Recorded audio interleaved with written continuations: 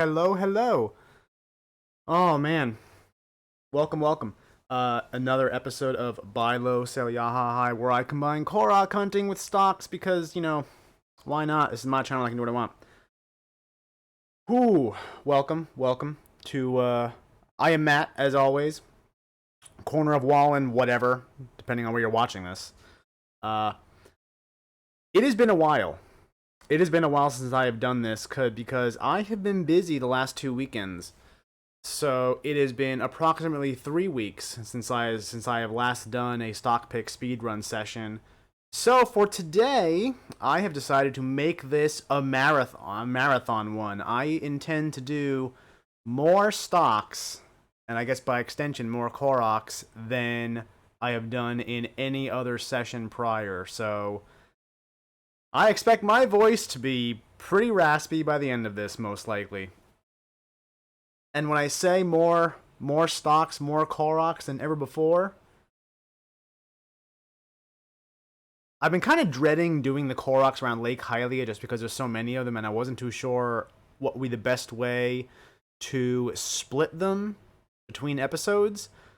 But I happen to be in the perfect exact place to do all of these now in one session. And by all of them, I mean 1, 2, 3, 4, 5, 6, 7, 8, 9, 10, 11, 12, 13, 14, 15, 16, 17, 18, 19.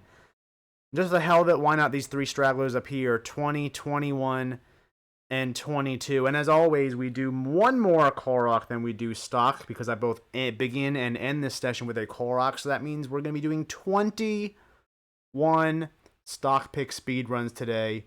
My brain is already rattling from just the sheer amount of power it's going to need to be using today. Not just to, try to decide what a certain stock is, but also hunt down these Koroks, because as we've seen, some of them can be a little tricky sometimes.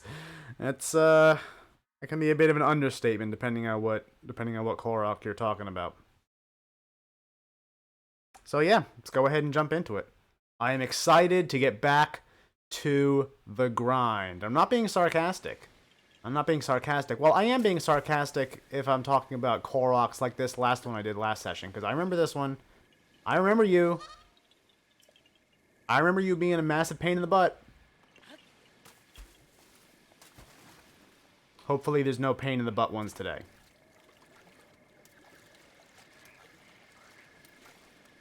Otherwise, I might just get angry and call it early, and nobody wants that.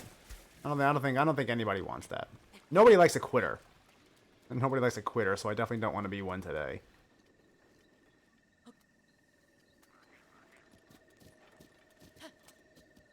And I guess I'll go the long way around back to Lake Hylia. Nice relaxing ride before we get into the gist of things.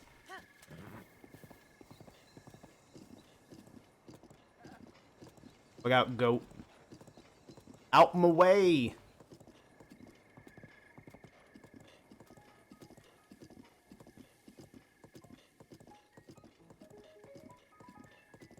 I know I feel like I say this every single time I pick up this game, but it really is a very beautiful game.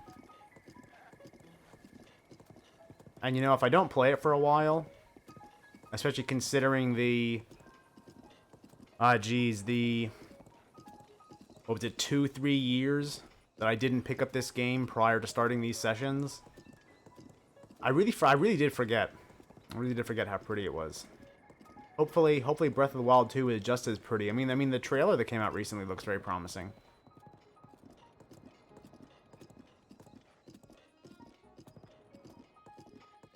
Definitely an interesting twist on the formula with like some kind of... I think there was like floating islands or something? I'm not too sure what to make of that. Reminded me of, what's the movie with the blue people? Where, like, they go into the... Avatar, that's it, yes. It reminded me of Avatar, where, like, they have floating islands all over the planet.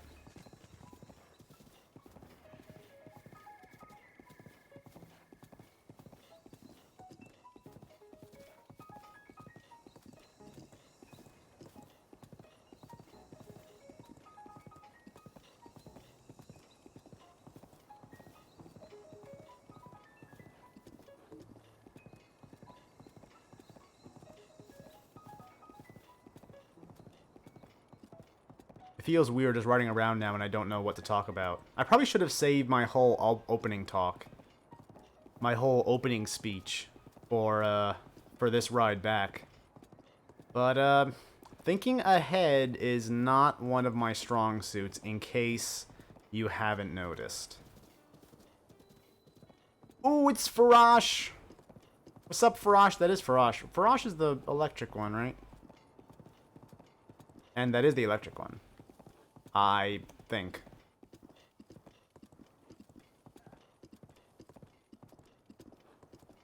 I have long since completed my harvesting of their body parts a long time ago. But it's still nice to see them every now and then. And unfortunately, I don't think I have any... I don't think I encounter any bad guys. Oh, whoops. I don't think I encounter any bad guys on my route back, so I can't try to make some epic bow shots like last time. It was totes epic, you guys. I should never say that ever again.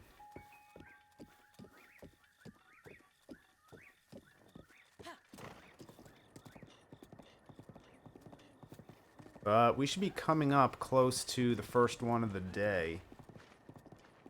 It'd be right by this bend in the road. In fact, there's a bunch right here. So let me go and explore. Is it up on the ridge? Look at this map real quick. Yes, I do believe it is up on the ridge.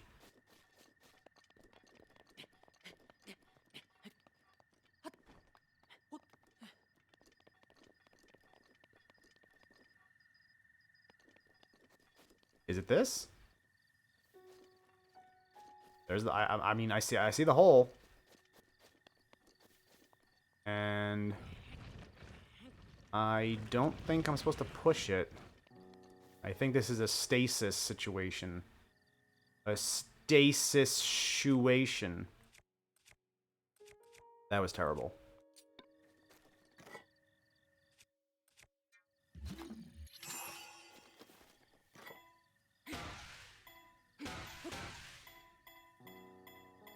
Do it again? No. No. I think this is fine. Gonna go in? Just barely. I think I could just push it in from here. Yes.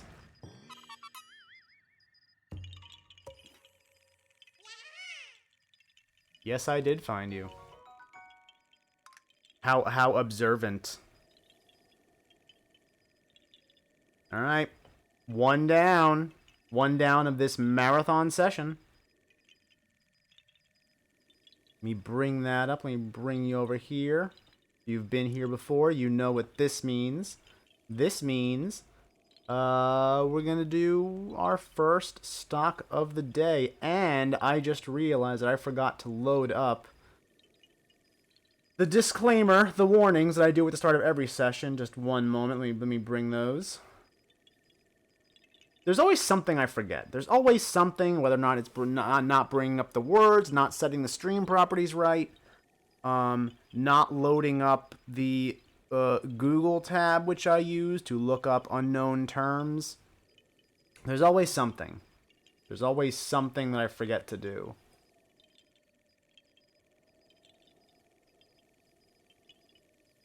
Okay.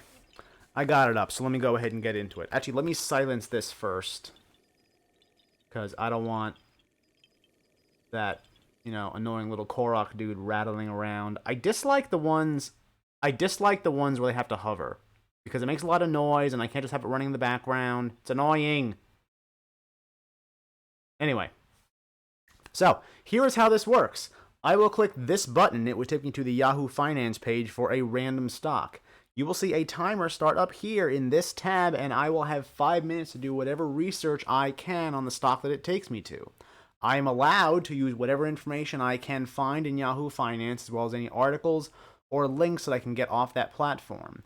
The only exception to this is if I come across a term or concept that I am unfamiliar with, I can then Google it, which is what this tab here is for, which I have finally remembered to load up beforehand. Once the 5 minutes are up, it will bring me back to this dashboard, and using what I was able to glean, I will have to decide if the stock is a buy, a sell, or a hold. That is how this works. Let me get into the standard disclaimer for these sessions. I am just some guy on the internet. The picks I make here should not be taken as advice for you personally. Yes, you, the person watching this right now, to buy, sell, or hold a particular stock or security.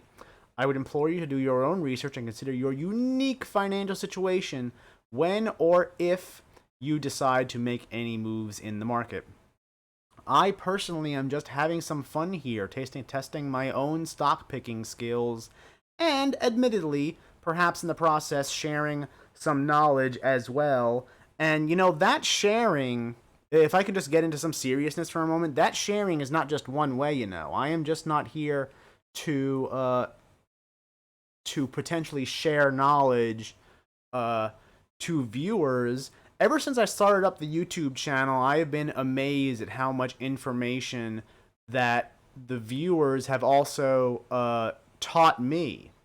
I find myself, this is also practices in education for me, to be honest. I am learning I thought I was pretty good at stock picking before, to be honest. Not to toot my own horn, but there were still a lot of things that I never understood, either because I didn't know they existed or because I knew they existed, but I never bothered to look up what they actually were because I figured, they weren't consequential, or they didn't affect me, or they weren't that important to really invest the time. But you know what? I think now that I'm learning some of the things because people are pointing them out to me, and also because to understand these and be able to do these speed runs better, I basically have to know them. It's been definitely a growing experience for me doing these. So I just wanted to put that out there, and I guess also say thank you. Say thank you to everyone who talks, comments, watches videos like this.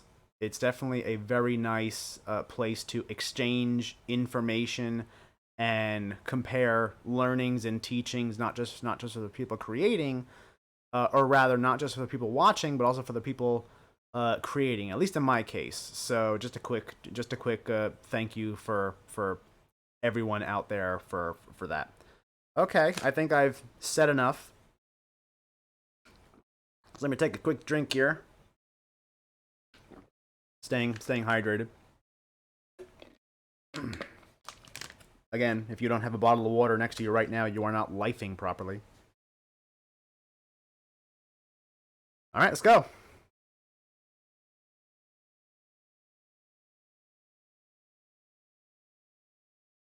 Cabot oil. I know this. I've heard of this. Does that mean that I know what to make of it, though? No.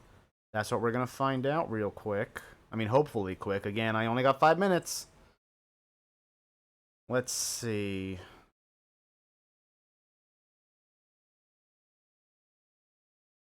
It hasn't really gone much of anywhere. I mean, okay, no, it hasn't gone nowhere in 5 years. But it's gone down to nowhere, as in not down to nowhere like you're going down, but down to nowhere as in flat to lower. If that makes sense, because it was for between at least actually, hold on, I want to look at the max.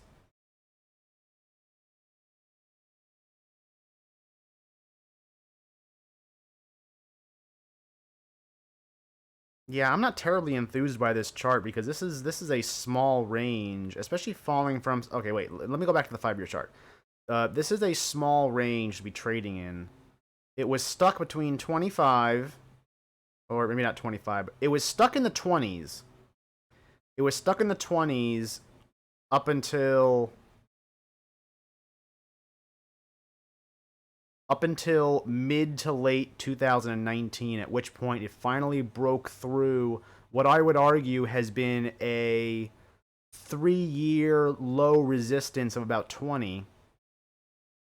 Broke through that, reached a low of 13, 14-ish in February of 2020, somehow actually had the opposite reaction to everyone else once COVID started to spike and went up in March. That's very interesting.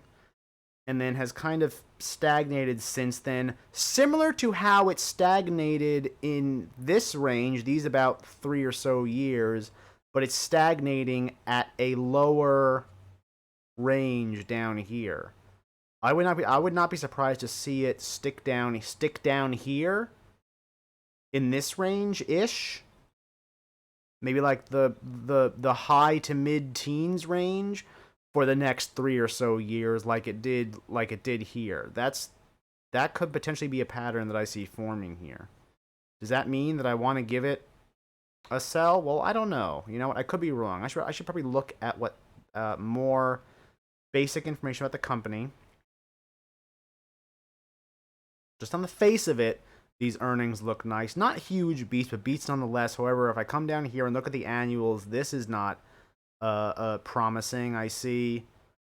And actually, this kind of coincides with why I see it, why that drop, why this drop happened. Because it's possible that in 2019, that's when the revenue and earnings... Actually, you know what? Never mind. Come to think of it, revenue was lower, sure, but earnings are higher. And I personally would argue earnings are the more important number. Because again, there's two ways to make money. You either bring in more or you spend less. I mean, they brought in less, but they spent less. And it ended up with higher earnings. Like, I personally have no qualms with that. These quarterly charts are shaping up nicely, but again, I don't know if this is just them coming out of the recession lows, or if they are actually a better company than they were in, let's say, 2019. That's very hard to say.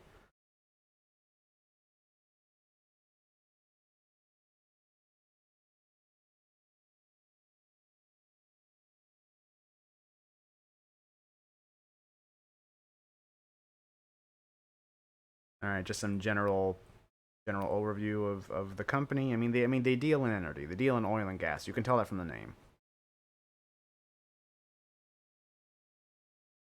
Hot weather predictions lift natural gas at 29-month high. And yet, this can't seem to take off. Oh, speaking of dividends, it has that's not a bad dividend. That's not a bad dividend, actually. Let's see, what do I do with the last 10 seconds? I want to see what the conversation section has to say. I think I spent too much time talking about the chart here. I probably shouldn't have done that, but it was a very, very interesting chart. I can't help it. I like charts.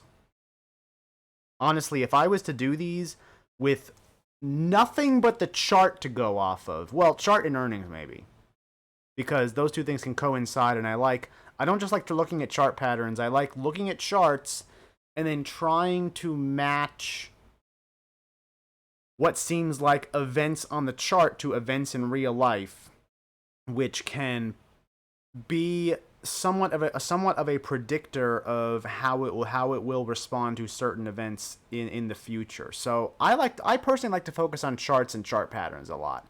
I know, people like fundamentals or whatever. I'm a chart guy. That's why I usually spend so much time looking at charts when I do these, because that's kind of where I live. That's what I understand the best, and that's what I personally think is one of the best precursors as to how a company is going to do going forward. But anyway, I digress. Well, what did I think of COG? I forgot the name of the actual company already, but the symbol is COG. I still think that it can get stuck in that range for much longer. I do think that. And I don't really see a reason why. I don't see any reason why it should break out. I think it's still going to stick in that range for a long while still. Could it break out eventually? Yeah, maybe. But I'm not really confident enough that it can to want to give this anything but a sell, unfortunately. So that's what I'm going to do. I'm going to click that button there.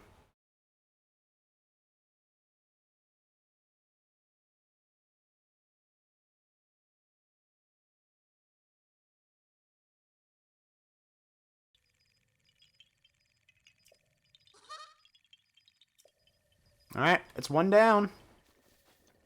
That's one down from the marathon. Farash is going back home. Thank you for joining us, Farash. Oh no, wait, he's not going back home. He's just going for a quick dip. Then he's gonna come out and dry off. All right, enough being stupid. Let's see, where's the next one? Next one is right down there.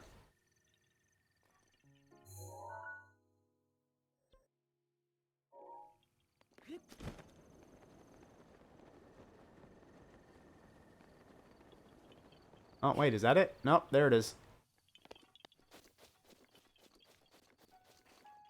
It's gonna come back around again.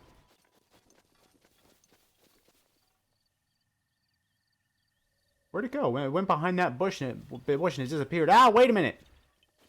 Come back. Let me cut it off at the pass. Got it.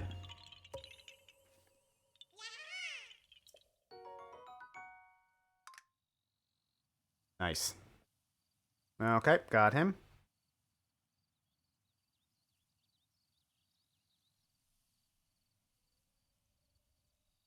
Let us go on to number 2. Actually, maybe this session won't be as long. Like, if they're all this easy, if they're all this easy and this obvious, maybe this session won't be as long as I think it is. But, I don't know. We'll see. There's always one. There's always one troublemaker Korok that I get stuck on and makes me look like an idiot.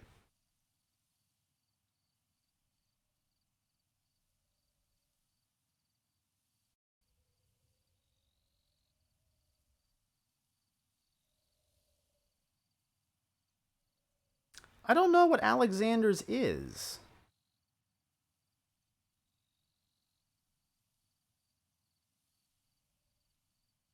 Actually, wait a minute. What?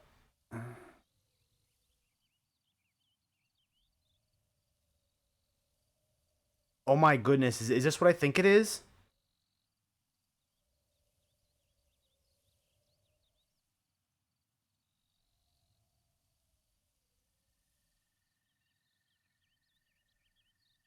Hold on. I want to verify that this is what I think it is before I say what I want to say.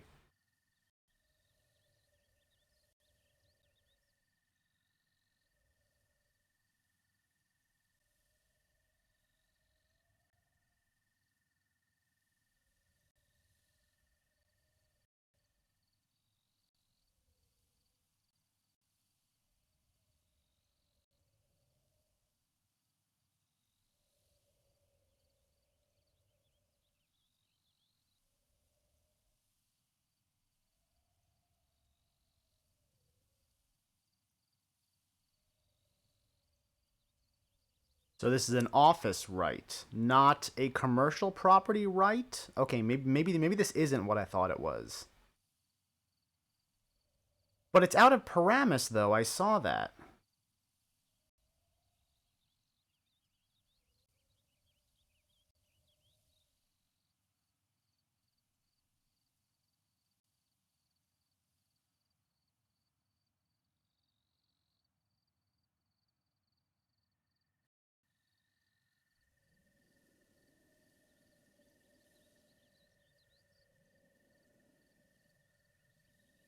High quality stock. Let me know. Even though you're Simpleton Wall Street, I'll still listen to what you got to say because I want to know what this is.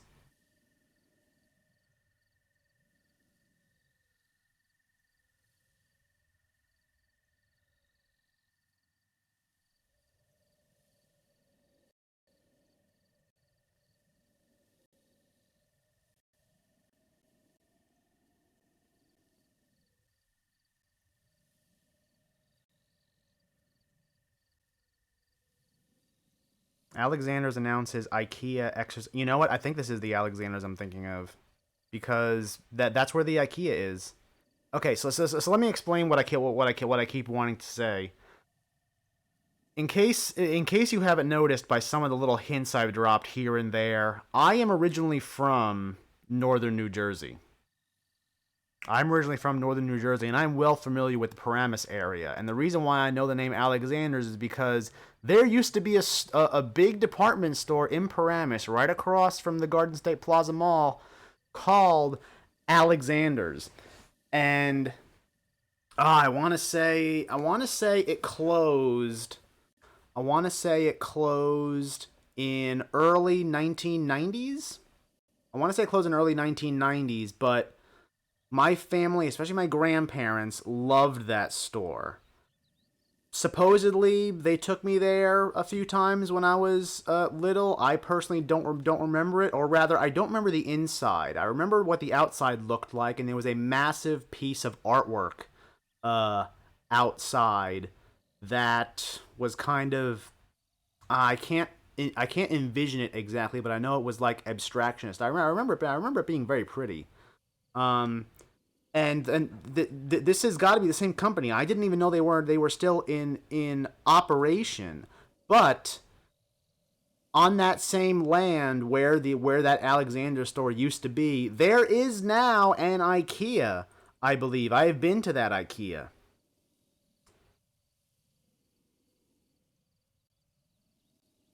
Of its election to exercise its purchase option of the Paramus. So, do they still own the land where the store was then? So they didn't actually close down, they just sold the land. Well, they didn't sell the land. I guess they leased the land? This is interesting. This is extremely interesting. Brings together a whole new history of that Paramus shopping area that I did not know about. Received notice from IKEA Property Inc. of its election to exercise its purchase option of the Paramus. Company anticipate closing the sale in the fourth quarter. Wait, so they're buying it back? Oh, geez, I would need more time to properly digest these sentences, but I just don't have it.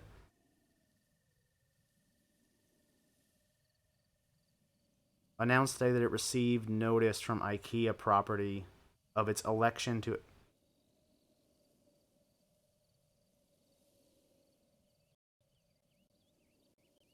All right, I got 10 seconds to make a call. I mean they're still in business. They still have earnings. I'm kind of surprised by that. I figured they were long gone. Um,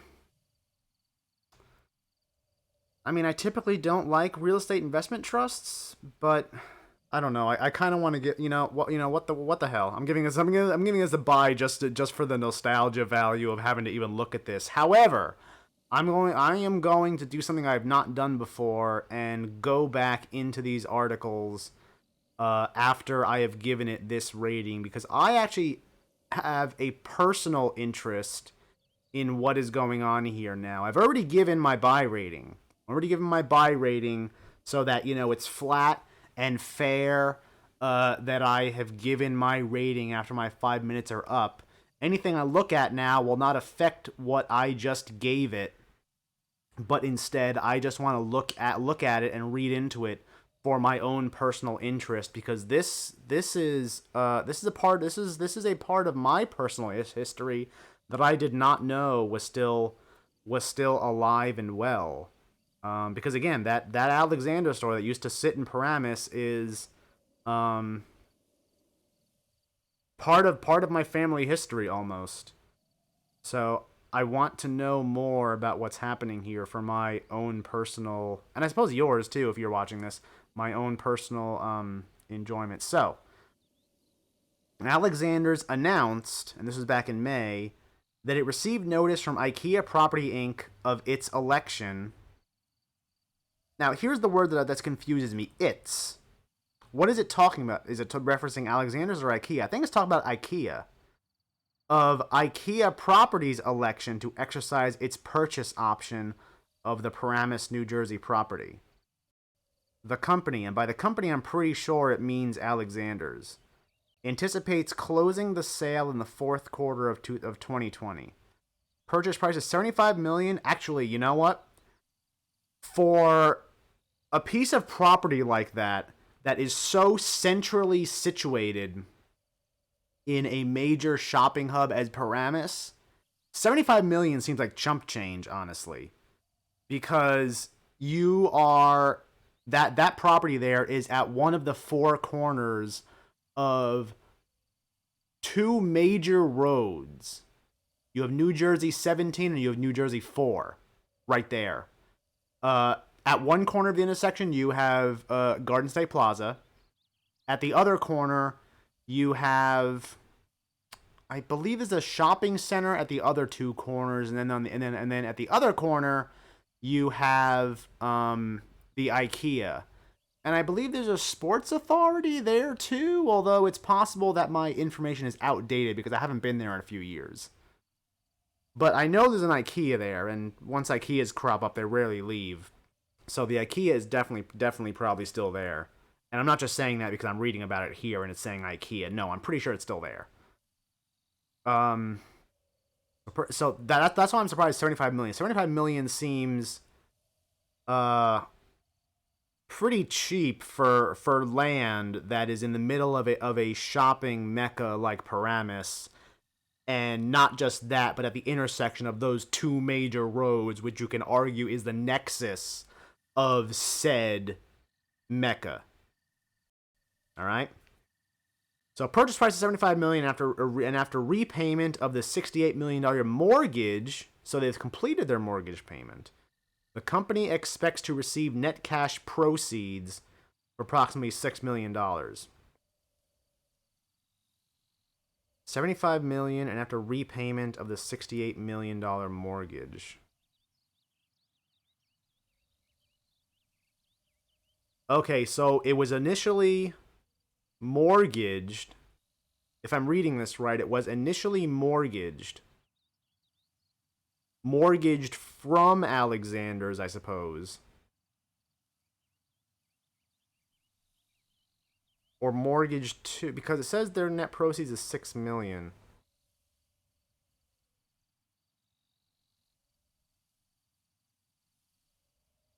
No, they mortgaged that land for $68 million.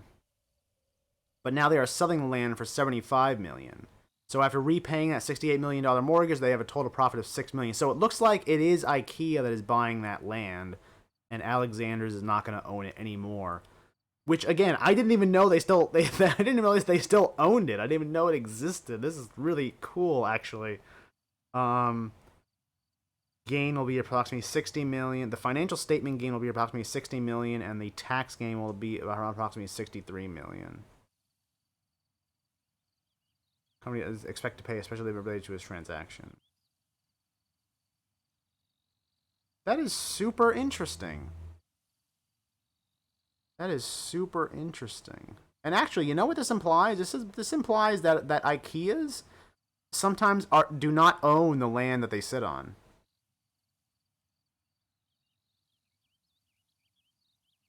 I did not know that.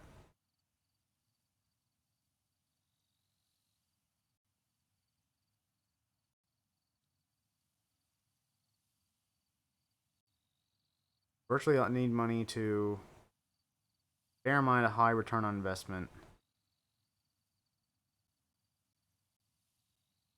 All right, I mean they seem to like.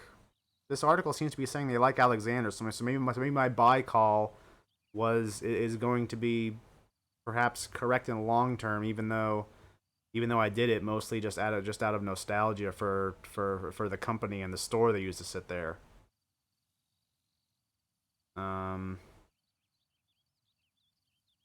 I did also notice the dividend they paid.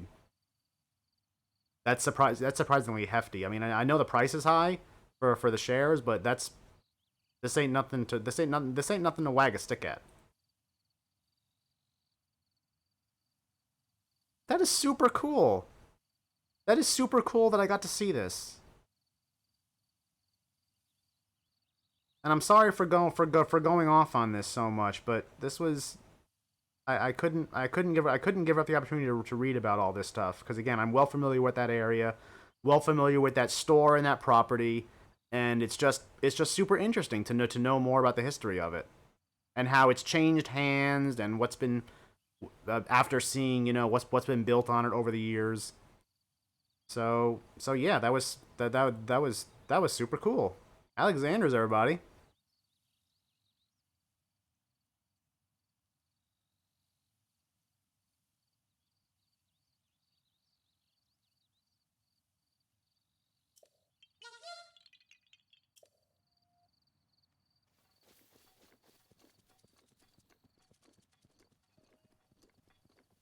Alright, sorry, what am I doing? I'm hunting Koroks. Yes. Alright, yes. Where is the next one? Oh no, slimes, go away.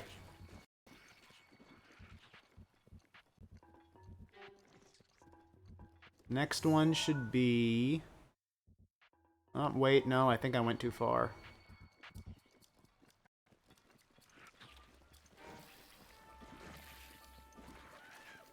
Next one's right here.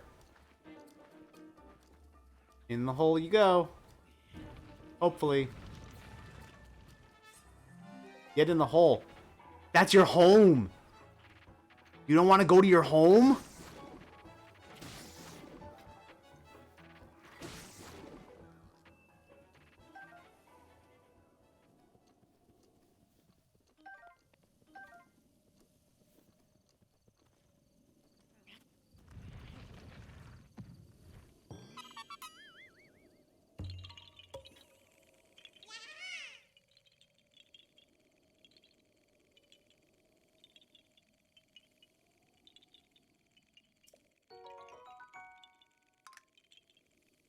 And we got another hovering helicopter one. Fantastic. It's exactly what I wanted.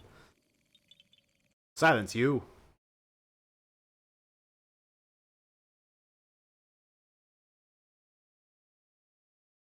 Next one. I'm sorry, I still can't get over fawning over Alexander's. That was super cool. All right. Anyway.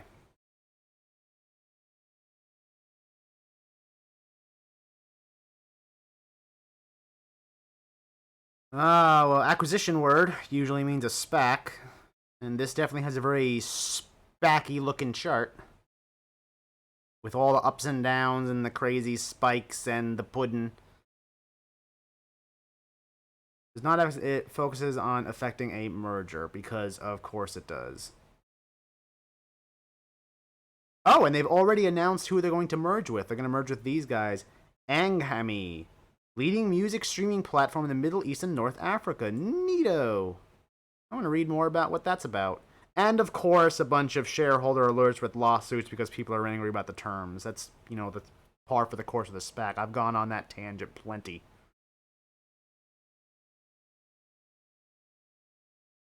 But, yeah, so... When was this? When was this announced? March 3rd. So, yeah, you can see... March 1st, we're doing fine. Everyone's happy. Everyone's hoping we're going to do good things. March 2nd... Oh man, I really hope they're going to announce something soon. I can't wait to see what it is. And then March 3rd, everyone's just disappointed again. SPAC life cycle. I've mentioned it before. Never fails. Maybe it fails sometimes, but most of the time it's right. And then it's just kind of been hovering around the $10 high nines price point since then. It's actually been pretty steady. That's actually a fairly good sign for me to want to say, depending on whether or not I like the company it's going to merge with, because again, at this point, you are not... It's not a rating for the SPAC. The SPAC has already done what it's going to do. It's not going to be a rating for the SPAC. It's going to be a rating for the company that's going to merge with the SPAC, whether or not I like them. And if I do like them, the price has steadied. Very much so, to the point where I would be more than happy to give it a hold or even a buy if I end up liking what I read about the company that they're going to merge with. So perhaps it's a good time to go take a look at what that is. Tell me about Yaha-high. I certainly hope I'm saying that right. I'm probably not. The first Arab technology company listed on the NASDAQ. Really? That's surprising. I figured there would be more. Publicly traded special purpose acquisition company that raised $100 million. It actually implies an initial pro forma enterprise valuation of approximately $220 million, or 2.5 times 2022 estimated not earnings, but revenues.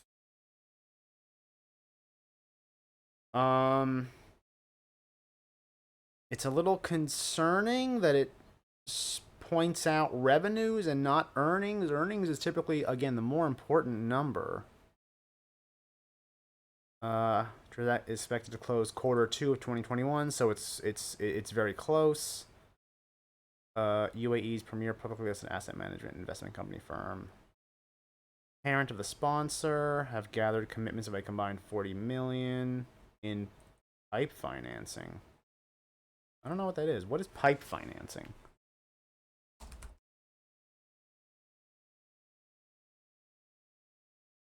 What is pipe finance?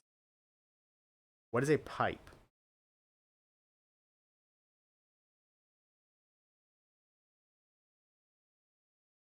What is pipe and what should investors expect after a deal? Oh man, I can't wait to see what this is. In fact, you know what? I think I'm gonna play that video real quick. Let me turn on my desktop sound.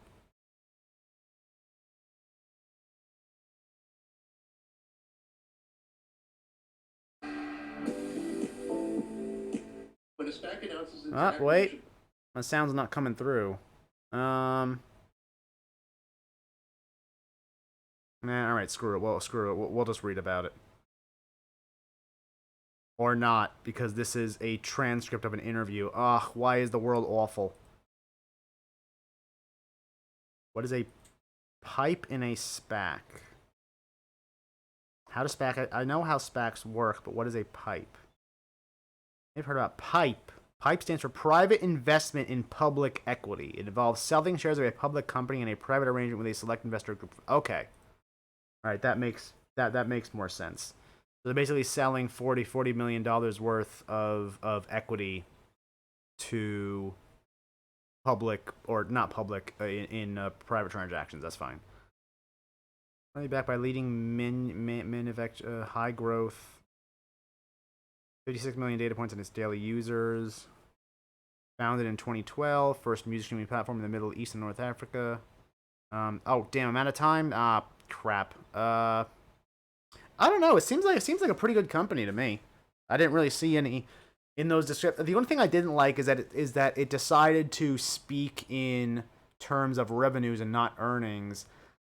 I can see many reasons for that. Perhaps it just doesn't have a good estimate for earnings due to volatility in profitability prospects, or it could be trying to hide information at worst. I don't think it would do that, but you know, it's very possible. Sometimes, you know,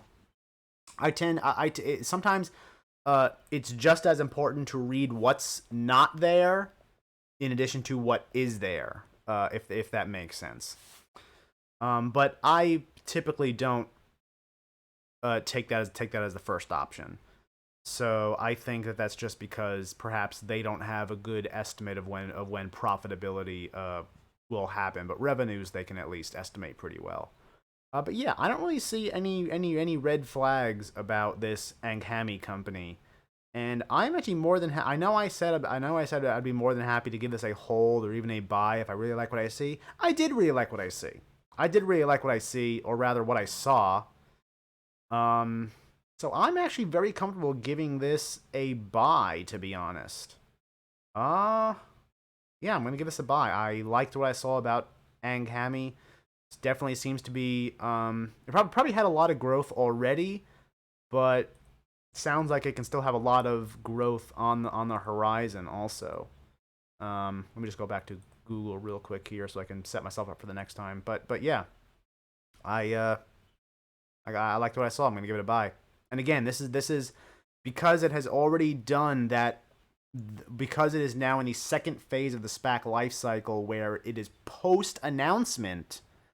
This is not so much a buy for the SPAC company itself, but rather a buy for the company that it is going to become. Again, that Yaha-high media company.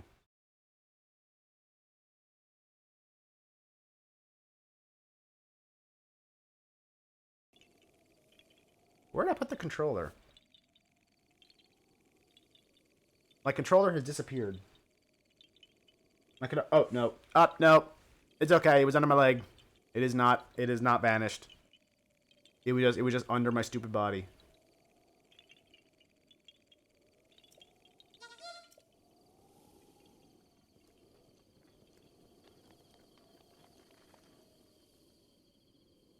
Alright, now we gotta start heading to the water. Actually, no, we don't have to head to the water's edge yet. There's one over in this direction that I gotta get.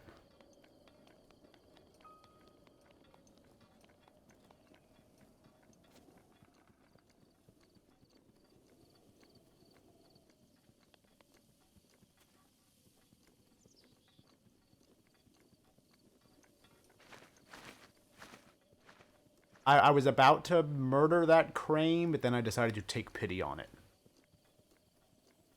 Oh, another rock.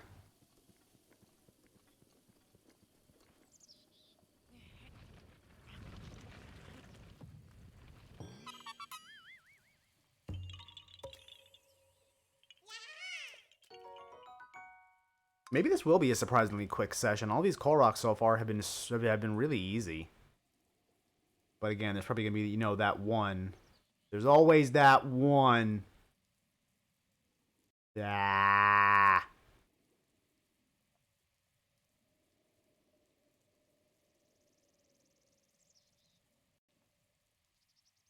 Oh, wow, Zillow. Okay.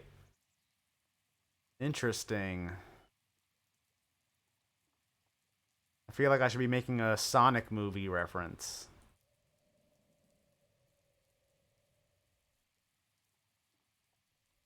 Bit of a downtrend since February. And a lot of stuff kind of had a downtrend since February. It's been a month. It's been a rough year for a lot of stuff. So I'll admit I've never looked at this company or this chart before. So I'm surprised to see how flat it was prior to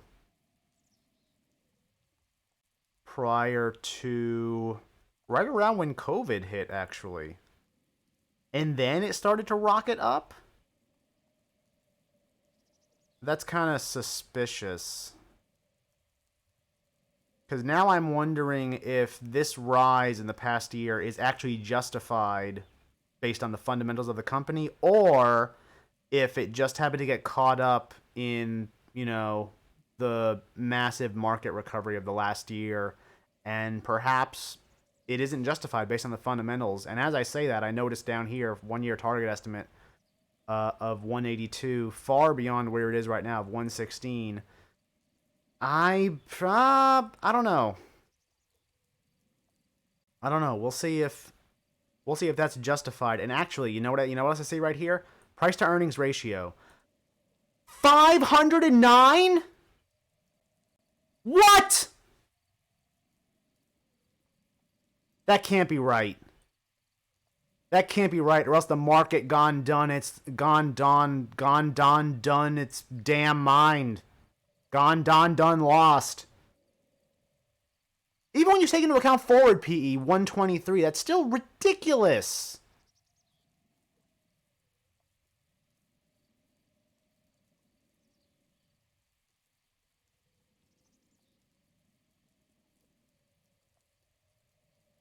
That is, oh, that makes me really nervous. That makes me want to give it a sell right off the bat, but people are still buying it. So maybe they see something that I don't see. What that could be, I don't know.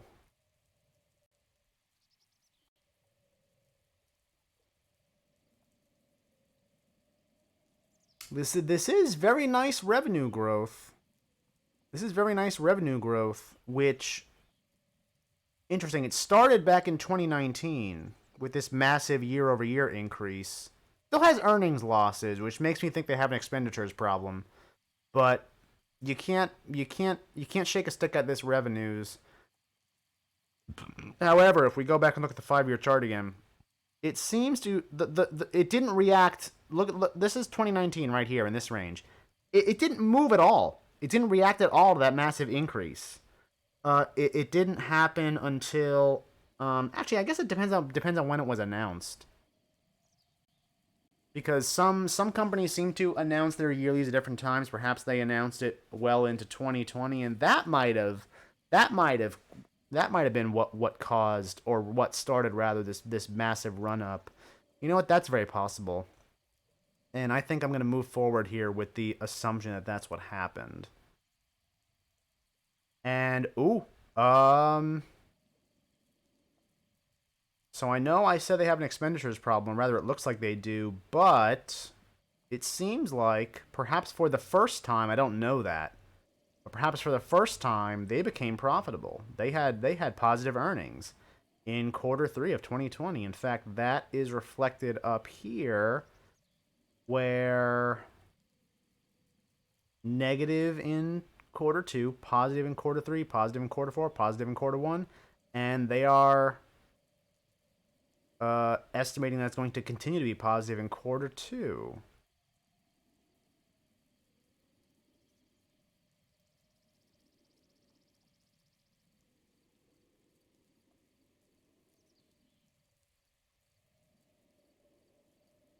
Zillow estimates go neutral.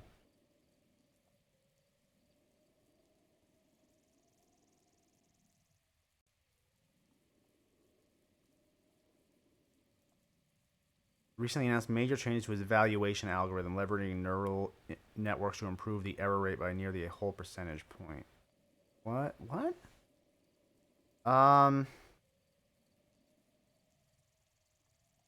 This is a tough call because I can definitely see an argument for massive growth both recently and into the future. However, I can't get past that massive PE. Even you can't even say that, "Oh, well, Matt, it's going to improve year over year. Didn't you see it's going to go down from 400 something to 100 something next year?"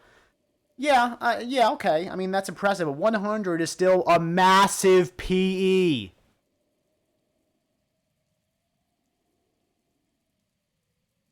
So I don't I'm gonna have to give this a hold. I'm gonna have to give this a hold because it looks like it can grow, but it has. If this was at a PE of like 50, 50 maybe, I would say hell yeah, buy this because that PE is gonna be 10, 20, uh, maybe even lower in future years.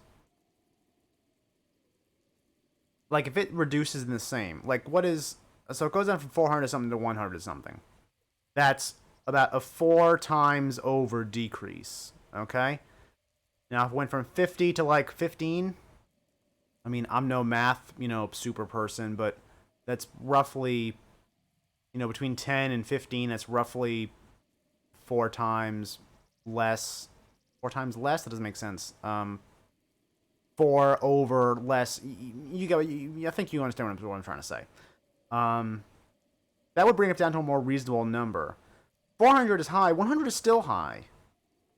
Um, so I think I'm gonna have to go with a hold for this because I think it definitely has room for growth, but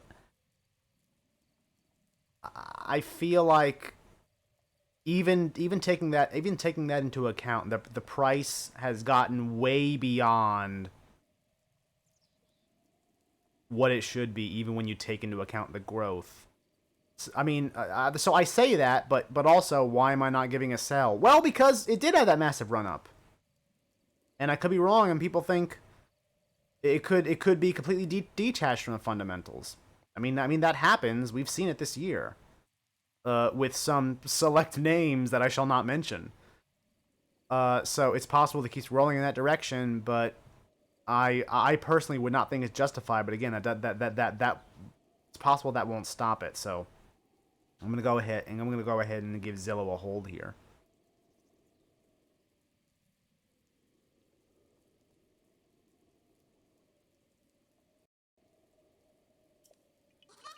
All right, we got that little bugger. Let me check out my map. Oh, I marked him off already. Super. Uh, Gotta go down to this tree. This is a very suspicious looking tree. You want to pop out again? You want to pop out again, bro?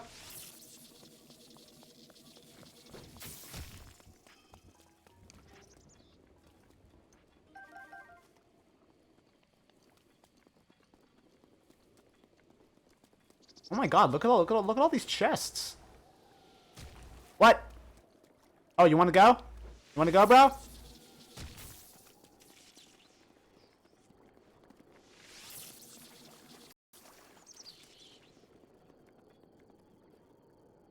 It keeps disappearing.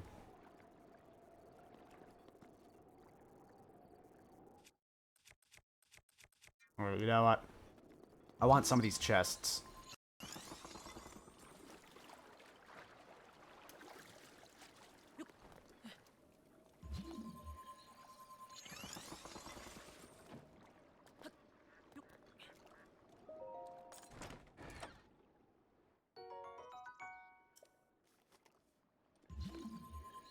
Cool. Shock arrows. Cool, cool. Been burning through those like it's nobody's business. Could definitely use more.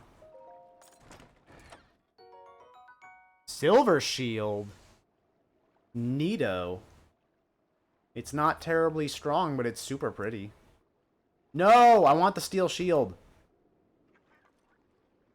Give me the shield.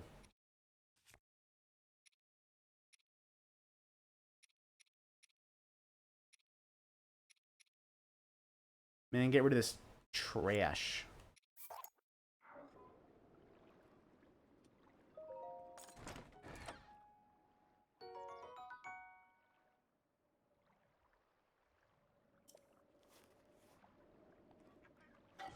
Oh, nope, wrong thing. There we go.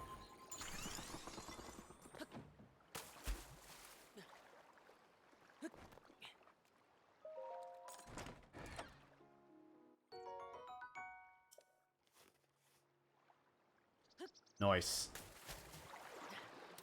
Ooh, and I see what I have to shoot, too.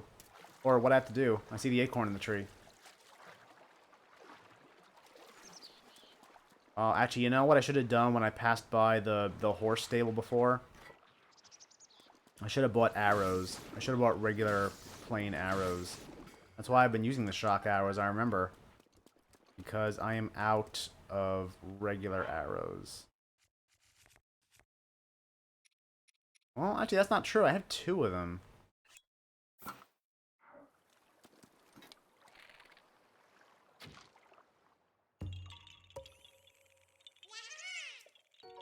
Alright, cool beans, cool beans. You know what? I need to take a drink here.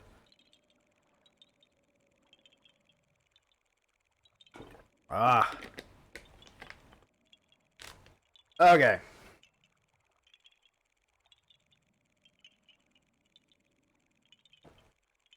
Mark that one off. Let's bring up the dashboard. And let's go, buddy.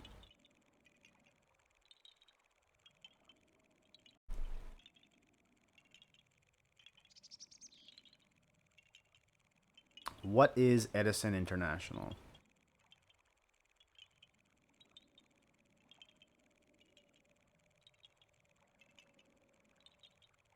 It's something that goes nowhere in 5 years, I'll tell you that. It was testing what looks like a ceiling of about 80, 81 back in July and August and September and October and November and March and February of 2017. Just could not break it.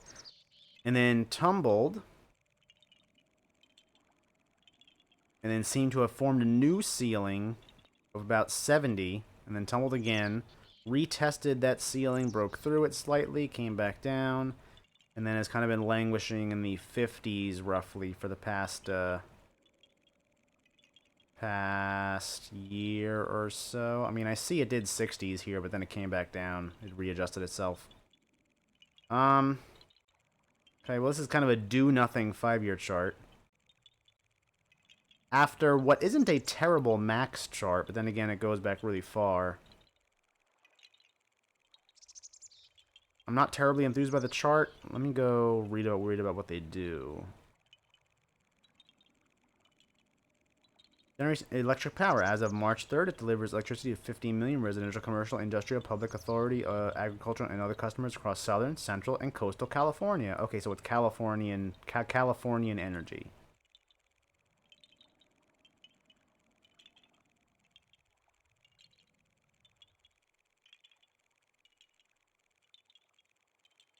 Okay. Okay.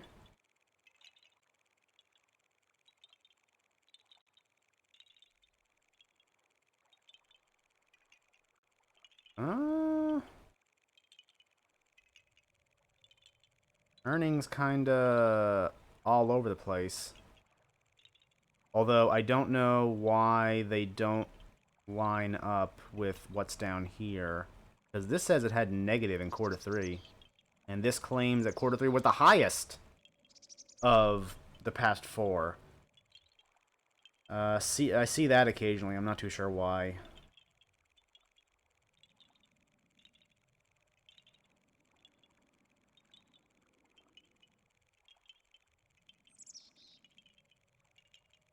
As a dividend, it's not a bad dividend. Actually, I did see an article here that I want to read. Why hedge funds are warming up to Edison. Shareholders have witnessed an increase in hedge fund interest as of late. Edison International was in 35 hedge funds portfolios at the end of the first quarter of 2020. The all-time high for this statistic is 37. That doesn't say that it increased though. According to most investors, hedge funds are assumed to be unimportant, outdated investment vehicles of the years past. I mean, yes, but no. Yes, but kind of. I mean, no, but kind of. We hone in on the bigwigs of this group, around 850 funds. All right, it's not going to give me any more information. It doesn't say. It doesn't say that it increased though. There's nothing in here that says that they warmed up.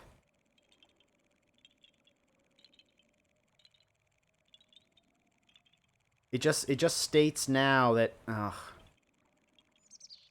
hate it.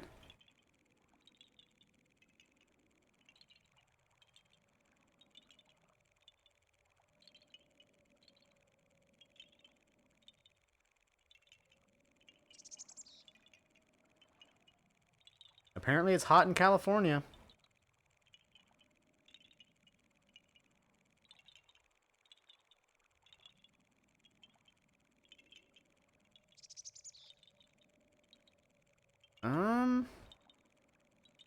I don't really see anything here that's good or bad. It's kind of neutral to me, to be honest.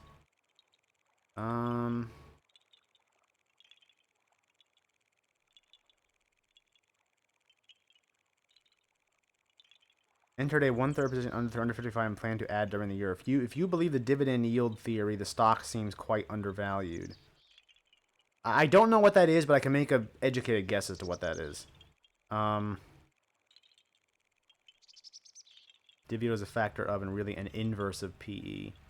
I think, oh, I had less time than I thought. Yeah, I didn't see anything that really yelled buy or sell to me. Seemed very middle of the road, and the chart even...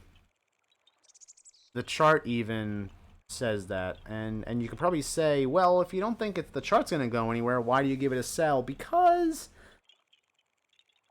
unlike a mixed picture, where, for example, the chart might be saying one thing, but the general news and direction of the company is saying something different, everything here is neutral. And the neutral state of the market is, I think, to go up. So if everything stays, then things are going to rise. Perhaps not as high as things that are actually having actual growth and actual progression, but you can still see steady rises in things that are in all ways, shapes, and forms neutrals. And that's kind of what I think about this. Very, very, very neutral. Chart was kind of neutral to me. I didn't see any news articles that really screamed buy or sell to me, so neutral there. The earnings and revenues seemed very stable over time, aside from that one quarter, which I think might have been misinformation. Is screaming neutral from that direction also. So just neutral all around. Neutral all around, which isn't bad. It just means that if it's going to go up, it's not going to go up at as much of a rate as something else. But it could still go up, because again, going up is the natural state of the market. Stonks go up, yo. So I'm gonna go ahead and give this a hold, and I don't know. We'll see. We'll see if it stays neutral or breaks out.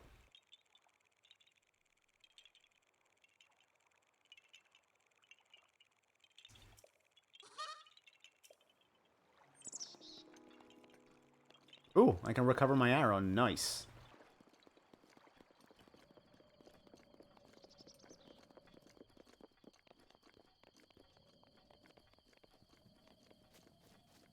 Also, I just realized I didn't silence the helicopter for that one. Oh well. That's not that's probably not a big deal. I mean I hope not at least. It's very possible that it ends up that you couldn't hear me at all. And it's just me trying to talk over a big old chopper.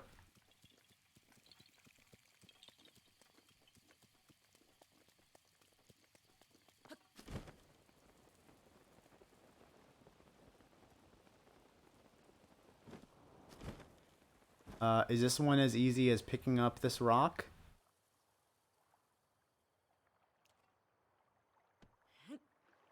Yes, it is.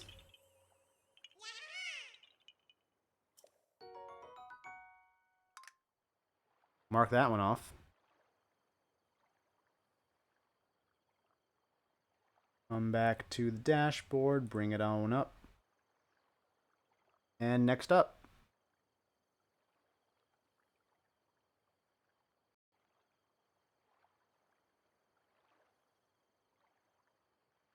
Performed line products.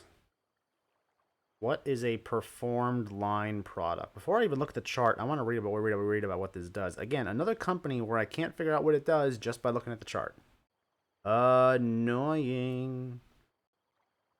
Together with subsidiary designs and manufactures products and systems used in the construction and maintenance of overhead, ground-mounted, and underground networks for the energy, telecommunications, cable operator, information, and other industries. It sounds like they make wiring. This seems like a fancy way to make wiring.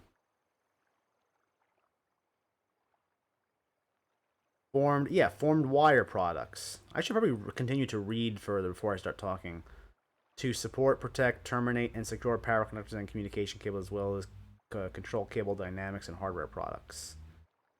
Such as copper cable, fiber optic cable from moisture, environmental hazards, and other contaminants, protective enclosures, and splice cases. Okay, so they make wiring and wiring peripherals, for example, things to help with splicing. Why am I getting so many articles about shoes though? Here's a Nike article. Here's some dude talking about shoes. Here's something else about shoes. Talk about Reebok. Why am I getting so many articles about shoes in this one? This has literally nothing to do with shoes. Unless they make shoelaces also? I mean, shoelaces and wiring, they're both, you know, long, straight things. Long, straight, thin things. Alright, anyway, never mind. Enough of being a fool. Fairly steady year-over-year increases in both revenues and occasionally earnings. I like that. Quarterly chart shows potential weakness in this pattern because I don't see the same increases I am seeing on the yearly chart.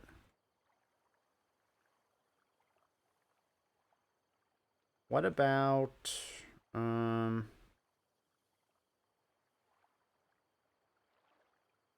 is this a buy? I want to know that.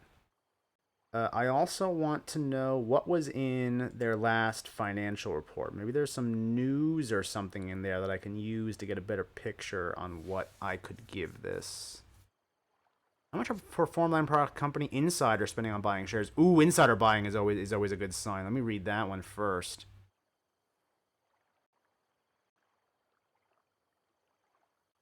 I know what insider buying is. Thank you. Chief Financial Officer Andrew Klaus made the biggest insider purchase in the last 12 months. Single transaction was for $192,000 worth of shares at a price of $51.15, which is a lower price than it is right now. However, was that in line with the price when he bought it? I don't see it getting to the point of $51.15 at any point, so that may have been a special price that only he could. Well, no, wait. If it was last year, even though the purchase was made at a significantly lower price than the recent price, we still think insider buying is a positive. This is a confusing sentence, because does it mean that it was lower than the current price, or was this the price that it was at when he bought it? And thus it was lower than the price of when he bought it and not when it is right now. When was this article released? April 12th? What was it on April 12th? April 12th. One more day. No, I skipped. 66.55.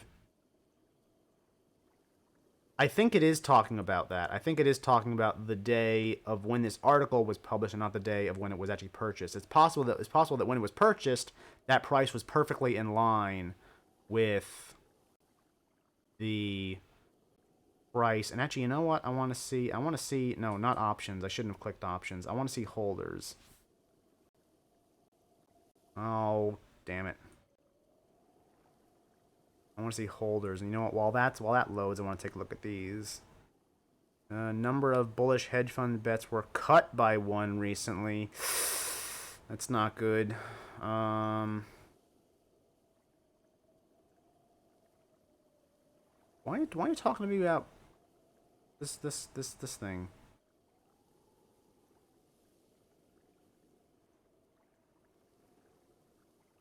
Followed by the shot has the most valuable position. Perform closed worth 16 cards. Not much here. No, oh damn it, man! I'm running out of time a lot today. I need to pay closer attention to the timer. I definitely liked the idea of insider purchases, and having nothing else to go off of, I did like what I saw. I liked the insider purchases. I liked the yearly increase in earnings. However, the quarterly kind of shows a different thing, but maybe that's just temporary weakness or some kind of, something. I don't know. So that could potentially be seen as both a negative or not a negative, but a positive to neutral sentiment. Nothing else I really saw was tugging me in any other direction. Still, I don't know if I want to give this a buy, but I would be very comfortable giving it a hold. However, I would be very comfortable giving this a hold. Well, actually, you know what? Do I want to give it a buy? I don't know. I'm kind of torn between buy and hold for this. And I don't really have a case for each. It's just, do I think it's going to go up? And I mean, the answer to that question is maybe.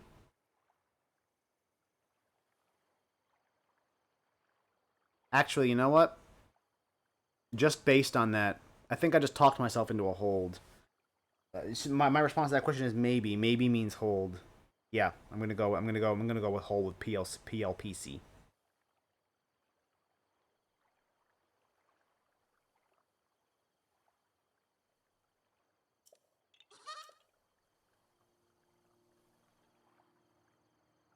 Drop it on their head, as is tradition. Ah, big blobbers! Go away.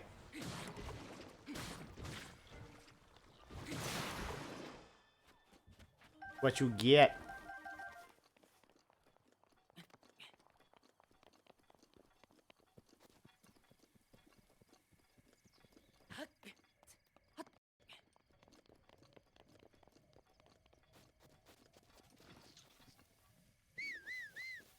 Here, horsey.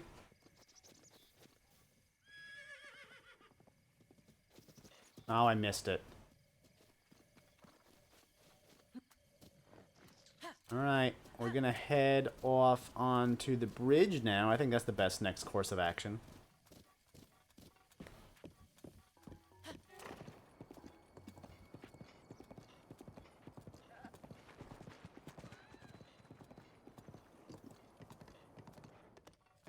However, we're going to slow it down. Not because there's Koroks nearby, but because I know there's a lot of enemies on this bridge.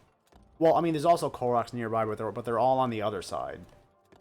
They're all on the other side of the bridge. Oh, there's Farash again. Probably going to be seeing a lot of him this session.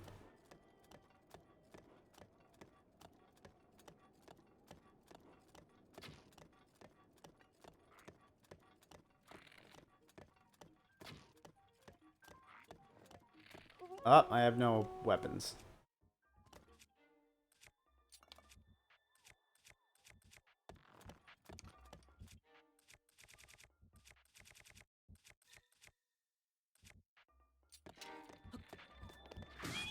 Oh, you son of a... You do not hit my horse!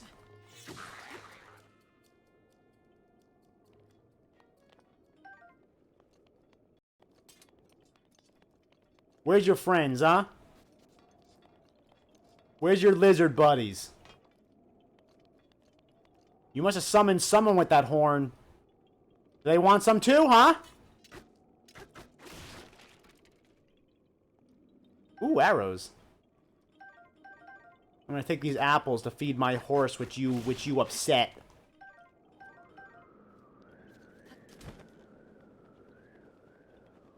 But Ush. Oh no, Farash is trying to attack me.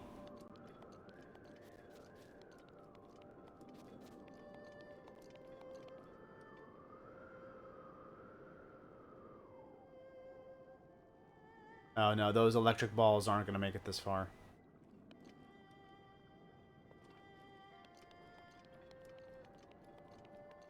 I do want to give this guy apples because I feel bad that he just got shot at.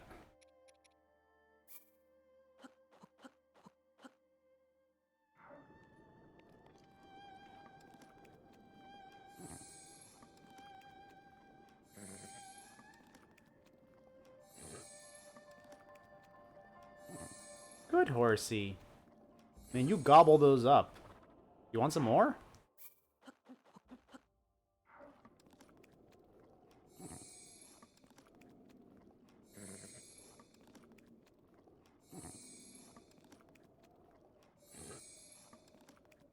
Holy crap, you were hungry.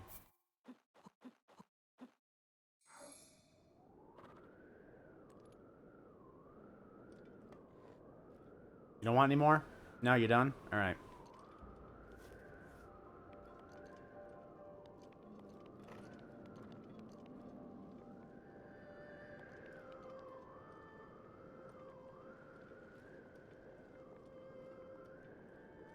Whoa.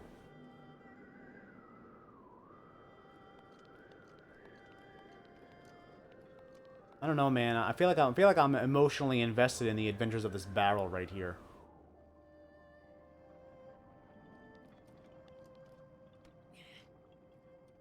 It wants to be free.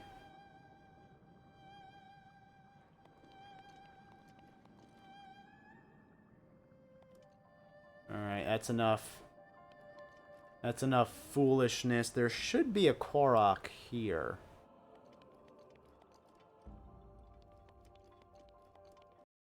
Probably under the bridge.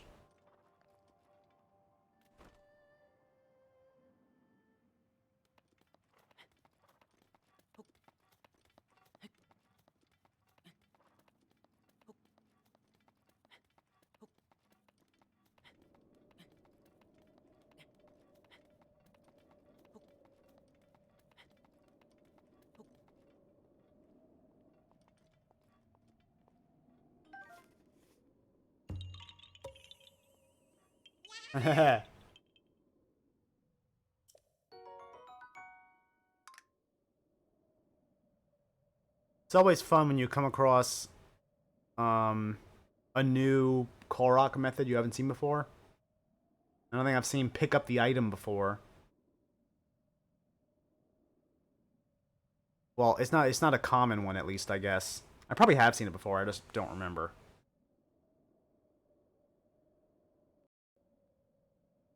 Next.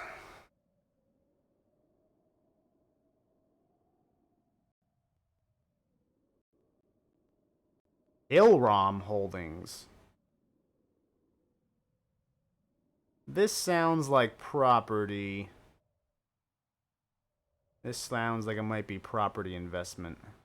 That name screams property. Only a property, uh, only a right would have such a lame name. Medical. Oh no, I was wrong. Medical technology company operates through patient support systems, frontline care, surgical solutions. Company offers medical surgical beds, intensive care unit beds, bariatric patient beds, patient mobility solutions, non-invasive therapeutic products and services, and information technologies and software solutions, as well as sales equipment, products, and services for its capital investment. Also provides patient monitoring, diagnostics. Okay, so they do medical stuff and things. Let's see how well are they doing it though. Ooh, pretty well. They've had a really good July so far.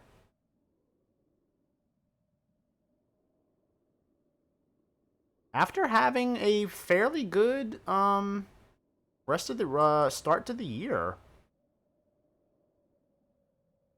Took a dip, came back, took a dip, came back, took a dip, came back, took a dip. It took a little bit while to come back from this one, but it did eventually. So it seems like so far this year they've come back from every dip they took even stronger. That is a very, very nice sign.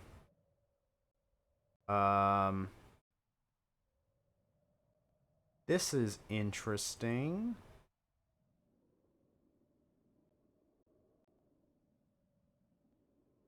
So if this dip here between July and September was due to COVID, it took a while to recognize that COVID was even happening.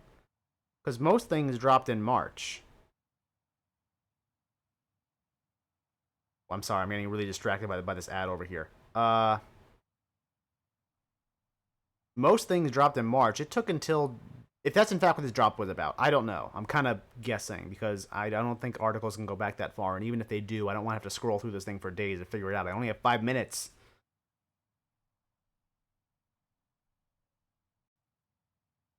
Very steady company. Very steady in the grand scheme of things, almost unchanging revenues and earnings from year to year. And also, from quarter to quarter, this is very stable.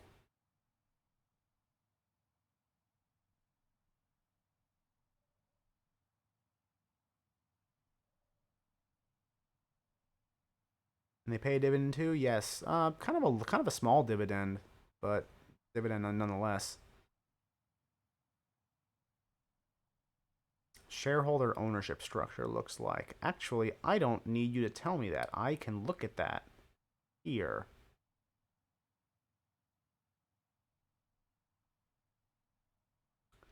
Hedge funds are nibbling. Tell me more. Could be a buy for upcoming dividend. I wouldn't say you should buy things for just dividends for a couple quarters, but whatever. UBS Global Healthcare Virtual Conference like this declares present at B of A Securities. Is this a buy or a sell? Even though it's 3 months ago, I want to learn about that. Massive institutional shares, massive institutional holdings. So that's what they were talking about. And apparently they still want more. First quarter round, when he's talking with Helmram. 30 hedge funds portfolios at the end of 2021. All-time high was 34. Whoa! Surprise, creepy face. Pick the next stock to invest in. One way, a stock of buy. Money managers are taking a bearish view. Why though? Number of long hedge fund beds dropped by 6 lately. I don't see why. Excuse me. I don't see why that would be. And it doesn't really give a reason for it, but then again, I guess it wouldn't know. And also, then again, still, 87.62% is a massive, massive institutional holding. How many insiders have it, though? Not a whole lot of insiders. Like, for example, CFO.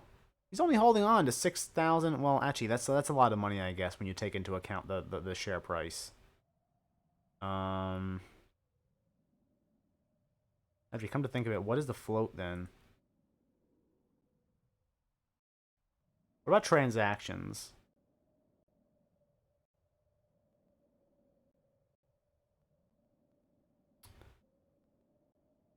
Last 6 months, 4 purchases, three sells. Net shares purchased 700 and wait, what? That doesn't make any sense. Sale at price, sale at price, sale at price. Sale at price, sale, sale, sale, sale, sale. I don't like the look of that, man. Yeah. Question is, why are the insiders apparently selling when hedge funds still apparently, I mean, yeah, sure, the number has dropped from 6, I think it said, but for 87% of a company's shares to be held by institutions, that's still a lot. So apparently they still think this is good, but why don't the insiders? What do the insiders know about this? And what could possibly change also? What could possibly change that they know about? Because it's been financially very consistent and stable for the last 4 years. You don't see that very often. Maybe that's it. Maybe they think that it can't grow anymore and it's going to start to stagnate. That's possible. Do I think that? I mean, if it just stays where it is, I don't think that's bad. It's not great. It definitely doesn't warrant a buy, but it could definitely warrant a hold at least for actually the same reason that these guys. This was Edison, right? These guys, the very average company. Everything seemed average.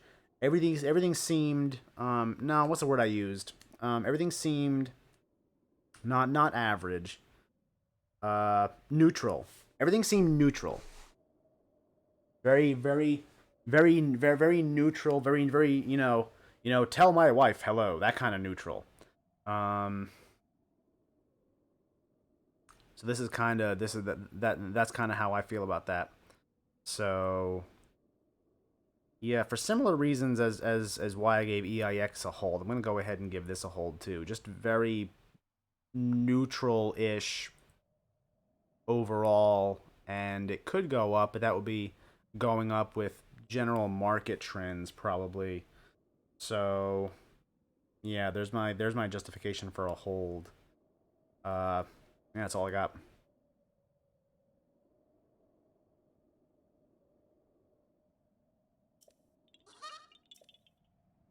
All right, let me get the hell back up on this bridge.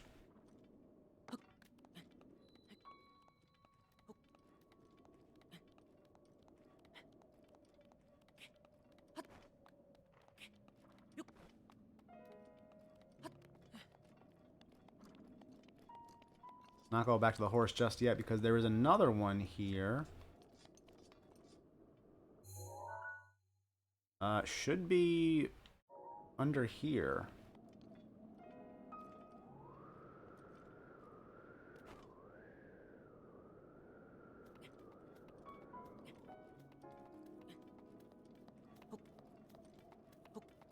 And actually, I see these. Whoa, whoa! Didn't see that coming. Oh, chest.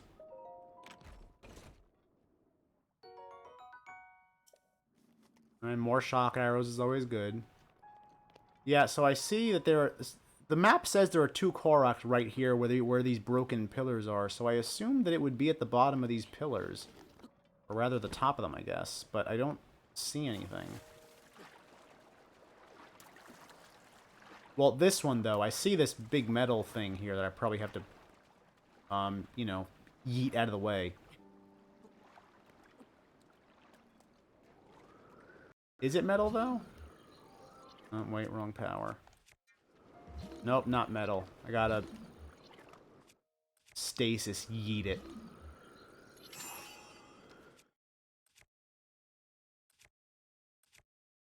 I'm gonna yeet it with a tree branch.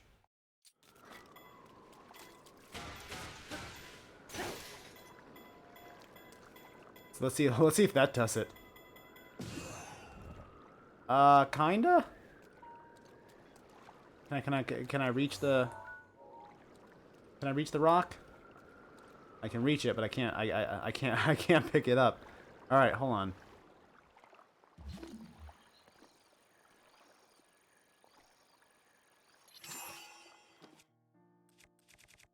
Actually, let me go ahead and use the Master Sword for this because it can't break. I don't want to waste my other weapons on this trash.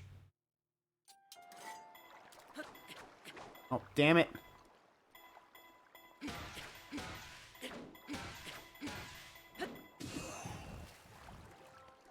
Alright, that works, I guess. I'm just gonna watch it sink. Look, you can still see it.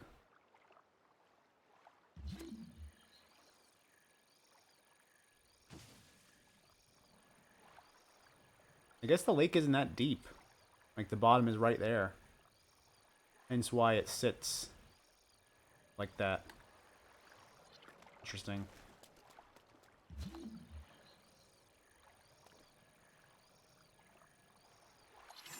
I'm gonna freeze you in time. That's what you get for shooting rocks at me.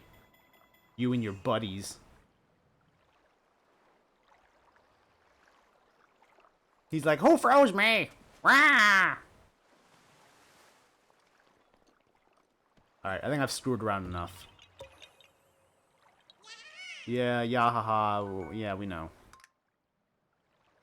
Hey, Yaha-high, bleh. Stupid. Alright, up next.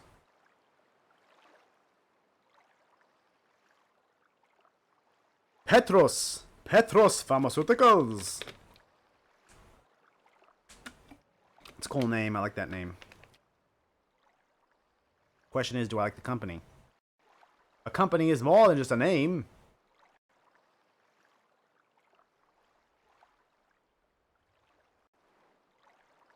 This is a very meh chart. It's gone nowhere, and it's gone literally nowhere in 5 years.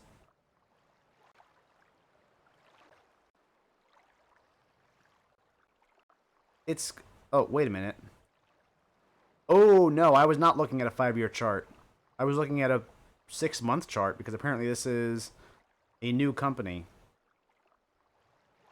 IPO'd in start of January, and actually this chart gives a slightly different picture. And you know what I want to know?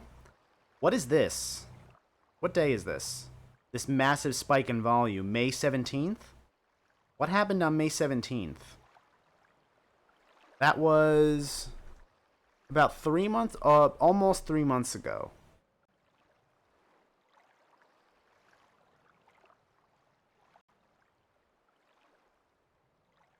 That this maybe? May 17th. There you go. So they announced their first quarter financial results on May 17th. 300% year increase in year-over-year Stendra net sales? What is... I guess Stendra is their main product, and also sales. They actually have a product to sell. They are already far ways ahead of most pharmaceutical some companies, well, small pharmaceutical companies that I see here, because a lot of them are still researching things. They don't even have a product. Offers prescription medications such as okay, wait. Engages in identifying, acquiring, developing, and commercializing therapeutics for men's health issues in the United States and internationally. So they don't identifying, acquiring, developing. Again, I'm being distracted. Get rid of that. It operates through two segments. Prescription medications and medical devices. The company develops H100, a novel and patented topical formulation candidate for the treatment of acute Peyronie's disease. You know, I've heard commercials about Peyronie's disease. I don't know what it is, though. Actually, is Stendra what I've seen commercials for, then? It might be. Treatment of male erectile dysfunction. It's a dangerous subject. And vacuum. What the hell is vacuum erection devices? Do I even want to know?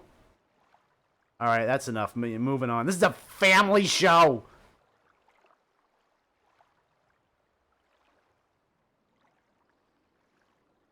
Leading provider of therapeutics for men's health.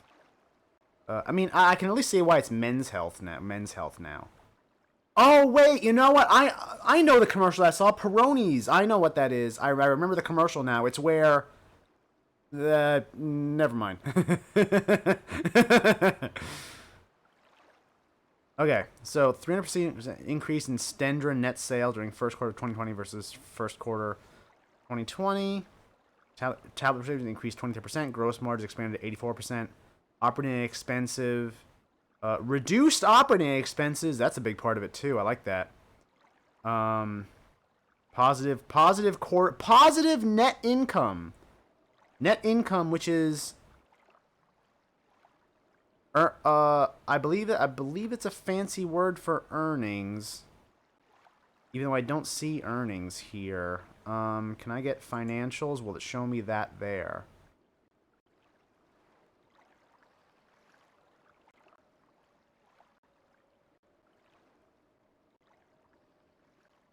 Yes, so this was on the year. No, I want quarterly. Yes, here. Total revenue, cost of revenue, gross profit. Net income was $3 million. That's about the same number, not exactly, but I'm willing to accept it. Versus negative. So they're not only do they have a product, but they are profitable. Pre-COVID, compared to that provides us reason for outgoing into the rest of 2021 after a significant sector-wide downturn during the majority of 2020. With a 3% increase. This sounds amazing to me. But yeah, it had a massive spike in volume. But why didn't it go anywhere? Why didn't the price go? The outlook for... I feel like there's something I'm missing here, because the outlook for this company sounds so amazing. And yes, it had a massive spike in volume, but it didn't have a corresponding massive spike in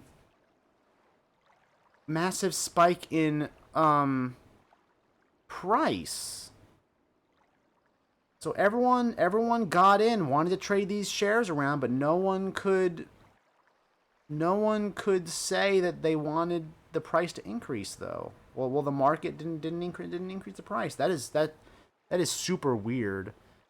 And it kind of makes us think this is a buying opportunity, but it also makes it seem like it is a bull trap. But I can't ignore the track the company is on. And I know I've said before, I'm a chart guy. I like charts. Charts is one of the things that I use the most to determine a company. But you know what? For this one, I'm going to say chart be damned. All of the people that traded those 7 million plus shares that day, I think it is their loss that they collectively could not move the price higher. Because this seems like this company is going in a fantastic direction to me personally. So chart be damned. I'm gonna go ahead and give this a buy. And you know what? Strong buy at that. Strong buy at that. Hopefully going into the future, I will be proven right. I hope so, because I wish all the best for that company. It seems like it's doing all the right things.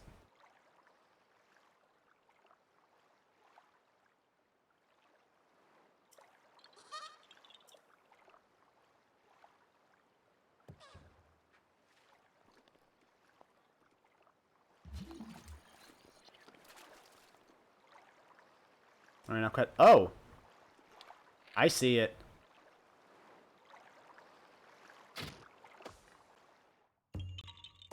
No, I shouldn't have used my 3-shotter, though. That was a waste. Damn it.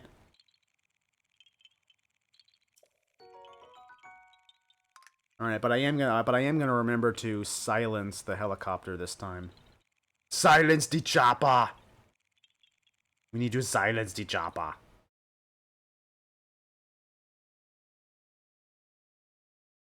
Oh, that was quick. Doing the next one already. Alright, here we go.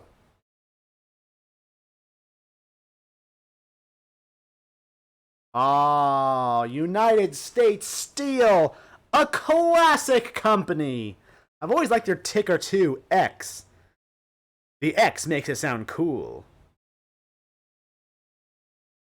Let's see, how has the classic of United States Steel been doing recently?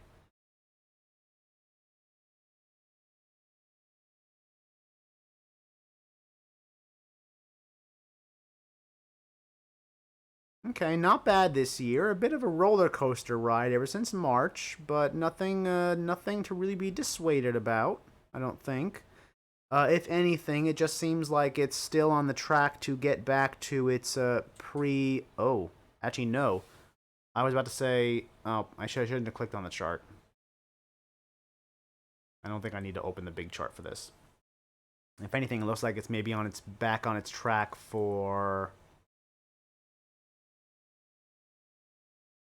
No, I was looking at the 5-year. Yeah, was about to say back on track. Nope, no distractions. About to be back on track for its pre-pandemic levels, but then I realize it didn't have. I thought maybe this dip was from COVID. No, COVID is here. So this is through 2019 that it kept on slipping into stagnation. All right, sorry, I just had to finish that lyric. No, go away. I don't know. You could potentially argue that this is, again, I'm a chart guy. I like patterns. You could potentially argue this is a 3-year cup and handle forming. And yeah, you could be onto something. Opportunity with infrastructure. Ooh, you know what? That's right. I forgot about it. I forgot about this is related to infrastructure. And that is the word of the day for the last couple months with Daddy Biden. I do like these increases, though. I do like these increases, and I don't want to say this is just them coming out of COVID. I think they're actually doing better as a company potentially, because I don't see this being an industry that is really affected by COVID all that much. But then again, I could be wrong. Especially considering that it just seems the 2020 results just seem like the continued extension of what was going on in 2019, because they had losses then also. So it's very possible that they are legitimately doing better as a company and not just seems like they're doing better because they're coming out of COVID. Let's see. Gains but lags market. What you should know. Yes, what should I know, Zax? And I think I opened this one too. I want to read this one. Oh, it's gonna take me to this guy's stupid own site, isn't it?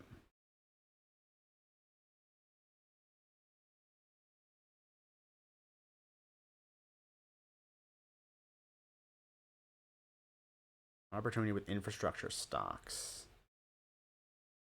Says should directly benefit from potential infrastructure legislation coming out of Washington. Yes, he's right. And one of those would be U.S. Steel. That makes sense. U.S. Steel, Caterpillar makes sense. I don't know what Vulcan Materials makes sense, but I assume they make, well, materials, so that makes sense too, that they would benefit from infrastructure. Okay, okay.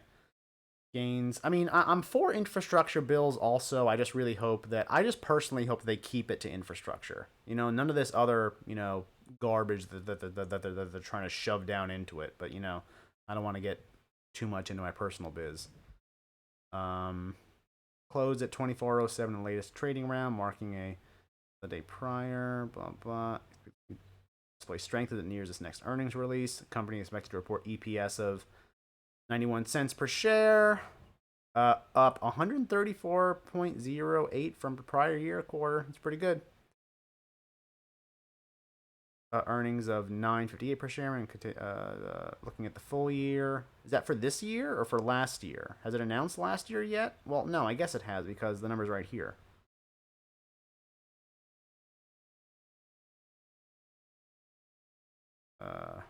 Outpacing its basic tiers. I want to take a look at what the conversation second has to say about this one real quick with the time I have left. Iron ore price is booming, and X has that vertical integration sourcing its own. Actually, you know, it's funny. I just learned what vertical integration means this past week, so that actually helps me here. It means a company basically seizing control of its entire supply chain to have better control of the prices of not only its materials but its end product.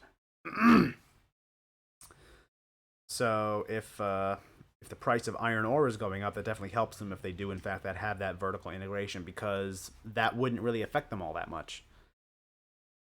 So what did I think of X? I like it. I definitely can see kind of that 3-year cup and handle forming. I do think that it can benefit greatly from an infrastructure program. Again, one that I hopefully sticks to, you know, actual physical infrastructure.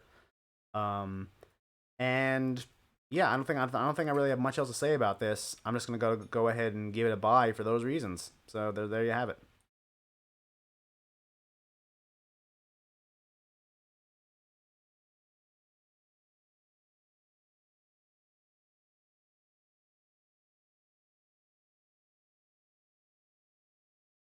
All right, got both of these fellas, and that should do it for the bridge.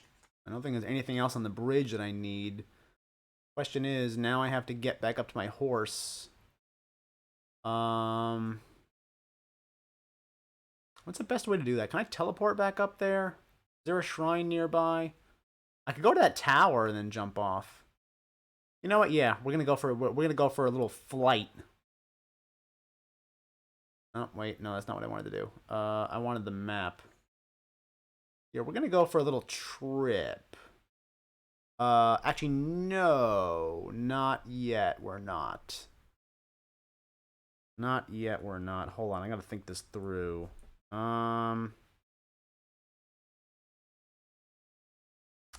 no, we're not gonna go. I'm not gonna go flying just yet. I want to go over here first.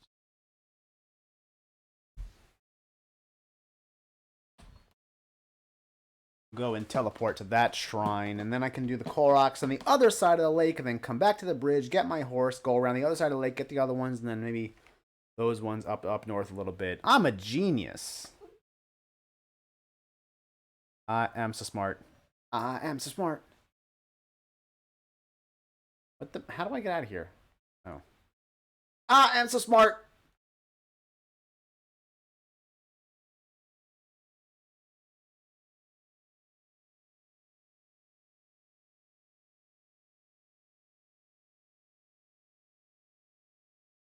Farash again. I told you we'd be seeing a lot of him today.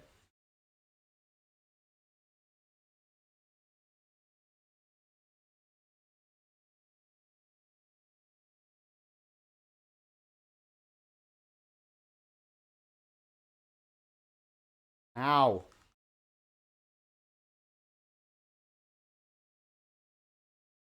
Oh, it's broken.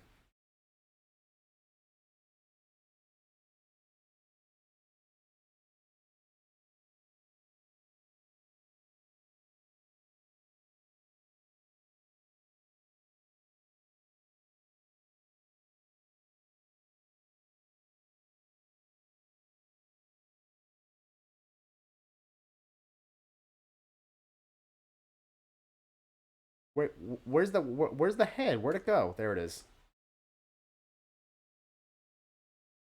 All right, bud, you're pissing me off.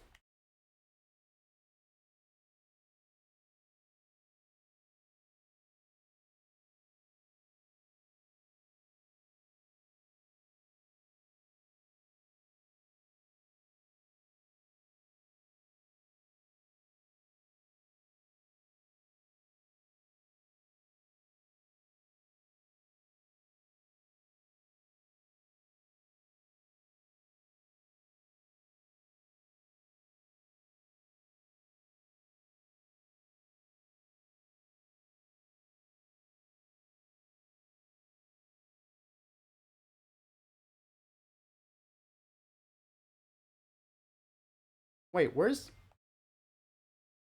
my weapon? Oh, there it is.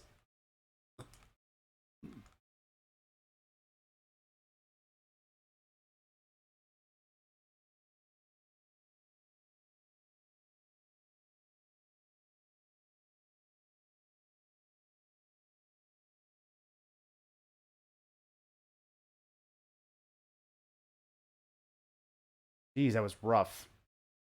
Actually, no, before I go waste any more of this 3-shot bow.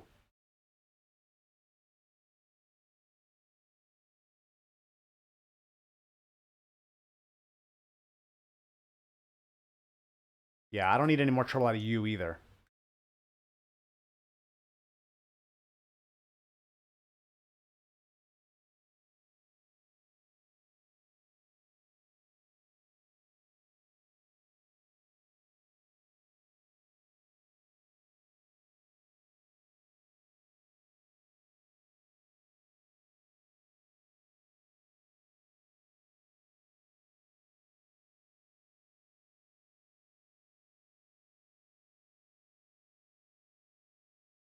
Were you serious? I can't get those?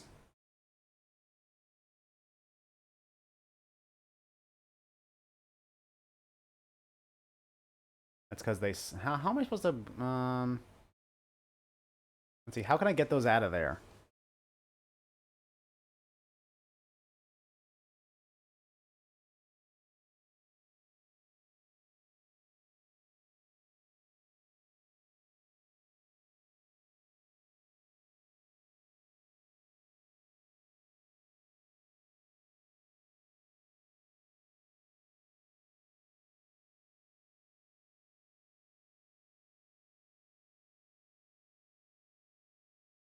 What if...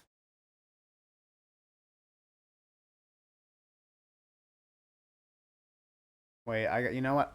I got an idea.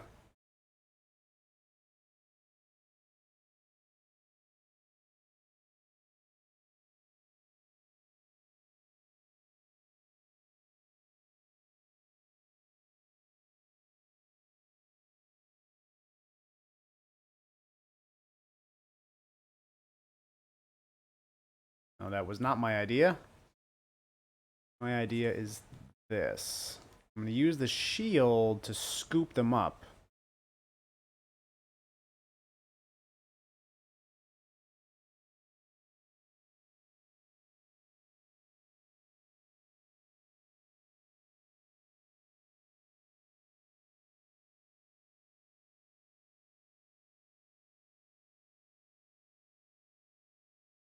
Or maybe this wasn't all that bright.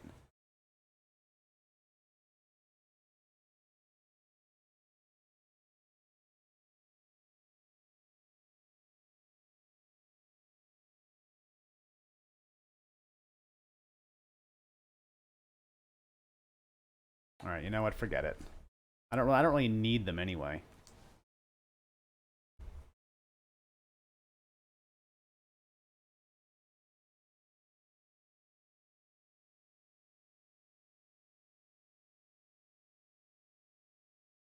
Whoa!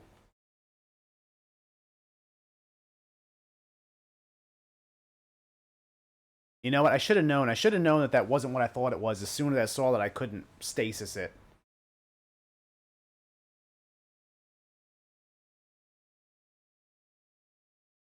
Oh, Jetty's awake. Hello, Jetty. Are you a little kitty? You want to help me defeat this thing? Hey, come back here.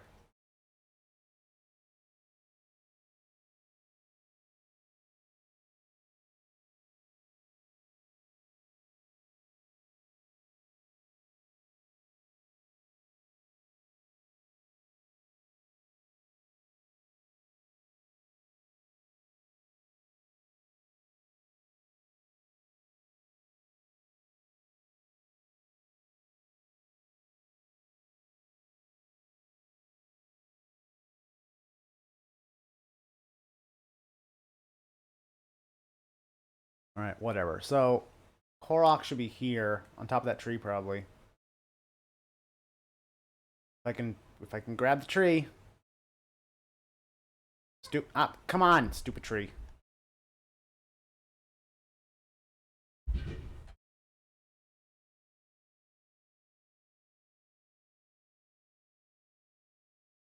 There we go. Yes, yes, I found you. Also, I just realized this was muted for all of that. So all of that cool action you just saw, you didn't hear any of it. I am awesome at directing this trash.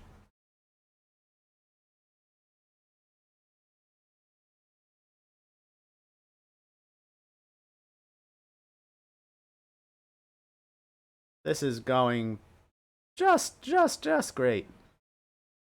All right, number 10 of this nightmare.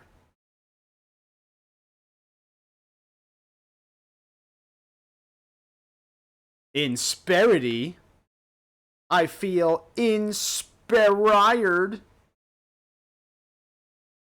It's funny because it's close to the word inspired. Never mind.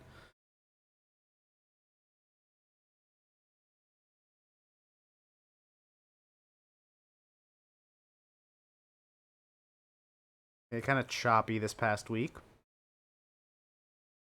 Kinda choppy on the month. And on the 6 month, and on the... Okay, 1 year shows something different. Been kind of bouncing around between 80 and 90, or 95-ish, since November. But that was after a pretty substantial run-up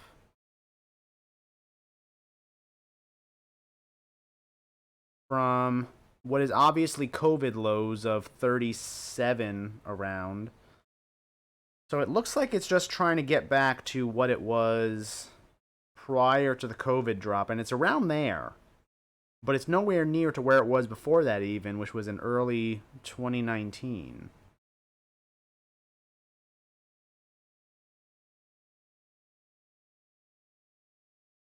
Reasons to hold Insperity. What do you got for me? An article so nice, they published it twice. It's increasing its dividend. That's pretty cool. They increased their quarterly dividend recently. That's nice. Pretty not bad. Year-over-year increases. Stagnated a little bit in 2020, but due to COVID, that's to be expected, I suppose. Seems to be having a fantastic 2021 so far with a blowout quarter. In fact, if I can find the article about that quarterly release, I would like to read it. That would be right here.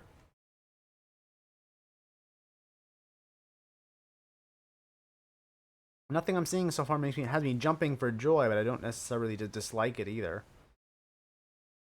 What do they do? Provides human resource and business solutions to improve business performance for small and medium-sized businesses. Company offers HR services through its workforce optimization, workforce synchronization programs, or solutions rather. With a range of human resource functions, payroll, employment. Okay, you see commercials for a lot of stuff like that nowadays. Must be a thriving field.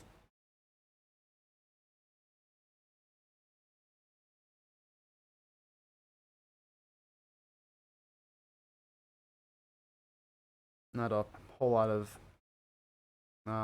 activity going on in here. But let's take a look at these articles.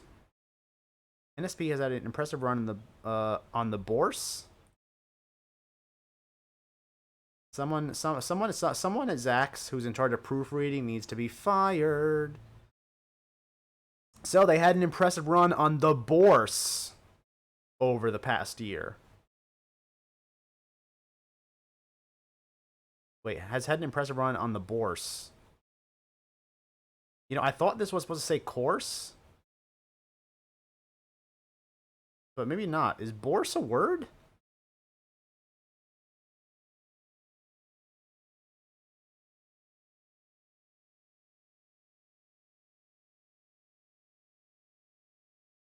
Oh my goodness! It actually is a word. It's a foreign stock market. Ah, cool beans. I did not know that. Stock gain is 73.2%. Outperforming. Company has it. Wait, does that mean it's a French company?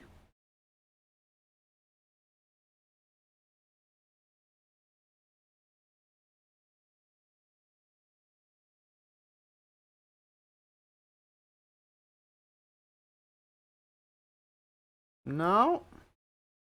No, but it originates from Texas. I don't know why it would say that then. All right, whatever. It's not. You know what? It's not important. Company has an impressive growth score of B. Okay. As expected long-term earnings per share growth of 15%. Factors that augur well. Insperity being an integrated human resource, professional employer organization known as workforce optimization. It looks strong on the back of a growing PEO industry. Yes, I'm familiar with that. Exited the March quarter with cash and cash equivalent of 575 million. It's pretty good. Expense woes stay. Insperity is seeking an increase in expenses as it continues to invest growth. That's unfortunate. Carrie Zax has it as a hold. 5 seconds. I want to look through this real quick. Okay.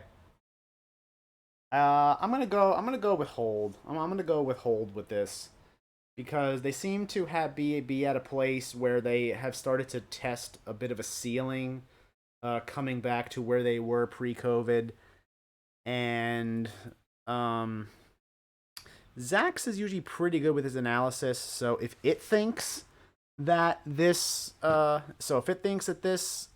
kind of has trouble, then I kind of think it has trouble also.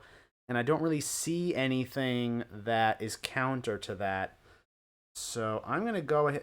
That doesn't mean it can't go up. If I remember right, it had a very good quarter one of 2021, so it could be on the rebound. But I don't see any solid evidence of that right now. All I have is one quarter to go off of. But going further into the year, it could end up taking off and seeing a price rise, which is why I'm not giving it a sell. So I'm willing to give it a hold at least. I'm going to give a hold to Insperity.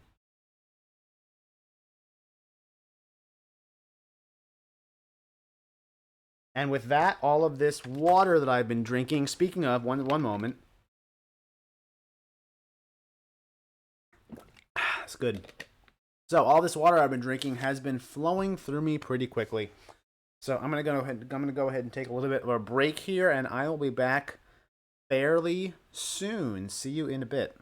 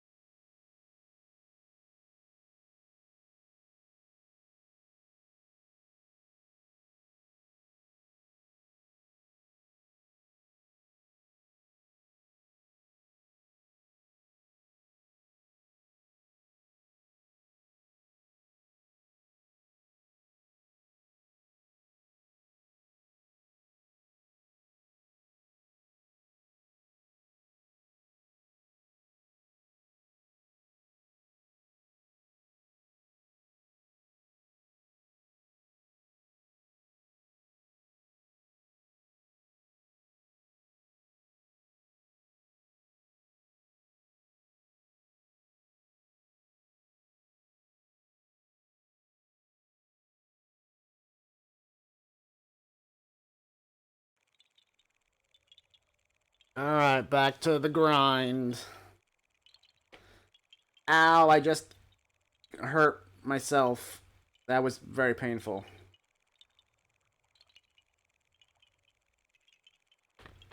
Don't worry, it wasn't intentional.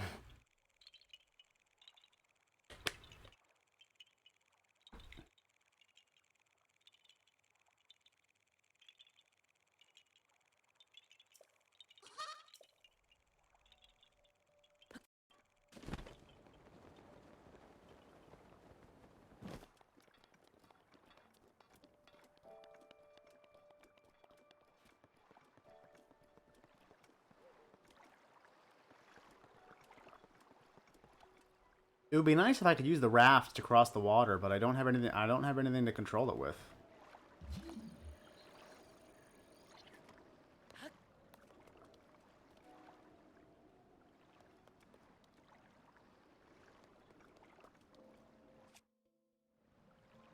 Actually, can I hit the raft while I'm on it, and then to make it move?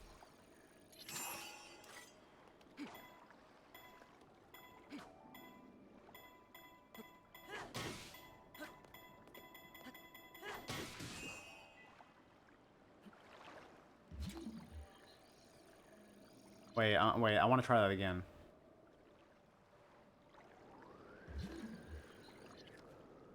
Actually, wait. I gotta cut it from the mat from the thing first. Oh, wait. The wind might be doing it for me, actually.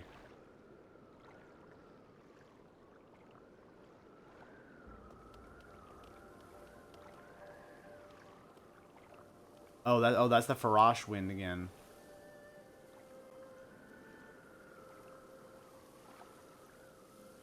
No, no, no, don't. No land for you. It's all about water.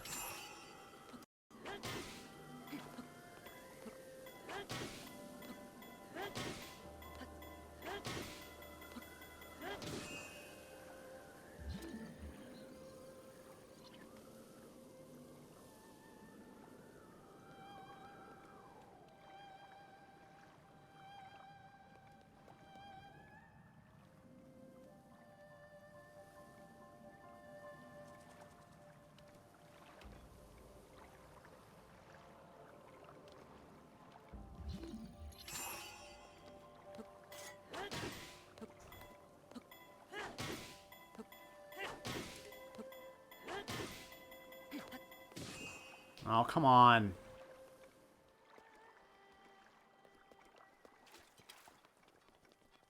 Is there anything on this island I can use to control the boat? No.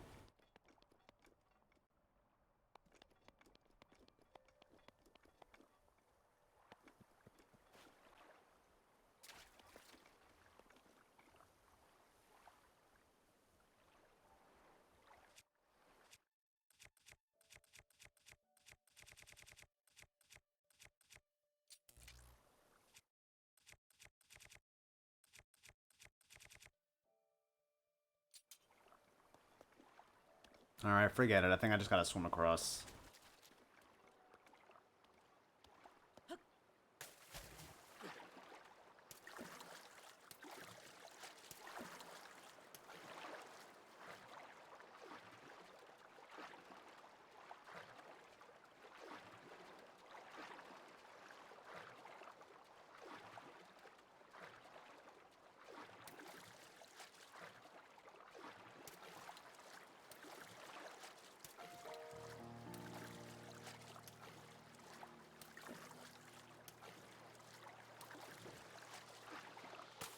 Whoa!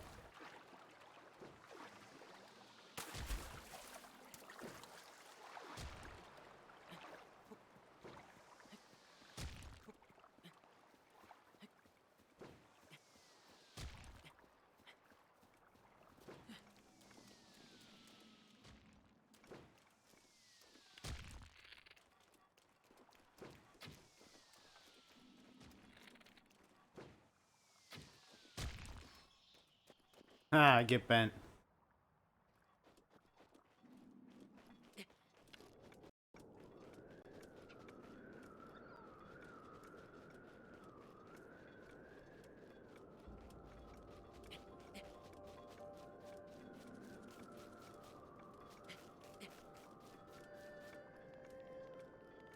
Alright, where are these Koroks along this lake? One is to the south. Actually, there's one right here. I'll do that one when I come back. I'll do the one to the south first.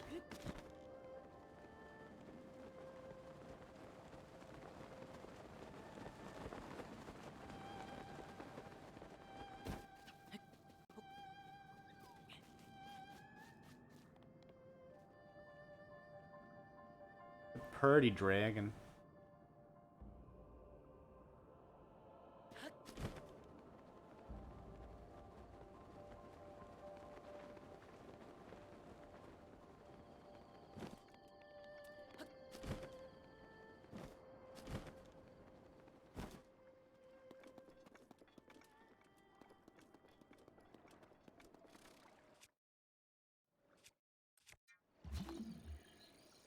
Probably in the water. I'm betting it's in the water. Yep.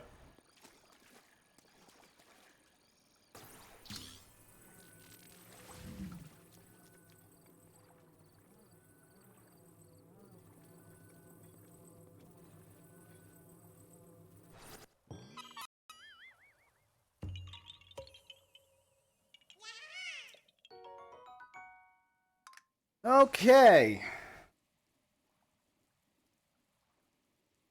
Another Korok down.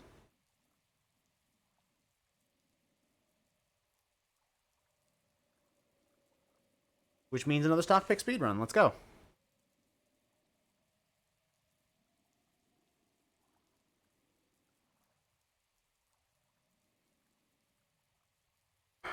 In mode.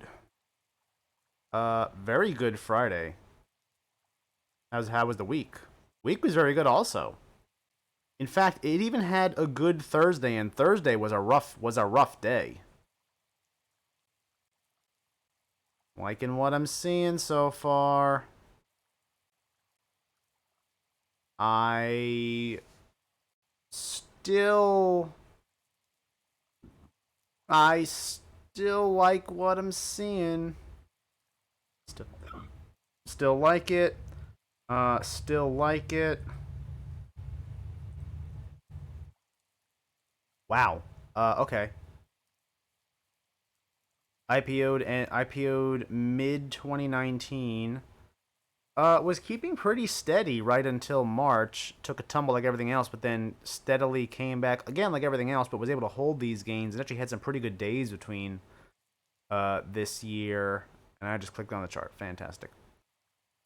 So I like what I'm seeing with the chart. Dow. Why are you telling me about Dow Jones? What does this have to do with Dow Jones? This isn't in the Dow, is it? Are investors undervaluing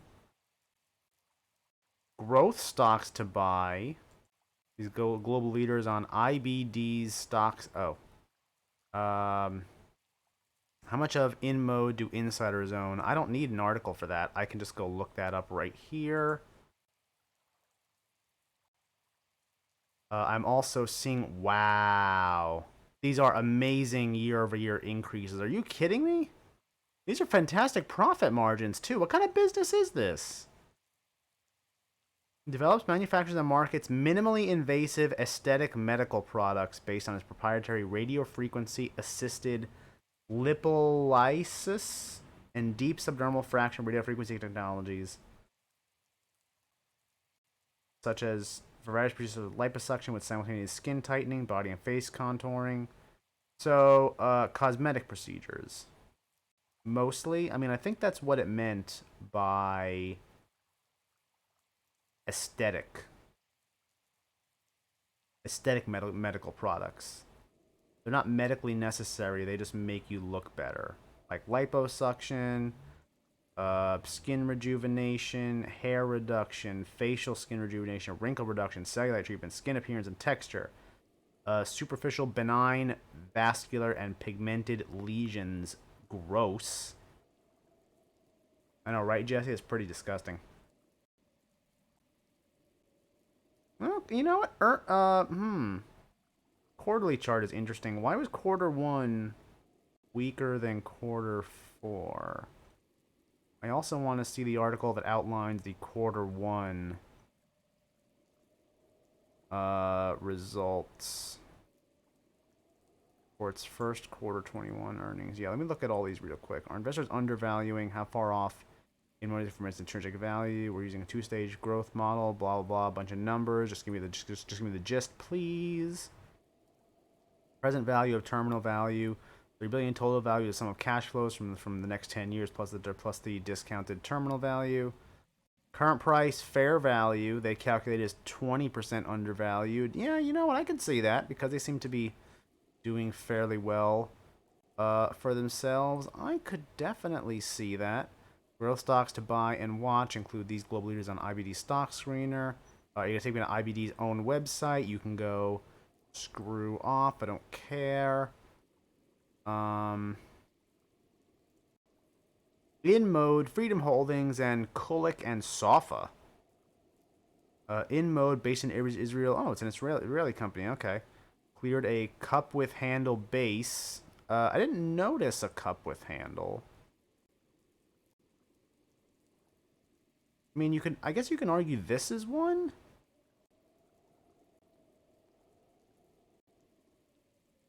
When was this? This was in June. Cleared a cup with handle base. Where? Where do you see a cup and handle? Oh, here maybe? Actually, yeah. This would be a classic cup and handle. Here's the cup.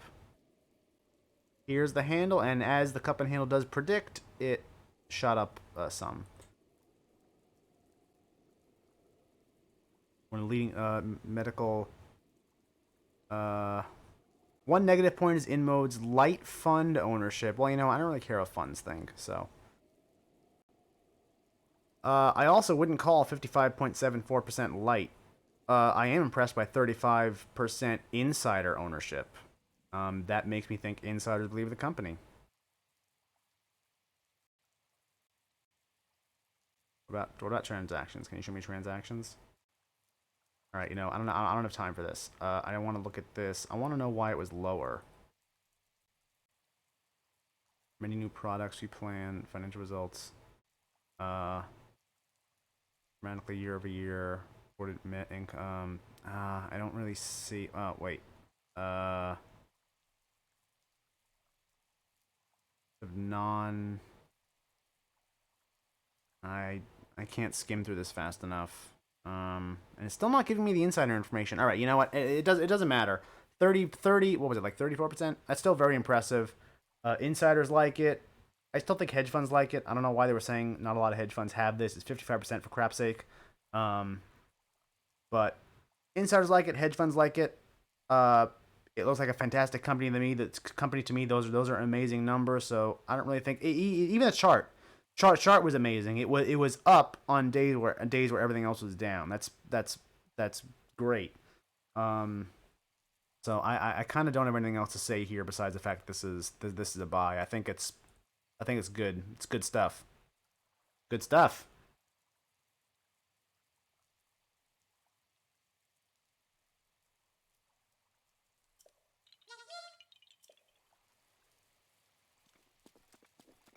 All right, next one is back where I actually was before, so I have to get back there. Wait, let me just check my map real quick. Yeah, I gotta get back there.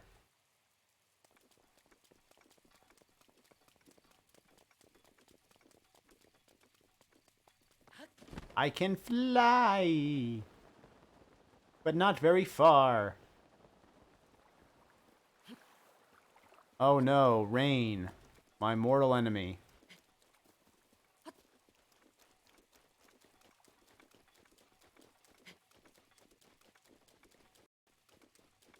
Imagine not only rain making you slip when you climb, but it also makes you slip when you walk up steep slopes like this.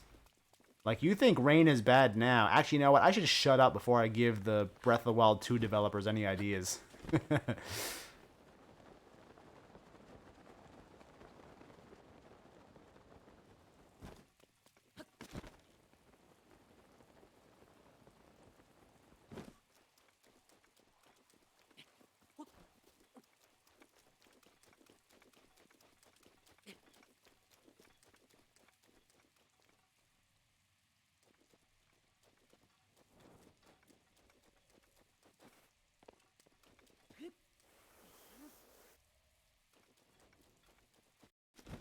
There we go.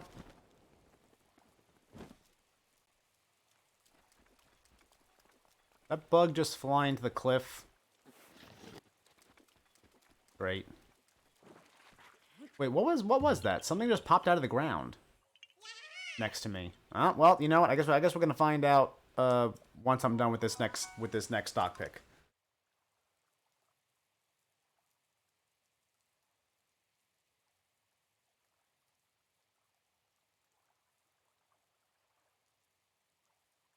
Which starts right now.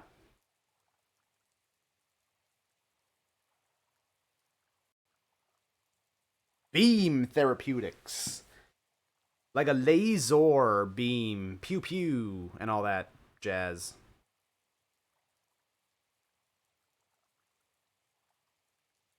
Interesting spike right here. Someone decided to trade a whole bunch of shares right at 12:20 on Friday. That's thing. Oh, okay. All right. All right. No. No more sexy distractions. Oh no, I accidentally clicked it.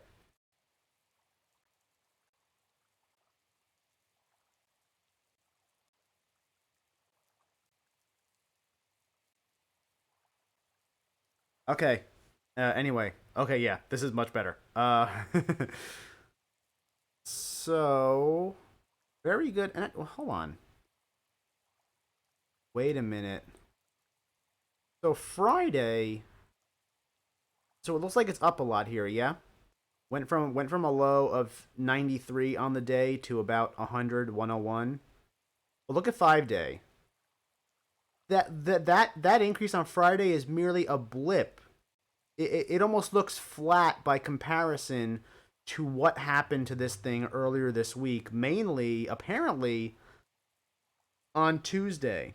Opened the week at 130, 133, 136.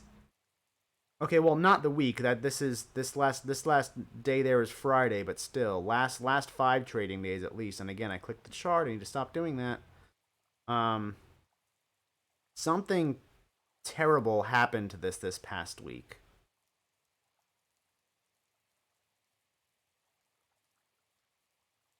And I can't, and I don't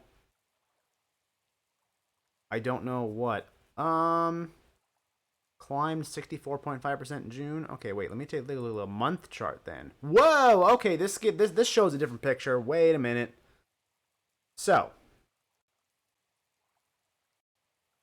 chugging along, minding its own business, had a few falls here and there. No, get the sexy out of here. And then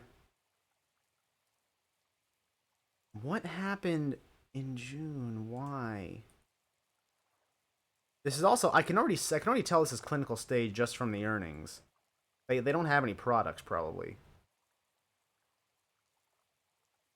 Develops precision genetic medicines for patients suffering from serious disease in the United States. Company developing this, and this, but it has no products yet. Hence why it has literally nothing but losses. Which, you know, it's not bad. Just, you know, whatever, bruh. Jumped almost 64% last month according to S&P Global Market. Move was in concert with other gene editing companies after Intellia Therapeutics and Regeneron announced results from a phase 1 study. So it was climbing on the backs of these two, which announced phase 1 studies on what? The data indicated the pair had successfully used CRISPR-Cas9 to treat a rare liver disease. Why would that affect other gene companies? Did they just simply prove that the process was even possible?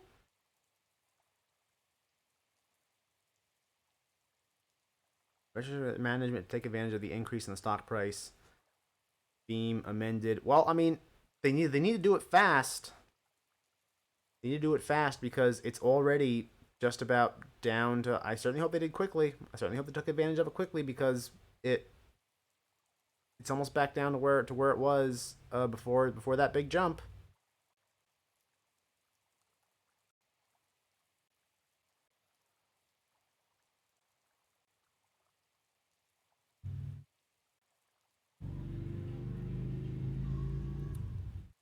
Stock has already given back nearly 2/3 of the June gains. Given back more than that.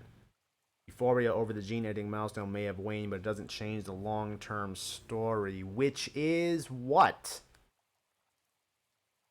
Expect management to take advantage of the increase in the stock price. Just the company can now amended a previous agreement with its investment banker Jeffries. Company can now issue shares totaling up to 800 million. This huge increase from the 300 million cap of the previous agreement. Expect to show significant. Well, that's as long as the stock price stays afloat above a certain level, I assume, which it probably has already dropped back down past. In the next 6 months, the company anticipates filing its first investigational new drug application for its sickle cell and beta. I'm not terribly enthused.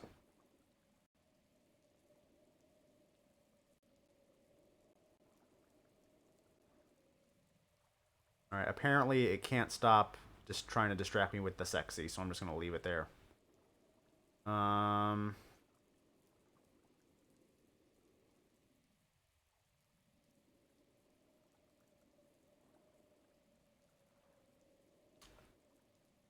want to give this a hold, and let me run through my reasoning. I typically am very cautious of companies in this early stage because they are very much a gamble. They could prove to cure the most important thing in the world and make a gajillion dollars later on, and that would be great. Or they can just fizzle out and investor money goes nowhere after years and years and years, and they end up with nothing, and the investors end up with nothing. Very much a crapshoot. The movement of this chart, though, shows me that there is potential for the price to go up on what's the word I'm looking for? Tertiary news is what I'll say here. Tertiary news is the phrase I'll use. Considering what happened to it in June. Could that happen again? Yeah. Yeah, of course. It happened once. I don't see why it couldn't happen again. But will it happen again? I don't know. I don't know. But if it's being held, feel free to keep holding it. I'm not going to give it a buy because if you don't own it, I'm not going to say that it should be bought. I mean, again, these aren't recommendations. Don't take my advice, kids. But yeah, I'm going to go and give this a hold, thinking that maybe it can do another run-up like that in the future, but I would hold your shares, but not your breath. Oh, yeah, that's right. I got to click the button to make it, official and junk. All right, there you go.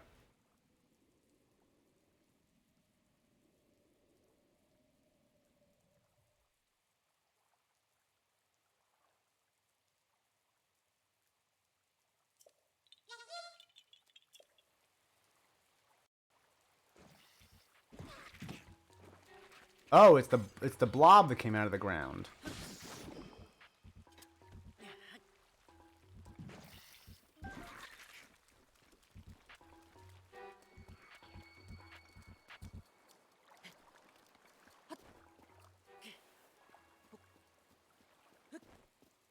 I just need to get up to that ridge right there. Come on. Ooh, got it. All right, where's my mouse? Oh, there it is. Let me mark that one off and we'll make our way further up north. Potentially with climbing also in the rain. It's so much fun.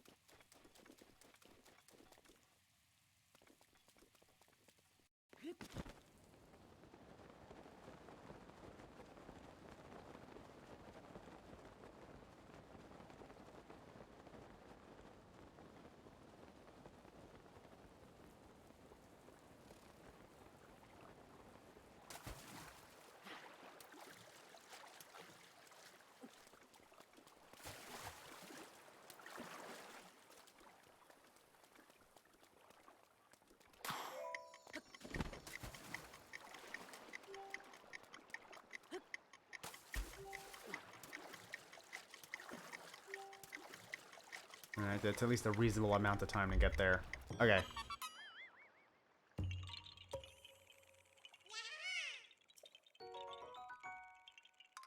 Alright, cool. Mark that fella off.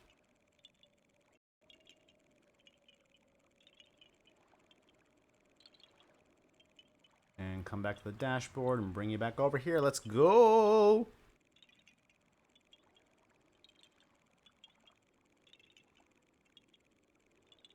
Brinks. This is the security company, right? I think so. Hold on, I wanna... Wow. Holy crap, these are razor thin margins. What? I don't think I've ever seen margins this thin before. That is ridiculous. Holy crap. They're just barely making a profit. They're so barely making a profit that sometimes they slip into a loss. Wow, that's nuts. Provide secure transportation, cash management, and other security-related services in North America. As armored, yeah, it's the Brinks armored vehicles, but they also do. Doesn't Brinks have home security also? I thought they did. I think they make locks too. Actually, I think I have a lock right here that they made. Wait a minute. I have a lock. I have a lock, and I use it when I go to the gym to lock my stuff in the locker. And yeah, it's a Brinks lock. The small little brass lock. So yeah, they make you know, personal security products also. It's not just you know, armored vehicles. Yeah, stuff like alarms, motion detectors, CCTVs, digital recorders, and yeah, locks. But man, I can't get over these margins. It's sliver thin. Living on a knife's edge with this company. Jeez. Okay, okay.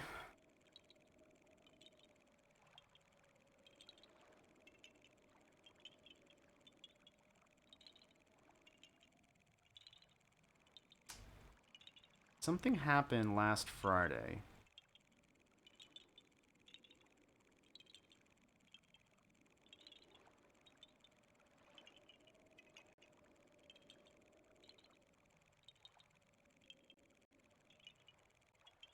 And you know what else I noticed? Not only is their margin super thin, but actually I was about to say their revenues don't have increases, but yeah, they kind of do. It's a little slow though. So slow that it can easily account for, you know, just general inflation even. And that they're not even really doing better. They're not actually selling more. Like for example, if these numbers were put in the sense of items sold as opposed to dollars brought in, I think these would be almost exactly the same numbers year over year.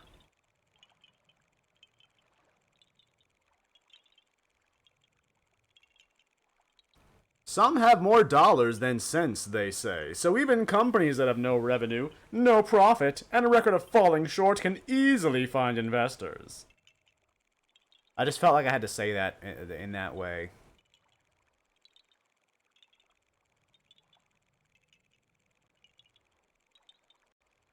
More interested in profitable, growing companies. Profitable, yes. Growing, I don't know if I agree with that.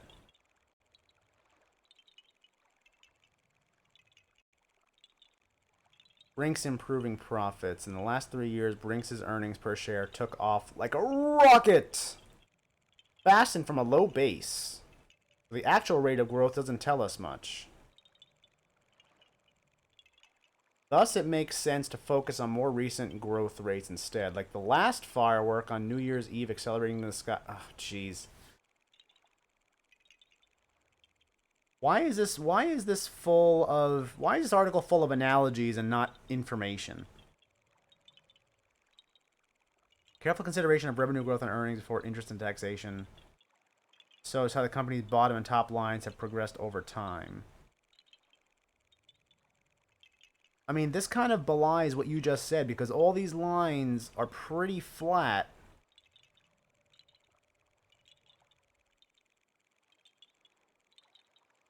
As an investor, to find companies that are going to perform well. Well, yeah, going to perform well in the future, not just the past, yes, but also in comparison to where they are now. Because you don't buy something for it to stay at the price that it's at. You buy something for the price to increase. A great value stock right now. I don't know. So yeah, definitely stable. Very middle of the road, I think. Can it go up from here? I suppose so. Oh, whoops, I clicked back. Breaking the rules. Can it go up from here? Yeah, I suppose so. But does it have enough growth potential? I wish I could have finished that Zach's article about growth. Does it have enough growth potential to see massive price increases going into the future? I don't see it. I think it will continue. I don't see a reason why it won't continue to stay operating the way that it is. And I think the price will reflect that. So you can still see kind of similar to EIX and what was the other one? I think it was HRC, where I said, you know, these are good companies, kind of middle of the road, and they can go up. But the reason why they will go up is not what the company is doing, because company is very stable, middle of the road kind of thing, but rather because, you know, the market might go up or inflation might make it go up. There's a whole bunch of outside factors that make something go up if it stays stagnant. Because again, going up is the natural state of the market. But on the face of the company, I don't see, like, if you take away all of the outside influences, like external market pressure, inflation, whatever, and just have the price based on the actual underlying fundamentals of the company, this price is probably gonna stagnate. But since that's not the way the world works, then I'm gonna go ahead and feel comfortable giving this a hold, thinking that yeah, sure, maybe it can go up in the future.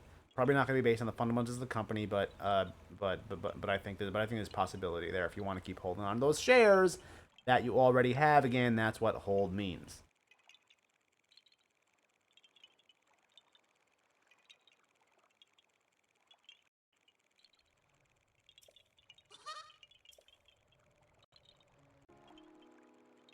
Okay, now I need to drag my butt all the way around the lake to get back to the bridge. And also, I just realized I never silenced the helicopter for that last run. And you know what? Maybe I don't have to. There have been a few runs today where I did not silence the chopper. Maybe when I go back and watch this, I'll realize that, you know, it's not really all that much of a distraction, and I actually don't need to do that. I mean, that would be nice. That means that's, you know, it's less work for me to do. That's always nice.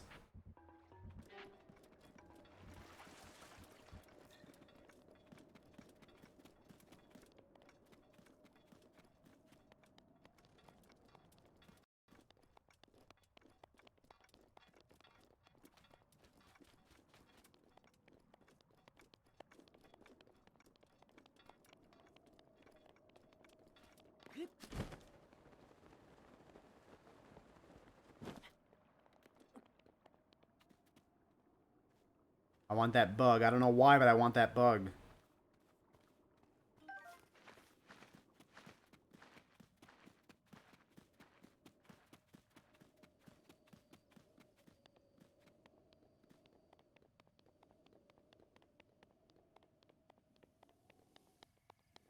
And of course, there is the plateau where you start at. That will be for another time. When? I don't know. I don't know, because I don't plan that far ahead. I'm flying by the seat of my pants here.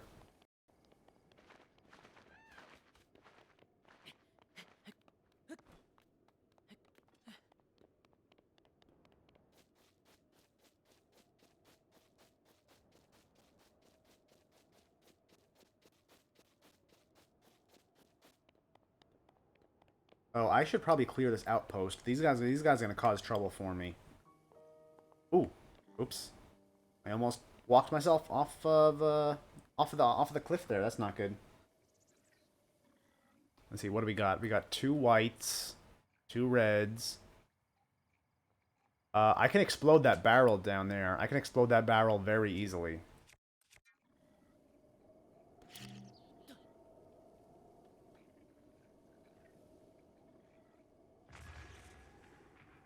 Alright, you know what? Maybe not.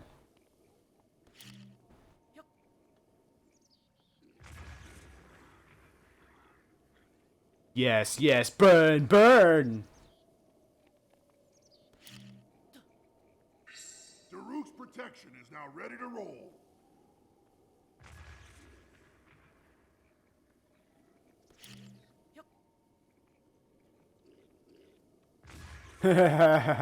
Get wrecked.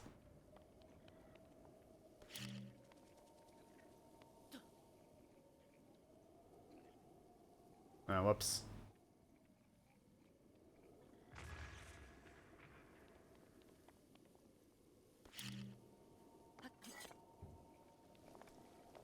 Ah, no, come back here.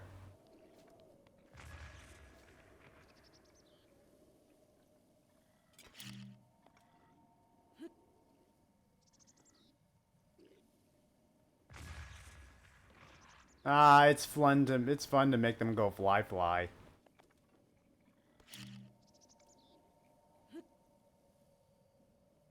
Oh, damn it, I can't make it onto that platform. Actually, what if I roll it from this one platform that I can reach onto the other one? Let me try that.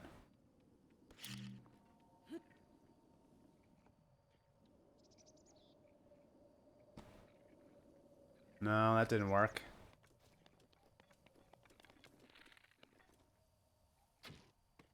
Damn it! Stop moving!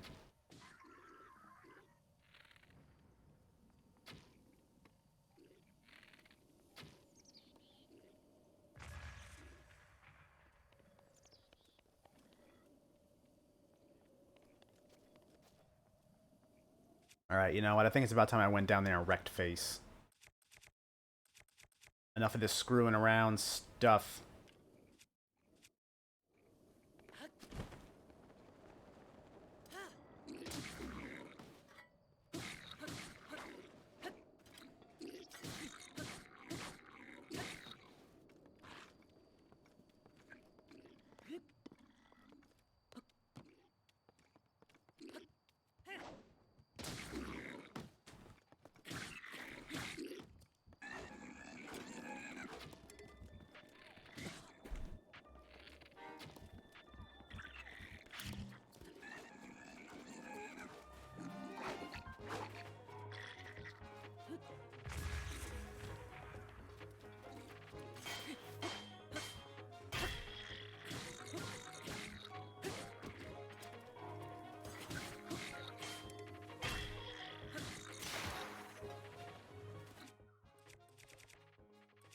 Oh no, badly damaged.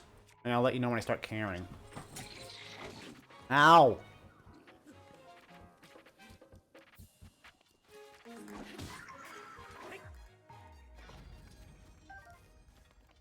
I need weapons. I'm actually low on swords, if you can believe that.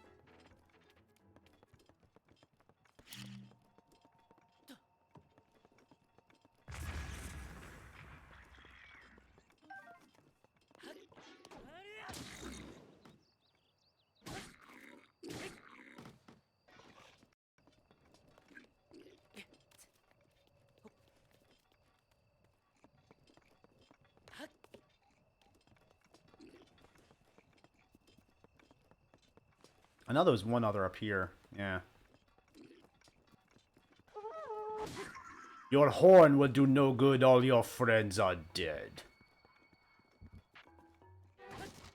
Ooh, free arrows.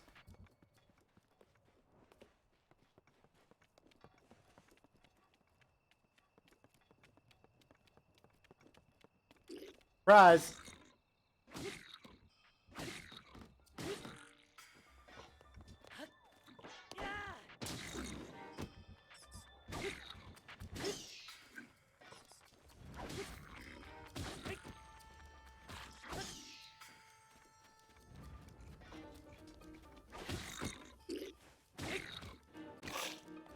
Wow, how are you not dead? Die! Die, monster! You don't belong in this world.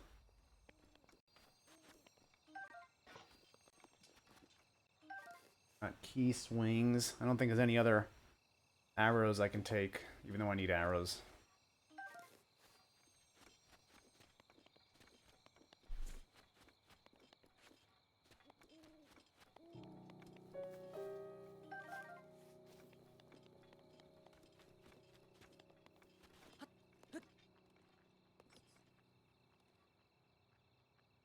Hold on.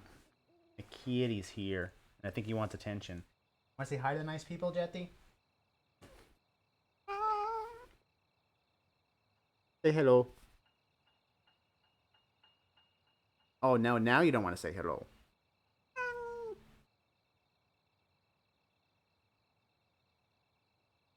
He's all, give me attention, meow, meow, meow, until I give him attention, and then he's all like, stop giving me attention, meow, meow, meow. This is the life of a kitty.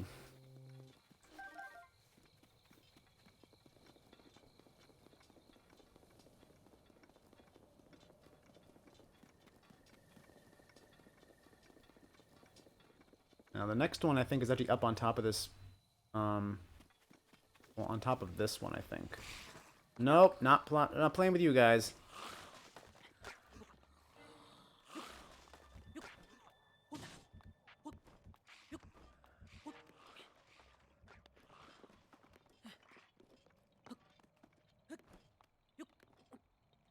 I have to light this, I guess? I can do that.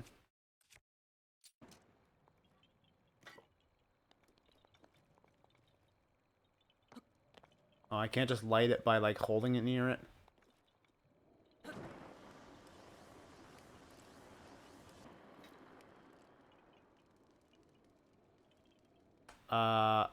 Was that not it?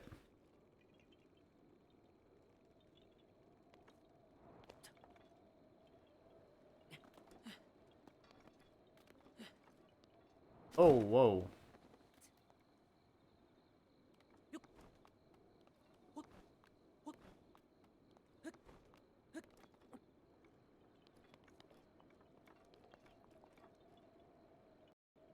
I mean, I see there's one here already.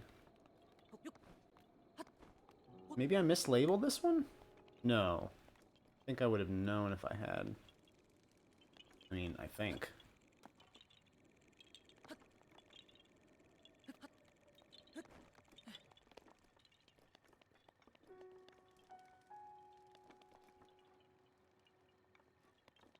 Well, also, if I've been up here already, then I probably would have noticed that empty lantern. Uh-oh, blood moon. I probably would have noticed that empty lantern and turned it on, and I would have gotten whatever's here. But I don't. I don't know. You know what would help me to figure it out?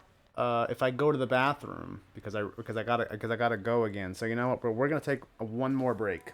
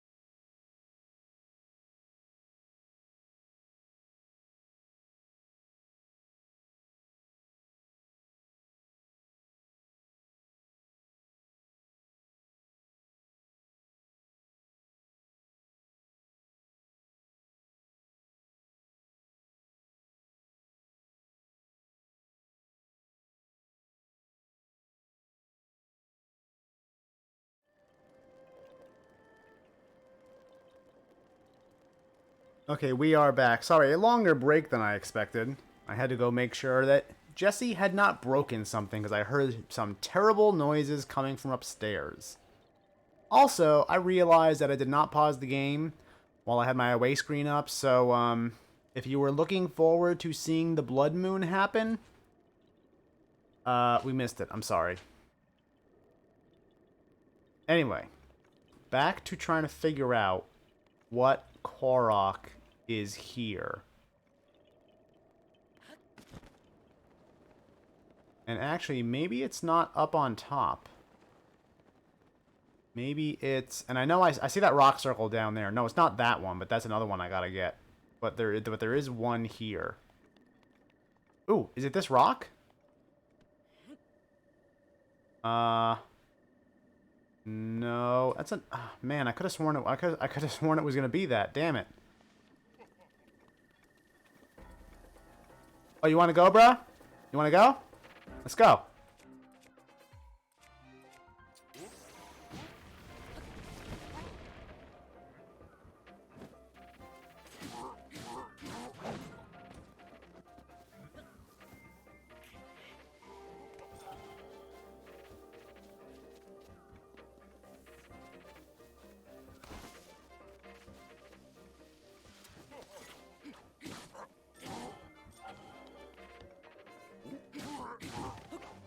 Do you have a tail?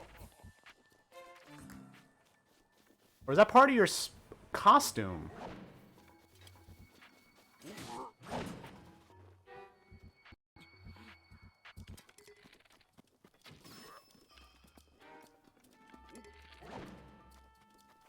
Dude, what are you swinging at? There's nothing there.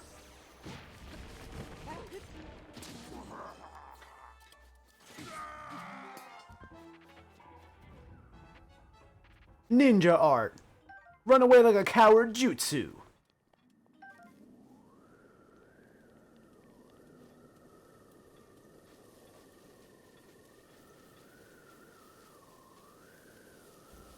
Hey, Farash, think you can help me find this Korok? I'm a little lost. No? Oh, okay, that's cool too.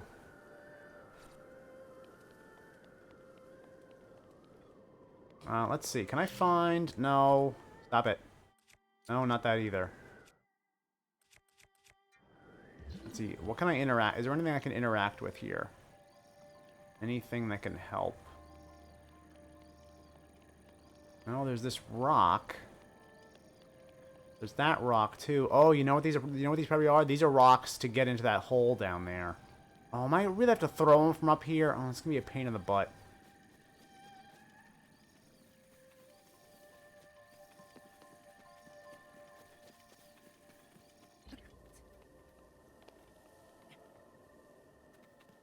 Maybe there's something down on the edge of the cliff?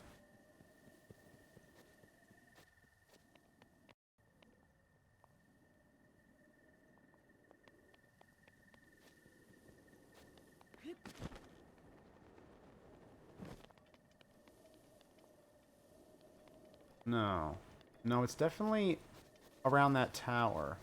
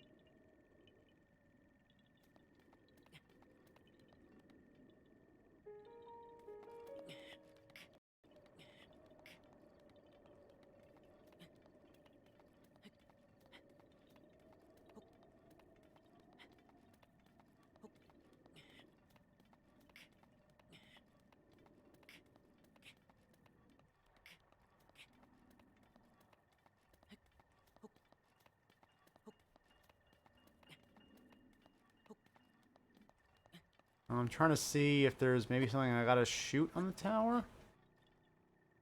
But I don't see anything like that.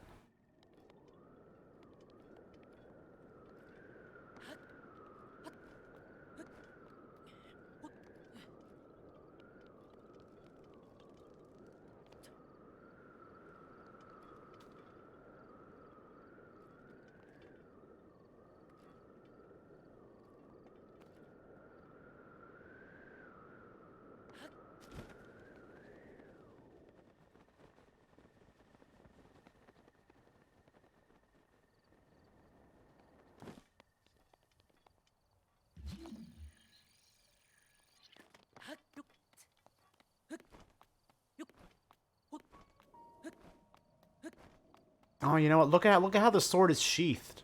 That might have been the sheath of the sword that was behind the guy. I mean, it looked like a tail. I mean, I think it looked like a tail.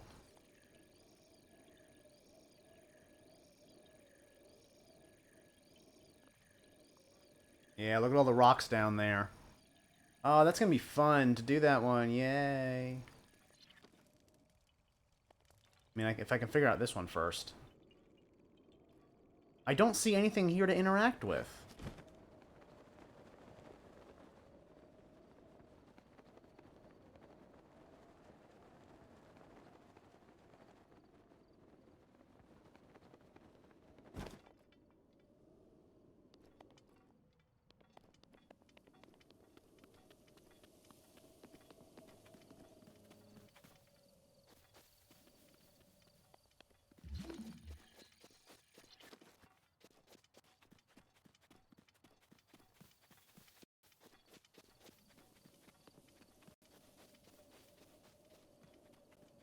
I think I'm gonna have to look up what this one is. Here, we'll look at it together. So here's this. Looks like it's on top of the tower, right?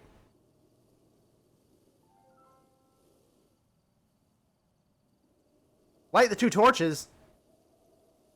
Dude, I did that. Did I not mark this one properly?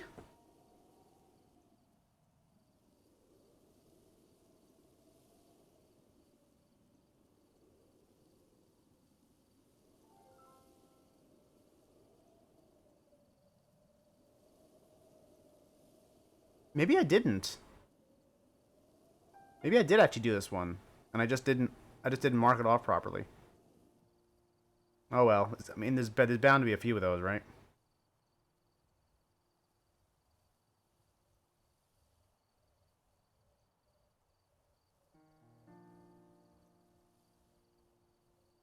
There's bound to be a few mistakes.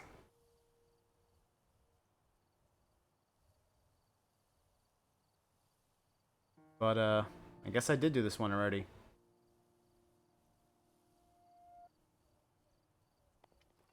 That one down there, though, I know I haven't done. I figured I would have remembered something this awful.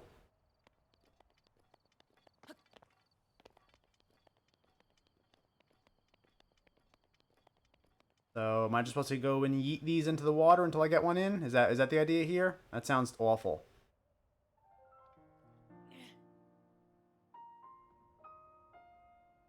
Actually, that one was pretty close.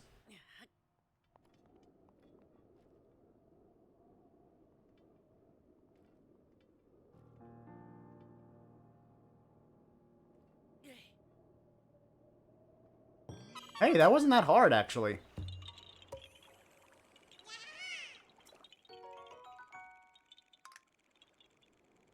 I guess I've just gotten used to encountering one ridiculously hard Korok every session. So I guess when I come across one that seems to be hard, I'm surprised when it's actually not that hard. And you know what? I'm gonna try to not silence the helicopter this time. We'll see how it works out.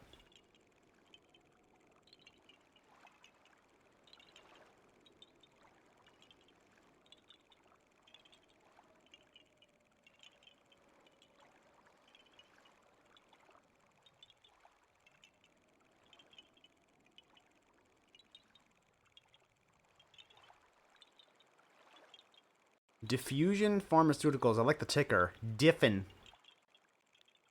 You're using an unneeded F.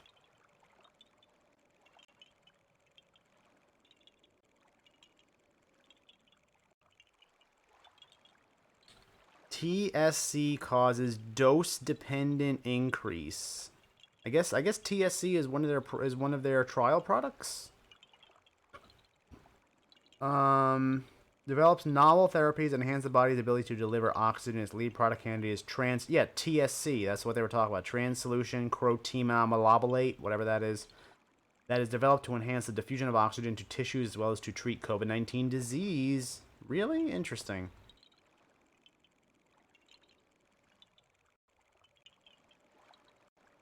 Okay, I'm surprised how actively traded this is, actually. Not more active volume than inactive volume.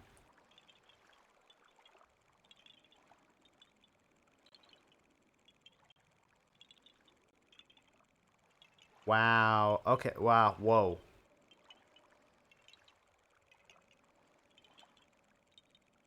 Yikes. Yeah, this is some trash. This is some trash. It always amazes me when I look at a company whose shares are like this, you know, $1 sub-dollar, and I look at their history and see that they were trading in the past at an equivalent of several $1,000s. In this case, $38,000. That is completely ridiculous. You know what that means? That means someone at some point in time paid the equivalent of the current day number of shares, paid a price per share of $38,000. The poor sod. Poor fella. Or lady. Ladies can be terrible traders too. Reports positive trend. Yeah, okay, I'll see it when I believe it. I kind of already know that I want to give this a sell unless they can see, because companies like this, you know, when you have a chart like this, I've never seen a chart like this that had a history like this, that where the story ends up good. It just doesn't. It just doesn't.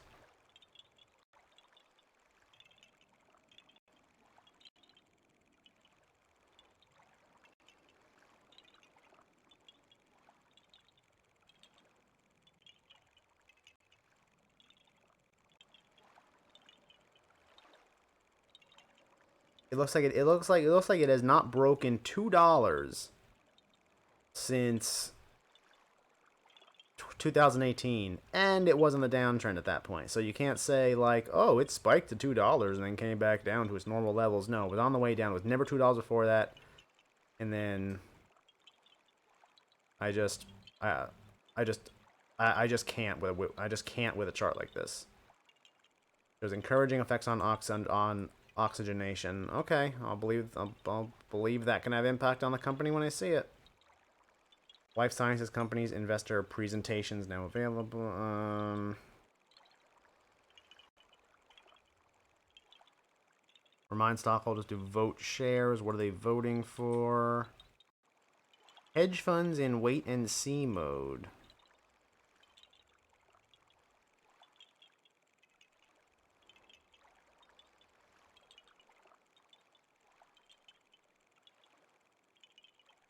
Or its final results from the phase. I don't know. I don't really have energy to look through all of these stupid results articles. They're not gonna amount to anything. I'm pretty sure they're not. And if they do, good for them. In fact, you know what? No, I'm not gonna give this a sell. I'm gonna give this a hold. Because if people honestly think this company can make something of themselves, then more power to them. But I don't think it can fall any further.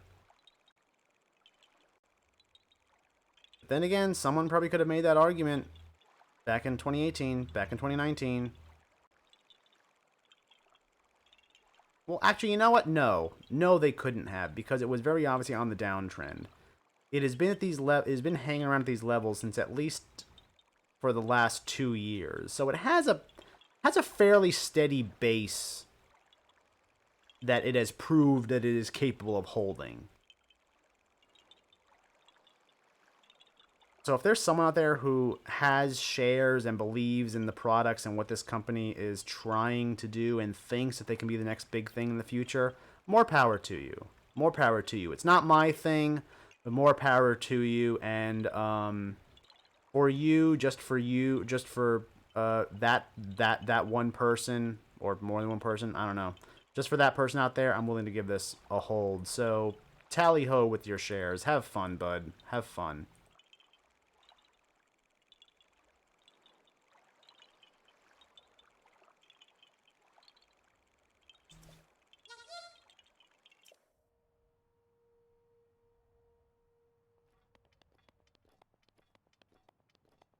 Oh, I can call my horse. Ew, it. See if I can grab him. If he can make his way here, he's kind of meandering. Are you drunk? Are you drunk, Speedy? What are you doing? Oh, you slowed down. Okay. Actually, wait a minute. Do I need my horse right now? Where am I headed?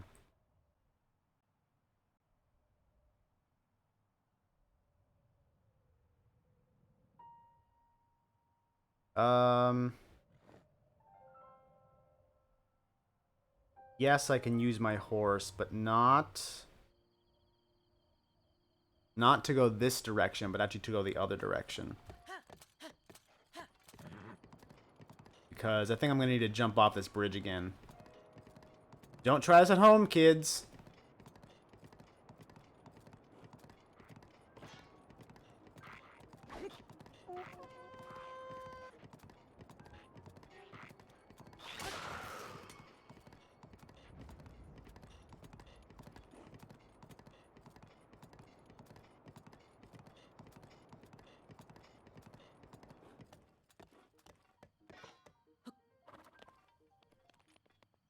I gotta get to that island over there. Oh no!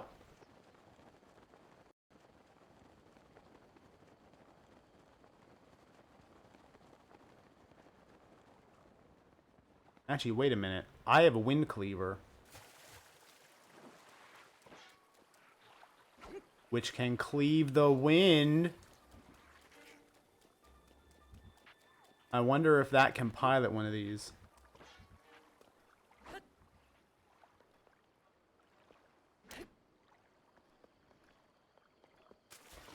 Well, if I can stay on the boat, that is.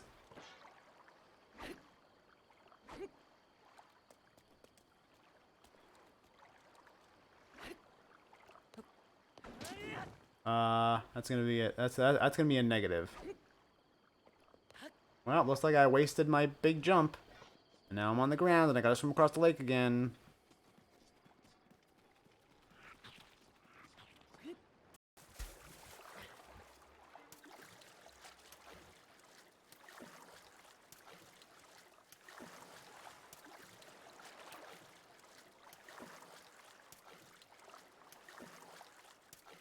Here's hoping I can make it. I'm cutting it kind of close.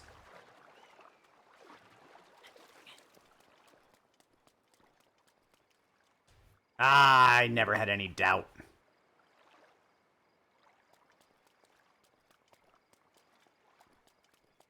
So I think what I'm looking for is on that other little island over there.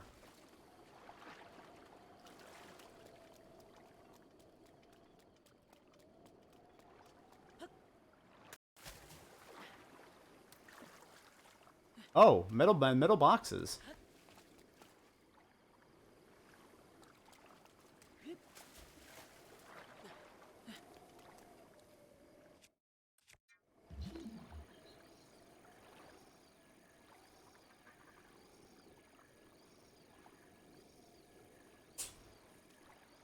So I see that. So I probably have to get that metal box over here, but I also see what looks like a treasure chest over there.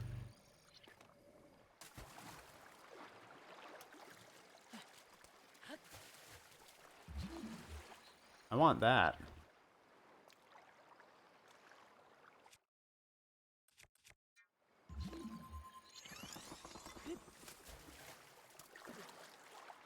Actually, you know what? I can do that once I head off to the shore. I can do that on my way. I don't need to waste time doing it now.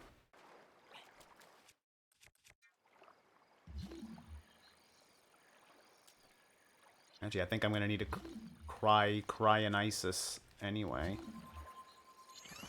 Seeing as I can't seem to reach that box.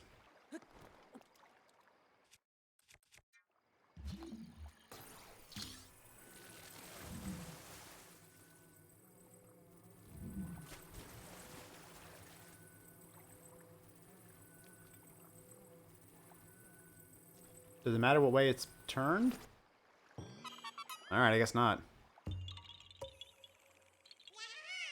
Doesn't matter which way it's turned up. That's a thing the kids say nowadays, right?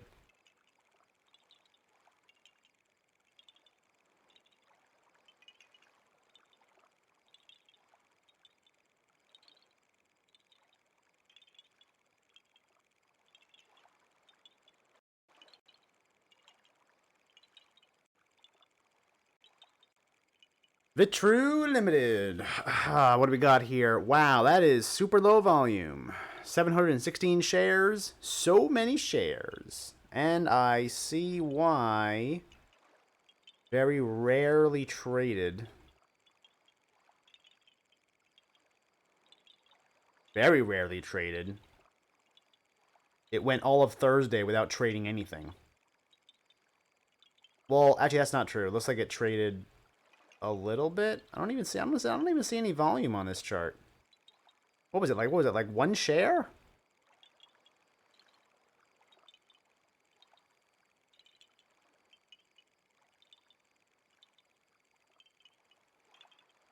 Oh, it's a fairly new company too. September of last year, and it hasn't gone much of anywhere since then. It had a few dips, had a few rises also. Had a pretty good rise in March going into June and then steadying in July. And you know what? I see here that the average volume is significantly higher than the volume was on Friday. So what I'm thinking is that there was one day in here where the volume was massive, and these are yeah, like 33k, 35k, 50, 52, 26. It hit a lot of. Let me go back to the month chart. It hit a lot of big volume days, like right around there, right around here, right around in May, right around May 5th. I want to know what happened on May 5th. Something big happened with this then.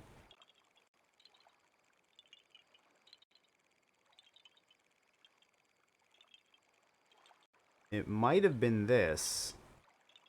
No, that was May 26th.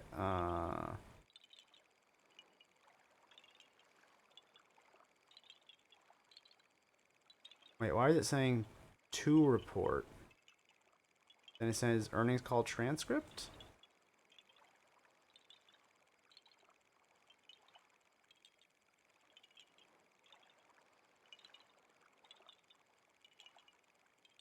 I'm guessing this is the earnings transcript that came out on May 3rd, so I'm guessing that's when that happened. I don't know why this here says to report quarter 2021 financial results on May 26th.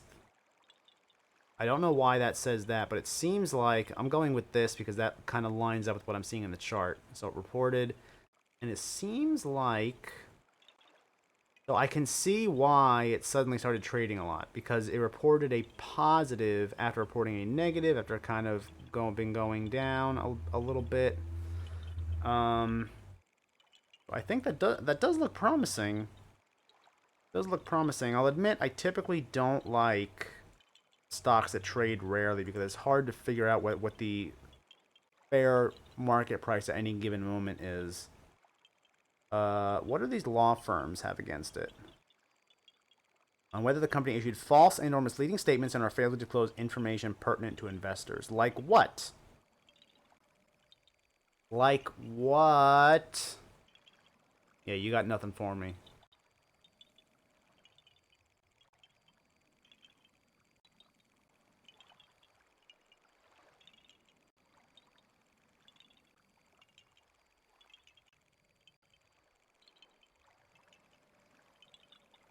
Distance Learning Education Company.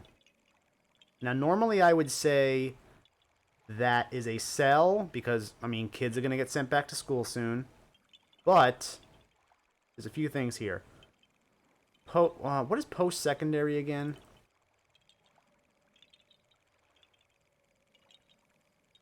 What is post-secondary education? That follows the successful completion of secondary. That's not very helpful.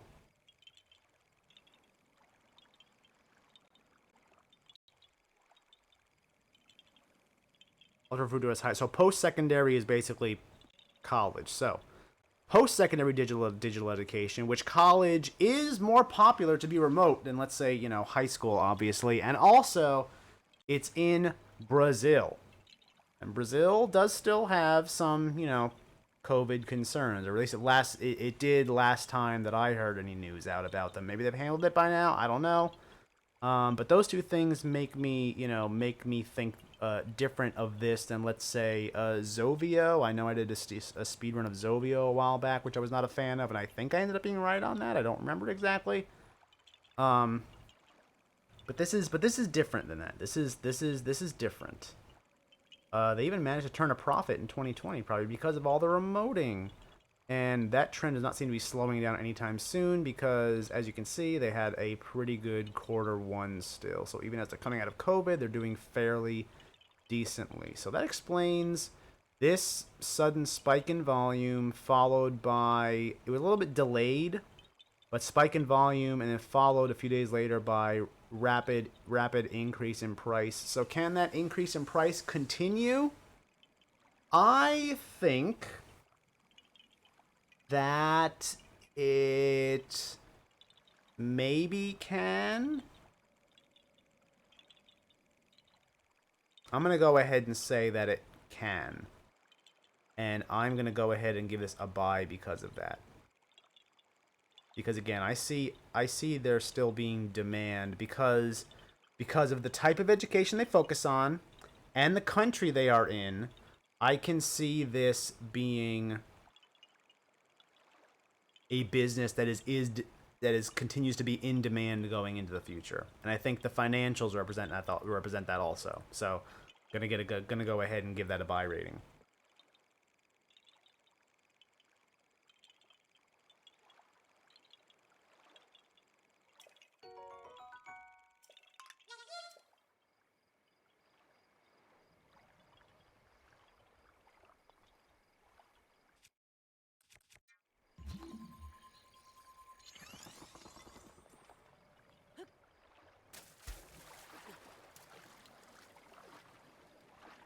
Actually, yeah, you know, lake is pretty shallow. Look, I can see the bottom.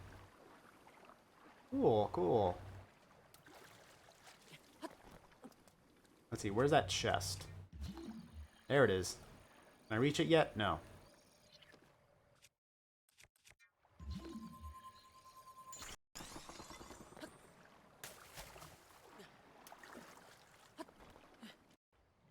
I think this guy's going to be a pain in the butt, so I think I need to take care of him preemptively.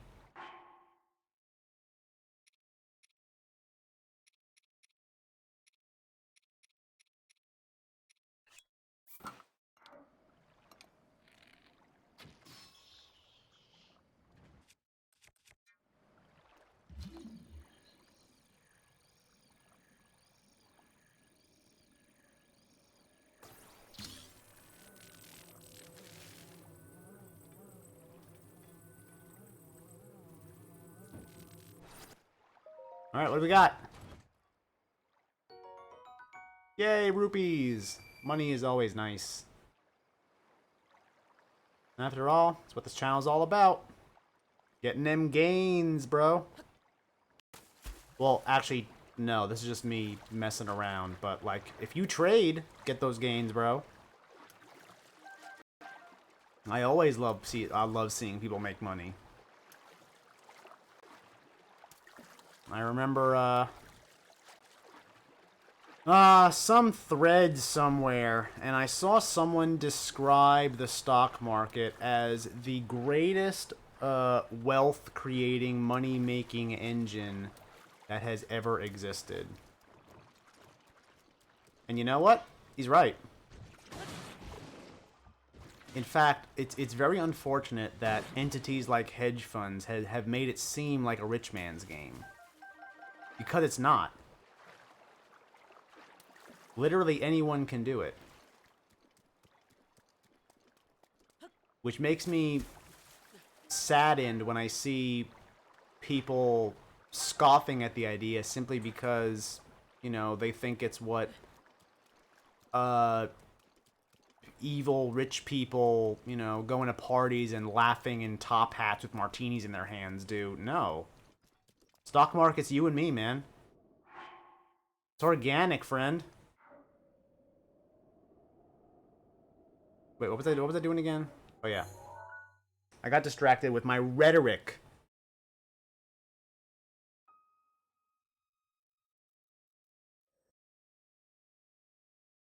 I have to go there.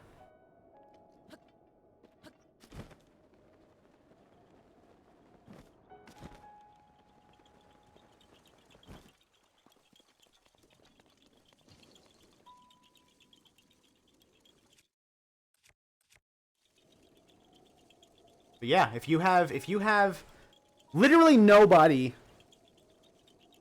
I don't think that anybody is too poor to do investing. There is literally no such thing. Do you have $5? Do you have $5 that you can use to go down to the corner store and buy a few candy bars? Well, you know, instead of buying candy bars, throw that into a company that you think could do well. Instead of candy bars, what you end up with is the potential of more money down the line. It's as easy as that. Which is why it makes me upset when I see people think of it as a rich man's game. It's not. And by thinking of it that way, I personally believe you are doing yourself a disservice. Sorry, I'm getting on my soapbox. I shouldn't do that.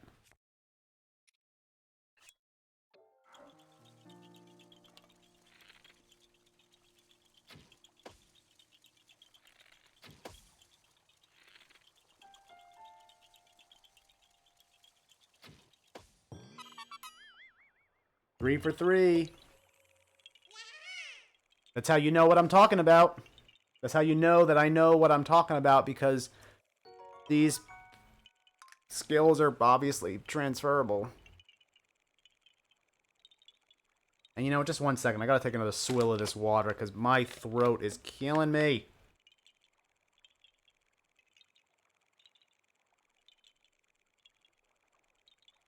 You need to understand, I'm a very quiet person.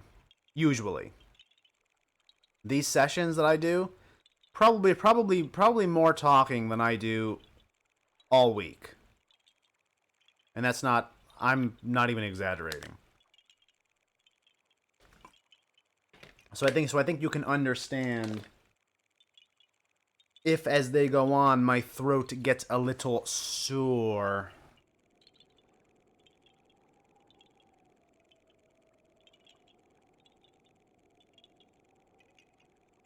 But you know what? No more complaining. Let's go ahead and move on with this puppy.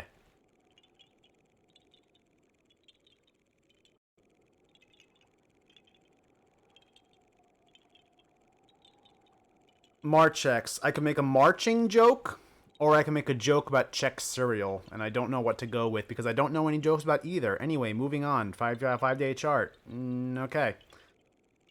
1 month chart. Okay. 6 month chart. Okay. So 6 month chart's been kind of flat. Before that, it was not doing well, but doing okay. So unlike some stocks that I look at, where I look at the 5 months chart and I realize that it started dropping well before COVID hit, no, this one actually just seemed like it did drop mostly because of COVID. It was around 3.5 levels since then, which it has not gotten back to, which is already a good sign that I like, because unless COVID completely ruined its business,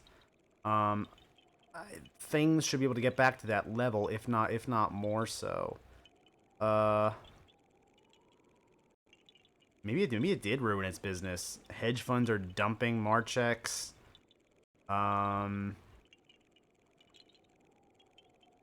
kind of investors own Marchex? I mean, ones that are dumb, apparently, seeing as seems to be a lot of negative sentiment about this. And why am I getting a lot of articles about Uber and Lyft? Is this in that space?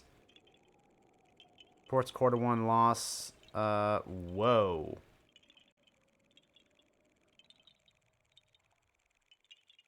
Decline, decline, decline. Loss, loss, loss, loss. What the hell? Just looking at these numbers, how did this go up ever?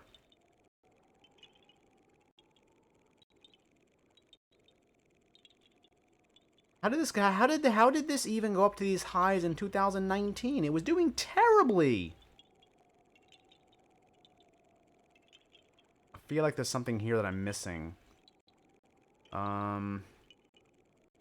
Call analytics company that helps businesses connect, drive, measure, and convert callers into Is this telemarketing?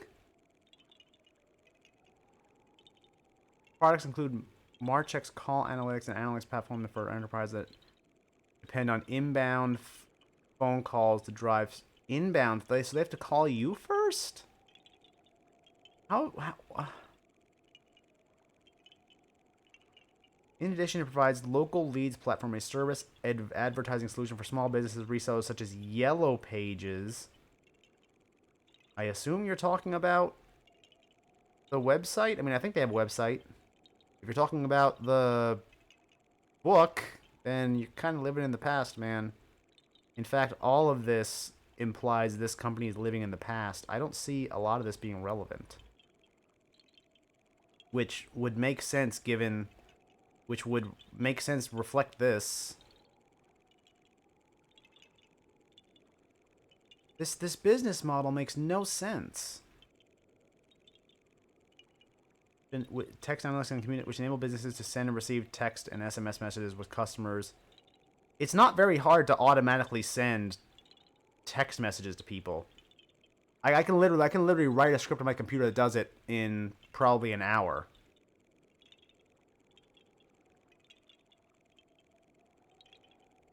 At least I used to be able to. I mean, texts back in the day kind of worked like emails. Like, I could literally email a text to myself back in late 2000s, at least. I knew how it worked. Maybe that whole infrastructure has changed. I don't know, but I know that used to be possible. That enables businesses to understand customer conversations and phone calls and texts. I'm not really feeling this. What kind of investors own most of Marchex? Tell us. Actually, I don't need to read this. I can figure that out from here, from holders. Kind of want to see what conversation does it say, too. I mean, it's still a big institutional share. With 58 institutions, it's more than some others. Why do you suppose Marchex is trying to buy back? They are? All I can think of is that the price is currently so low and they are only offering this much per share, it seems to me. Oh, this was 10 months ago. Is that the most recent? I mean, aside from Yahoo Finance Insight just screaming prices at people, then yes. Who owns this stock? Is it a good long-term investment? Allow me to be your DD. Yes. Now go do more DD. Nah, I disagree. March is a good long-term hold. I still own some shares. I feel strongly yes, Chris. I don't think so. Hedge funds are dumping. Reports Q1 loss, tops revenue estimates. I kind of don't care.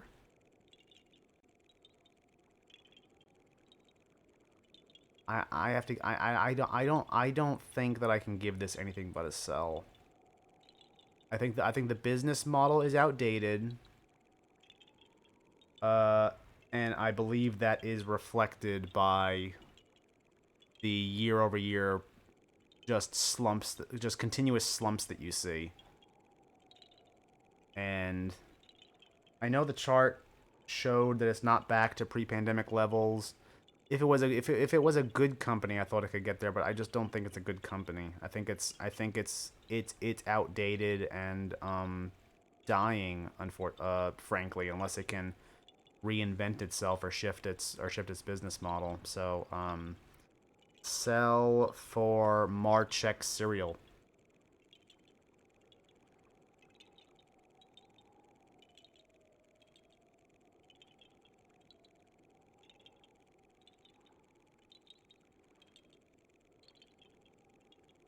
Where's... Oh, I lost my controller again. Nope, there it is. It's behind me, because that's a perfect pay for it. And actually, you know what? I've been running around with not many hearts for a while now. I should probably eat something.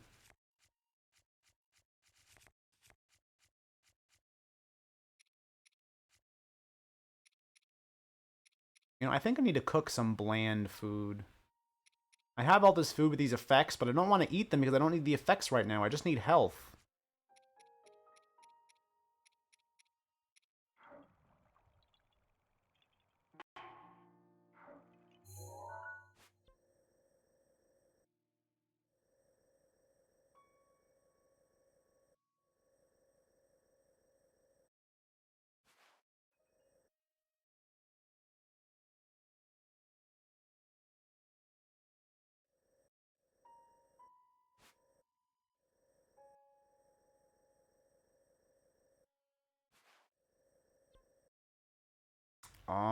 I think...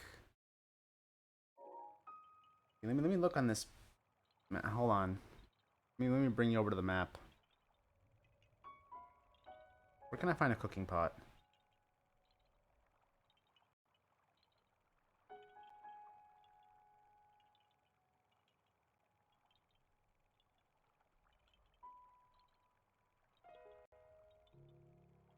There's one up here at the foot of the tower. But if I go to the tower, I'm going to have to fight a whole bunch of stuff. I don't want to do that. There's one here at the stable.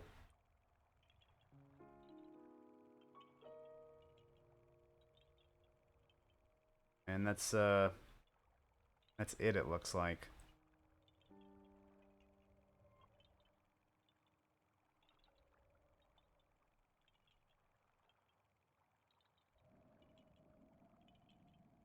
Alright, you know what? Here's the plan.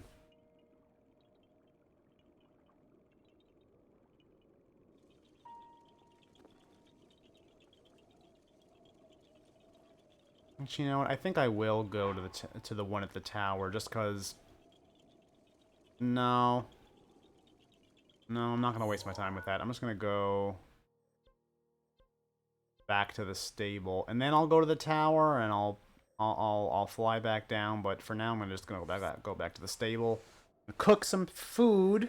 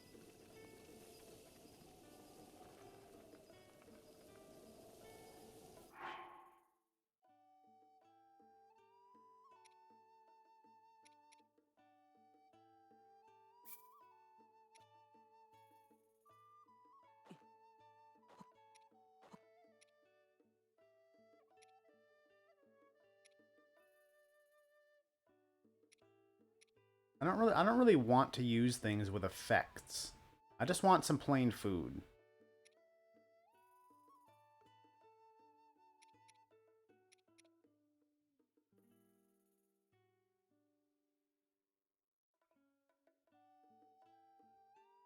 Actually, I guess movement speed can always be used well.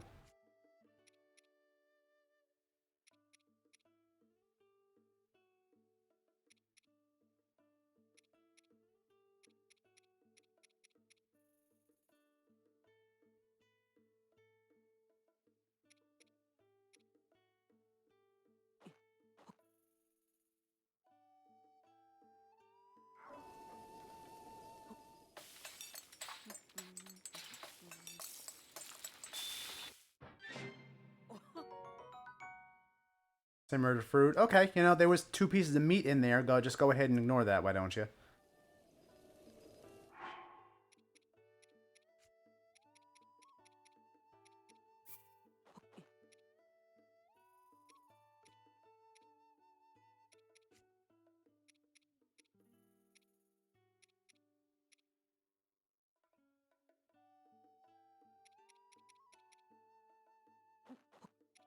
Meat and fish and rice. Man, I'm actually making myself kind of hungry.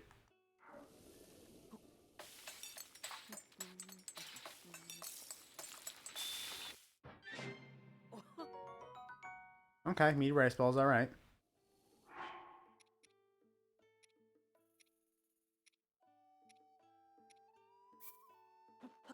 What about just like a bunch of berries and then maybe some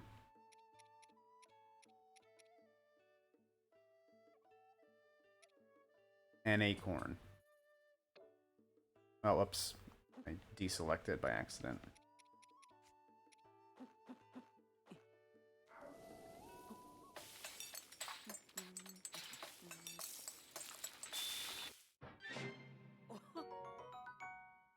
Okay.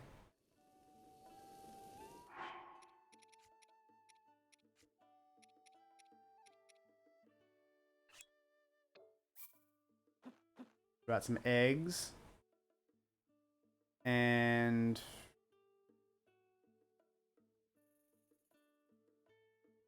can I make wheat?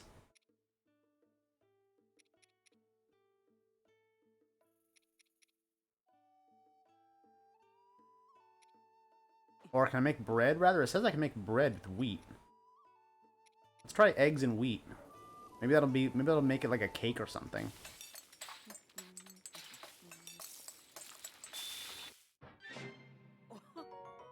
No, it's just an omelet.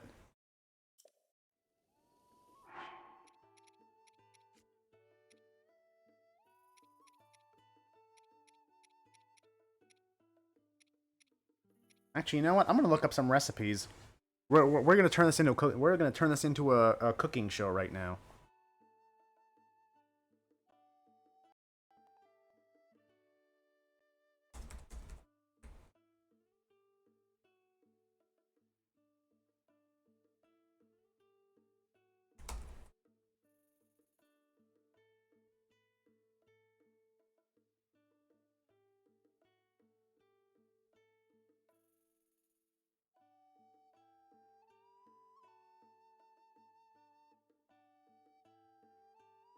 Oh wow, you can make cakes.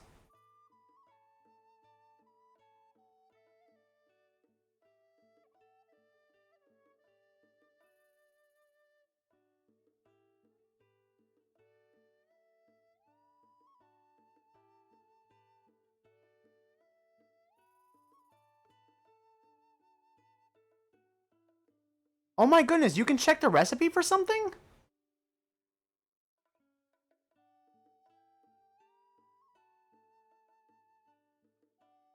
I didn't know that. Hold on a second.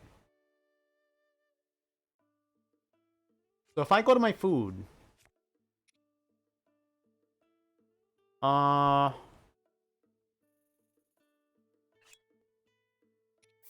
my goodness. So that's just a truffle. That's just a truffle. That's just some radishes. Truffles and meat.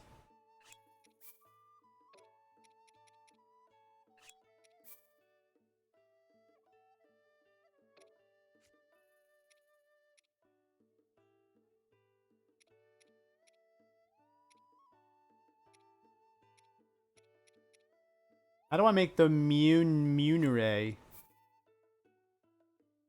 So wheat, butter, and fish.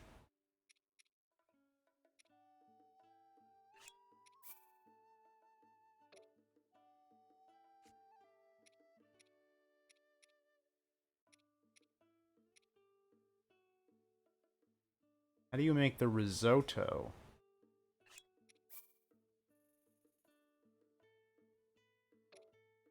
I'm gonna try to make the Muner. I don't know how to say that. So wheat, butter, and fish.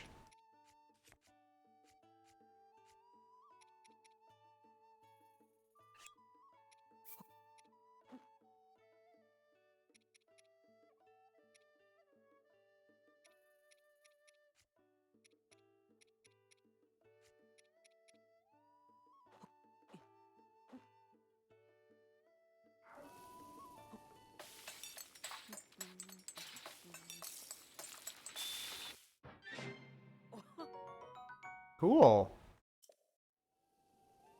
Wait, seafood munere. That sounds... That seems to imply that there's a meat version. Hold on. So what if I took... Same things. Actually, I don't have a whole lot of the wheat or the butter. But I took the same things and I added meat instead.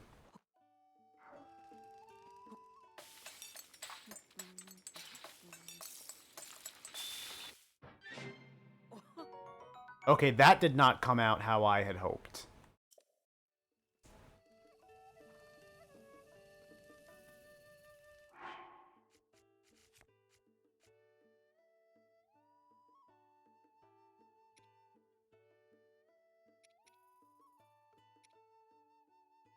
Oh, I've apparently made bread before. How do you make the risotto again?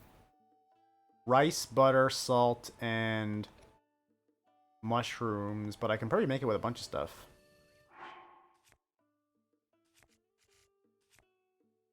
So rice, butter, salt. Can I make it with fish? Let's try fish. Or seafood risotto, hopefully. No, that's seafood rice balls, damn it!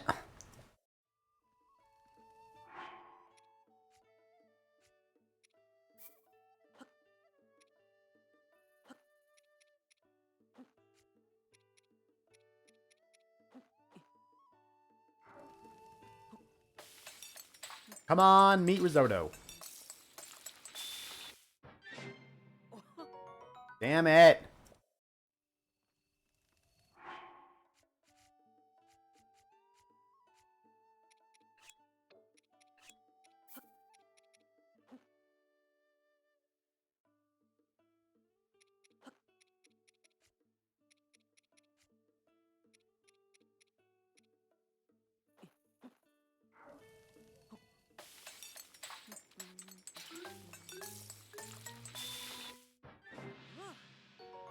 Okay, risotto.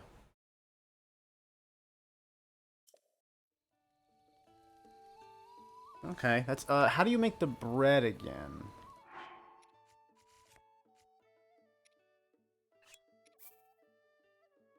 Wheat, oh, wheat and salt. Oh, come on.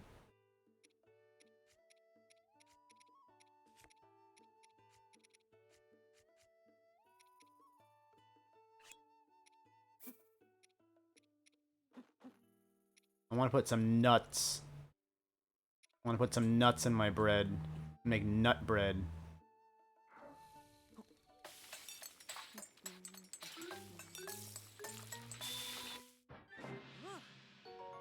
Well, it's still bread, but, you know, I guess, whatever. So that's all the stuff that I've made so far. What else is there?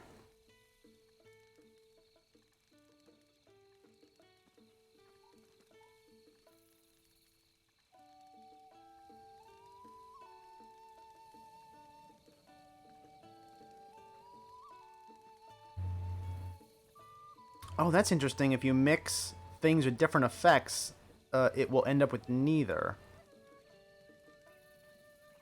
That's interesting.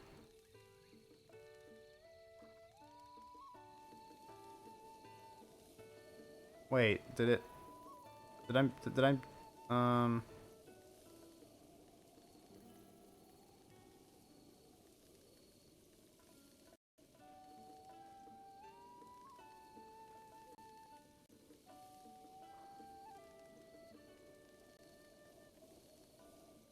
Oh, I got confused. Recipe book. Oh my god, why is this formatted like this?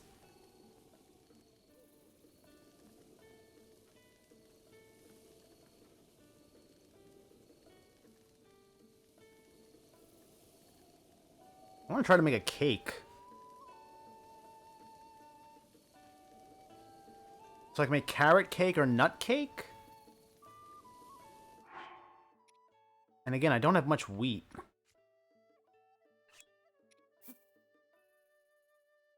Cane sugar. Goat butter. Any carrots or nuts? Go ahead and use a chocolo tree and an acorn. To make nut bread. Or nut cakes. Oh wait, I have still the screen up. Oh yeah, that's exactly what it says. Nut cake. Look at that. And then if I want to do a carrot cake... Now you see, I don't want any carrots, though. Because these have effects, and I don't want effects right now. Actually, it says if you mix effects, then it'll cancel each other out. So let's try one carrot there, another of a different kind of carrot, and then with the wheat and the butter and the sugar.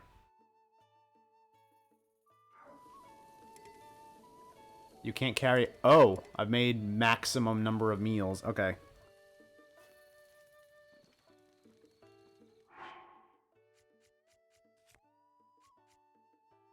Probably more than enough for me to recover health right now, but...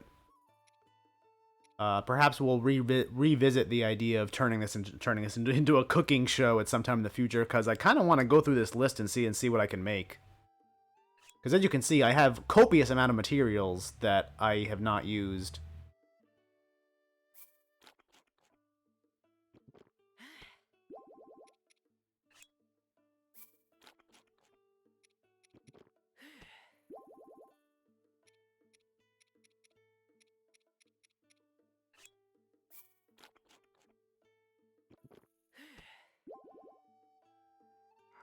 Nice.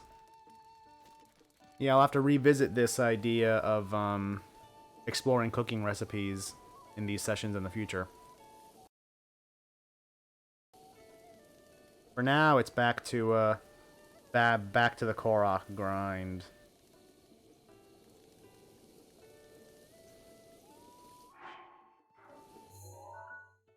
So I'm gonna go back to the tower here.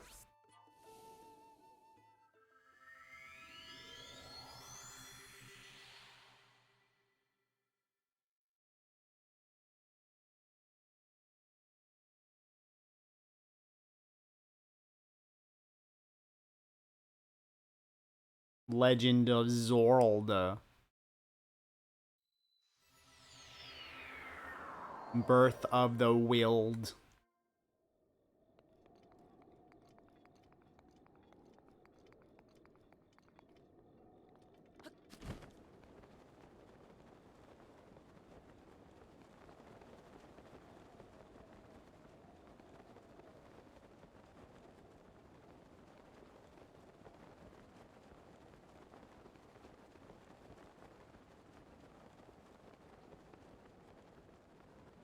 Let's see if I can land on my horse.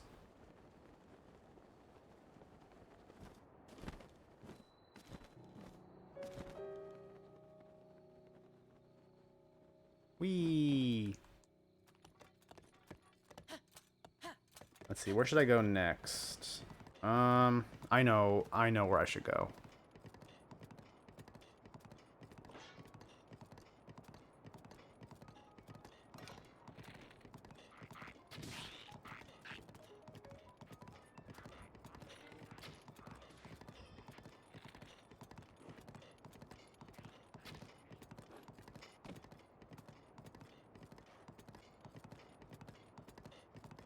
Yeah, you keep hopping up and down like you're mad. Whatever.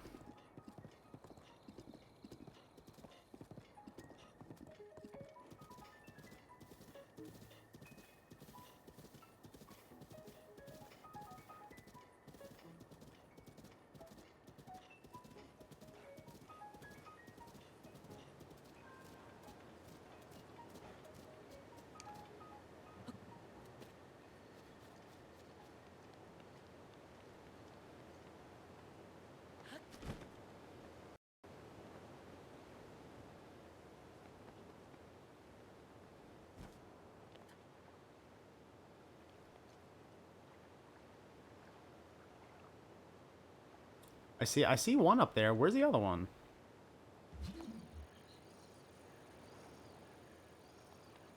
Ooh, chest. I mean, I was looking for the block, but, you know, chest is nice, too.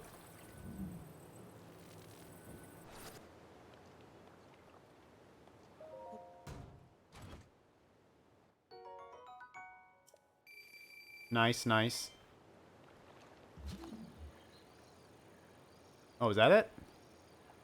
Wait, where is the other block? Where is the other puzzle, then? Because it's only half of it, I think.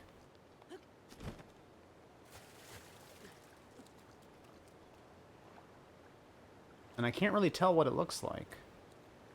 Actually, you know what? Let me see if I can use the Sheikah Slate for this. I keep forgetting I have it, and I know it's a pretty valuable tool.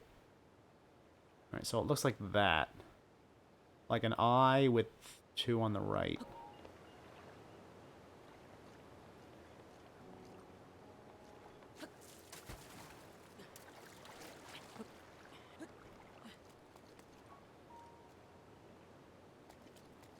Oh, but this one's crooked. This one's sideways. So I have to put it there at the top in the center.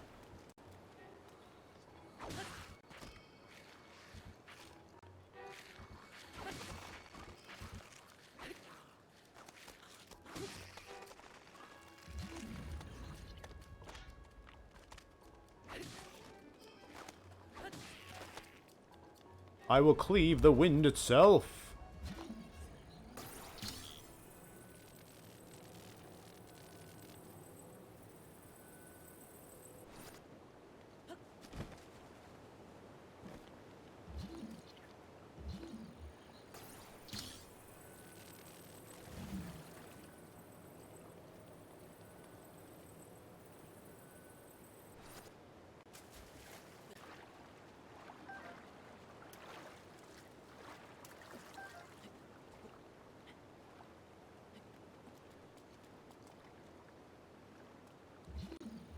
Oh, wait, is that another chest? Ooh, another chest.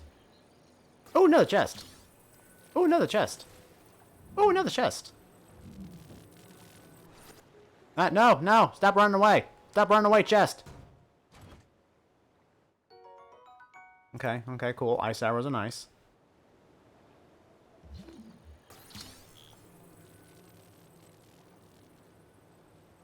I can't reach that far.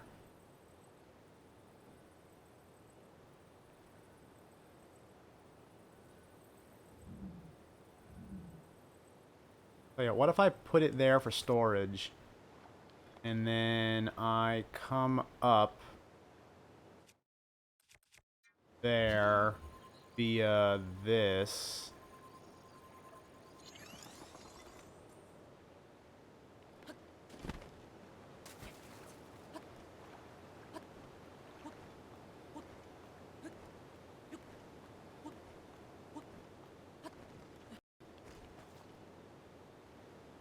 Hey. Get out of here.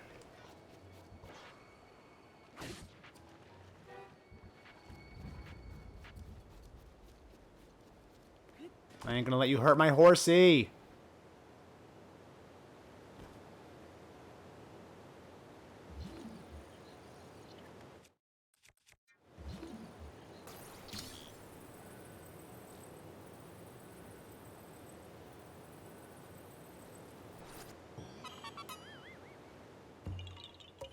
Easy as pie.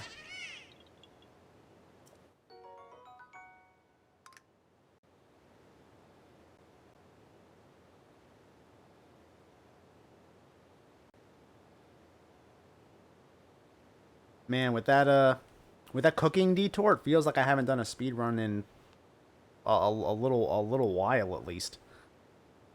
Let's go.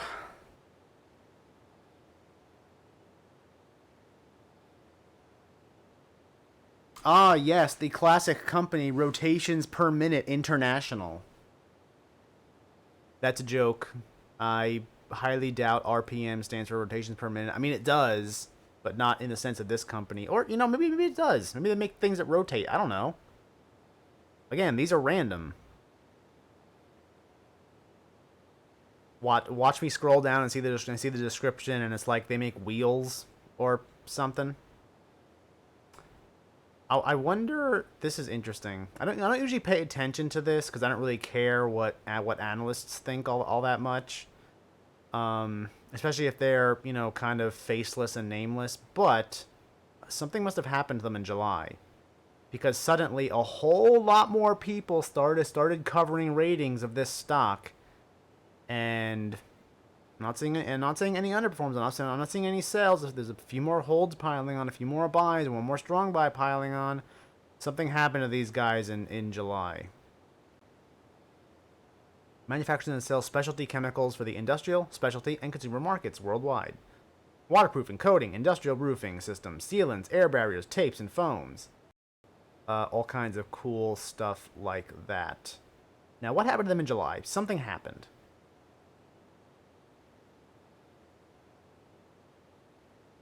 They had a good July.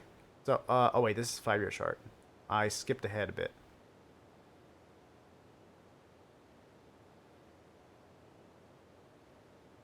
Whatever happened didn't affect the price all that much. Although I also don't hate this chart all that much. It's not a terrible chart. It's also not super great. It's very middle of the road kind of chart. With EPS growth and more. Very interesting. RPM. Oh, this might have done it. This might have perked some people up to it because they started making acquisitions. Snaps up Dudick. I can't help but Dudick. It's funny. Arbaline has acquired Dudick, a high-performance coating, floorings, and tank linings provider. I mean, yeah, that's the business they're in. I mean, you say tank lining, you mean like a storage tank, right? We're not lining tanks like war tanks. Maybe we are. I don't know. Maybe they're covered in some kind of special lining to protect themselves from explosives and other tanks. I don't know. I don't really know how tanks work. Will enable Carboline to fortify its position in the secondary containment linings market as a well-recognized product. With annual revenues of $10 million, makes how much did they pay? Company increased cash. How much did they pay for Dudick?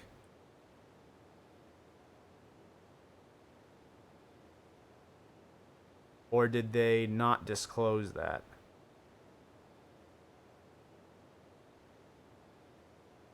Increased price target to 100. Okay. Based on 2 holds, 2 buys.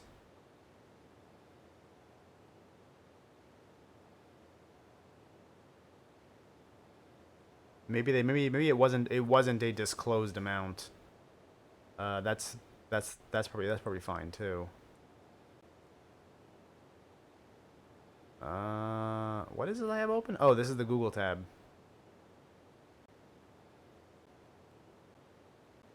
Some have more dollars and cents. Yes, I would agree. Earnings per share are growing. Yeah, I didn't look at that. Ah, no, they're not. I'm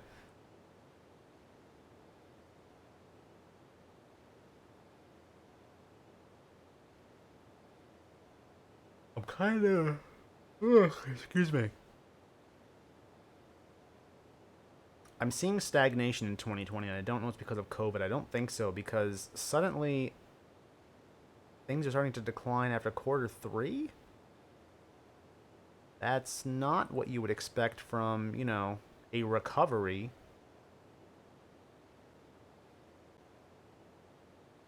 But if you're not a failing company, if you don't think it's worth it, you're not going to exactly acquire stuff like that either. What else to think of this?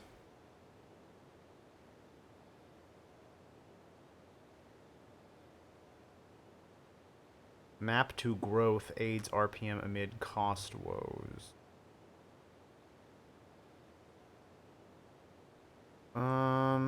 Is there any conversations on this one? Do people discuss this, and what do they have to say? RPM equals Fortune 500. Oh, did they join the Fortune 500 recently? Ooh. Time for a split. A split? Bruh, it's $90. Calm down.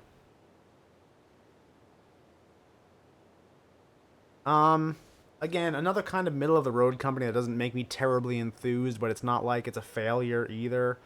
I saw a lot of mixed things in there, and some other things that I can just generally describe as neutral. So I'm gonna have to go with a, middle of the rating numbers and opinions equals middle of the, sorry, not middle of the rating, middle of the road. Middle of the road numbers and opinions equal middle of the road rating, which is a hold. So RPM is a hold from me. We'll see if that works out.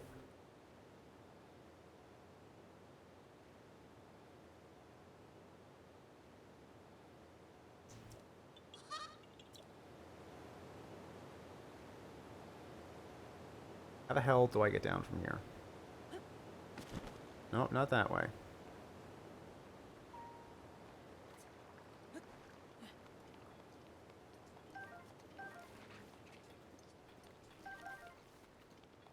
I know my horse is back in the other direction, but there's one more Korok down here I have to get.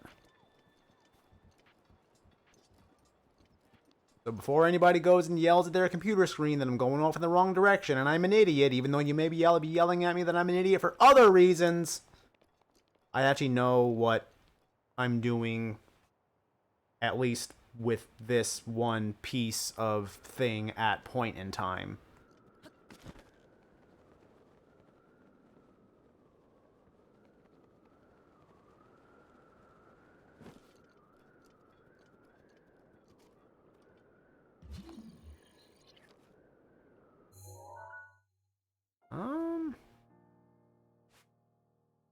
Hmm.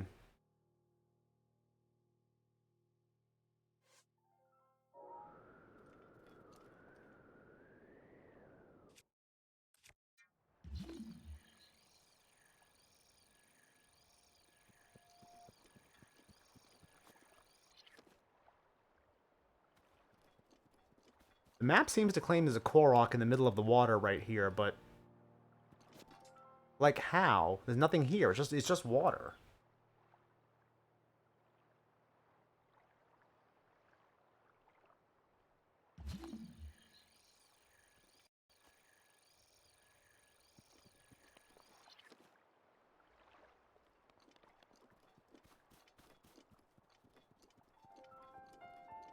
Oh, you know what? I see it now.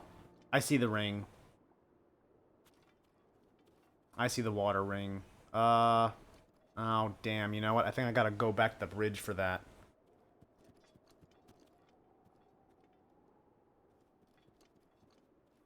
Actually no, you know what? Maybe not. I wonder if I just climb up to the top here, I can do it.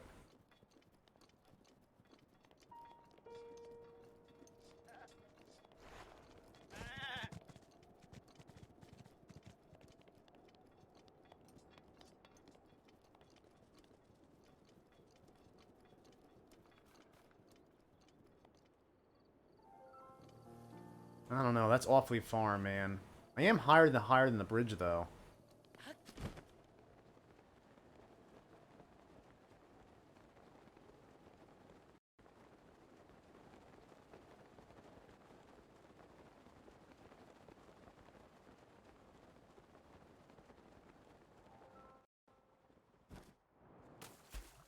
Okay, that wasn't that hard.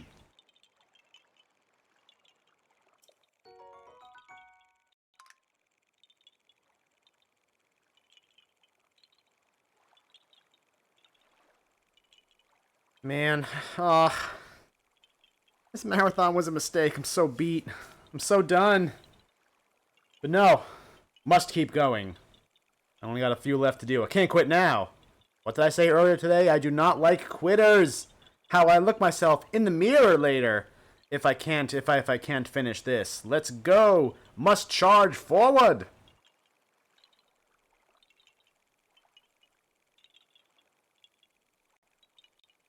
If it decides to load for me, that would be nice. If it decides to load up Jan 1. Is that the name of a company, or is that a date? Wow, this is an old company.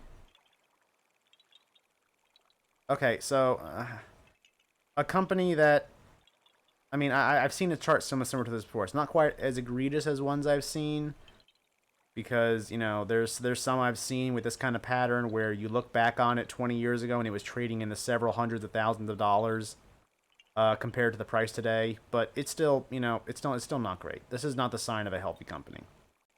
And a company that has not been healthy for most of its life.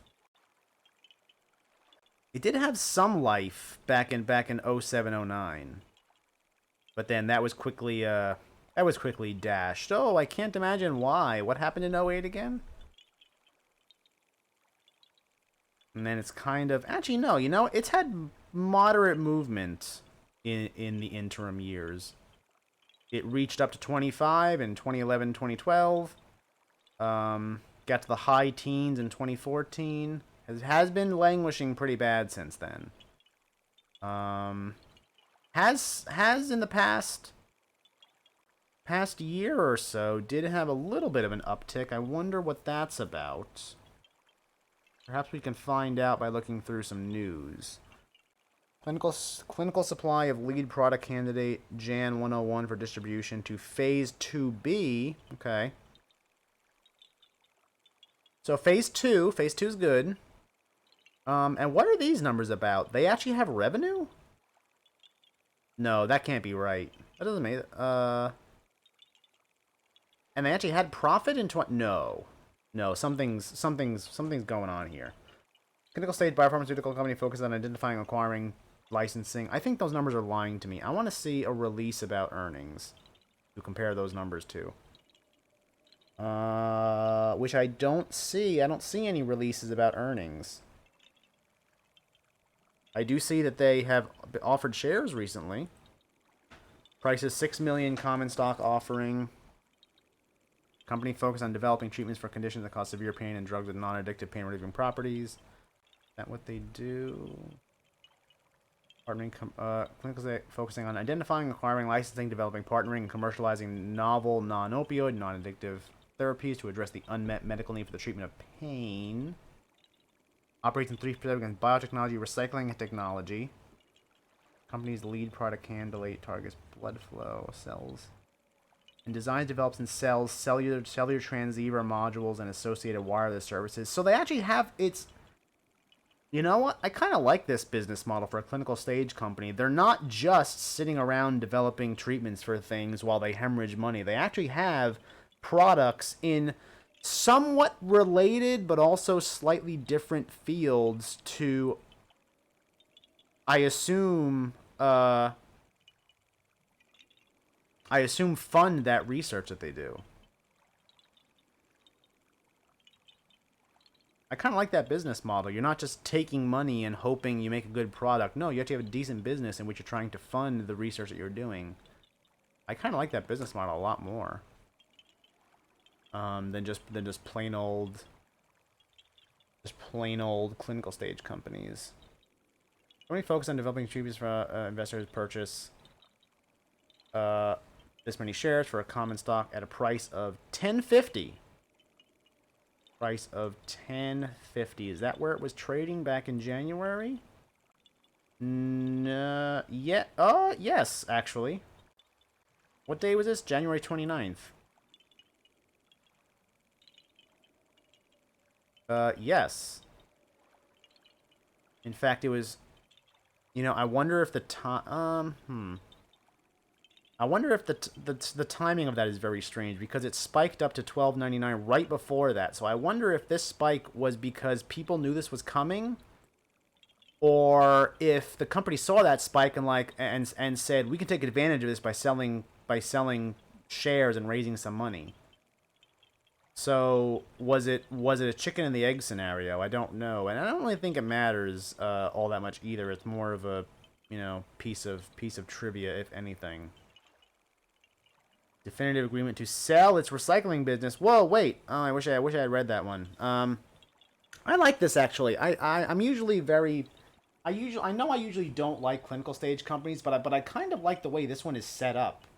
They are doing research while also selling products. Again, I assume to fund said research. They're not just taking money and throwing it into a fire pit, hoping that the fire pit comes out with something good.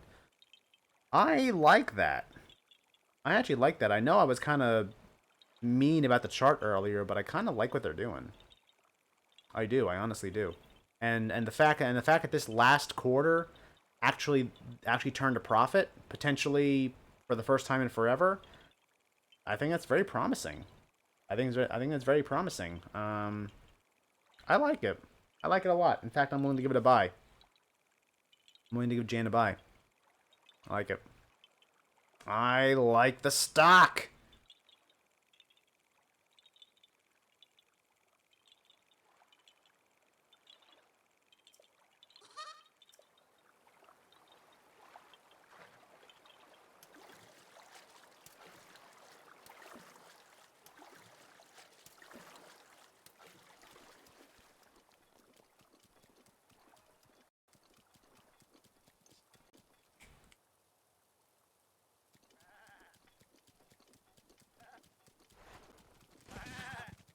Ah, you stupid goat.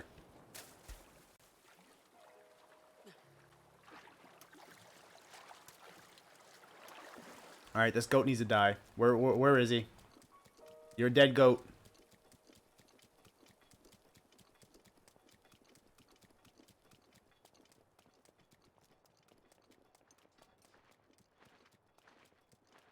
Where is he? Where's the goat?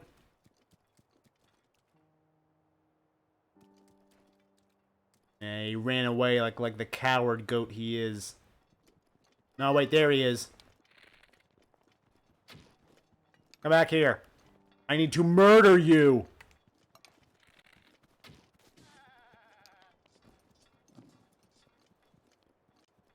That's what you get. That's what you get.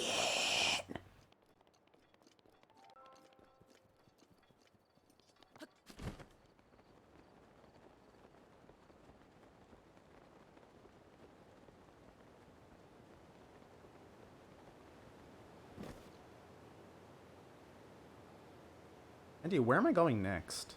I know where I'm going next.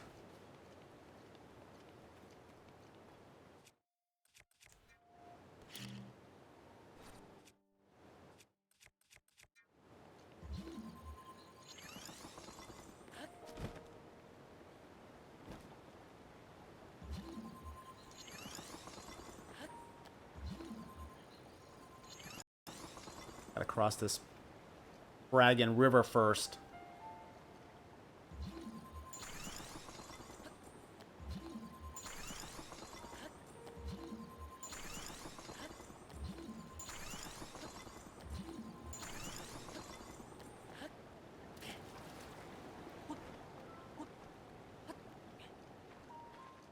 Crossing river, no hack, any percent.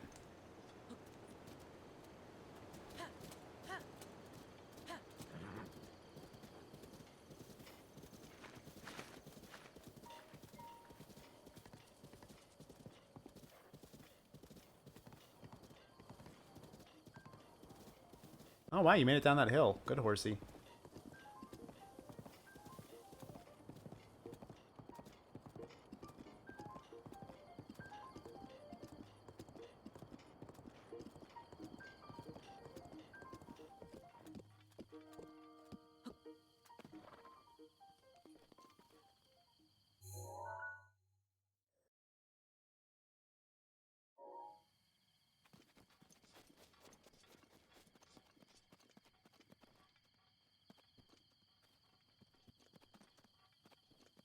Uno. Dos.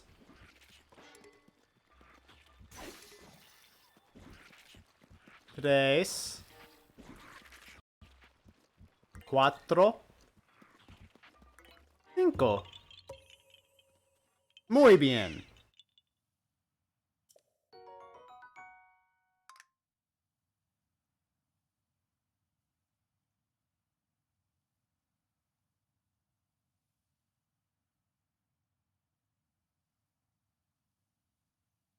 Man, I never expected to do these many in one session. I don't even know if these might overflow off of this list, actually. I never tested this to see what happens if I put too many here. Oh no. Alright, we'll see.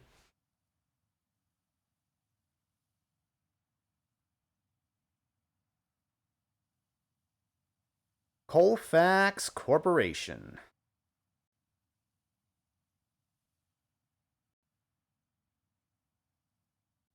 Not a bad chart, not a bad chart. I actually like it a lot. They didn't fall too much. Well, alright, yeah, they did. They fell during COVID like anybody else, but they were quick to recover and then go to new all-time highs past the record of what they had in December, 2017. It looks like past year looks pretty good.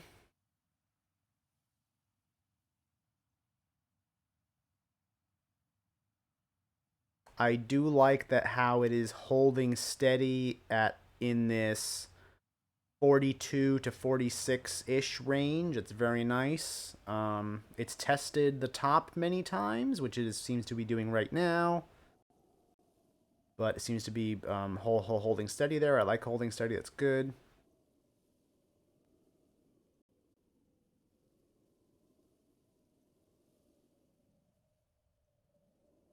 This is unusual financials record. 2017, 2018, easily explainable with revenue increases and, just general flatline earnings. But then 2019 comes along. You have massive revenue increases, but somehow still manage to lose a massive amount of money, at least massive compared to the earnings from the last 2 years. And then 2020 comes along. Revenues are kind of the same, but not really. Maybe like a middle ground between these 2 years. And all of a sudden you have positive earnings again. I'm kind of curious as to what happened to them in 2019. It's very odd. And what do they do? Operates as a diversified technology company worldwide. Company operates in two segments: fabrication technology and medical technology. Develops, manufactures, supplies consumable products and equipment, including cutting, joining, automated welding products, as well as natural gas control or gas control equipment. It also provides welding consumables comprising electrodes, cords, or not cords, cores, solid wires.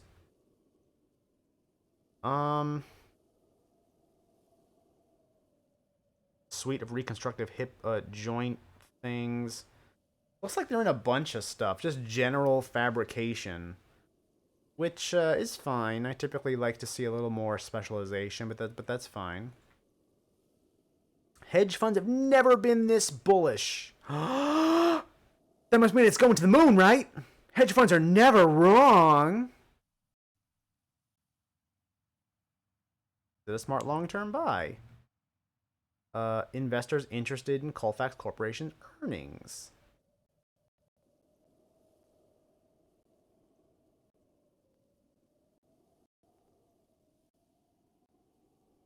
Increases outlook. Actually, did I look at the quarterly here? Ooh, this is nice quarterly, actually. This is pretty nice.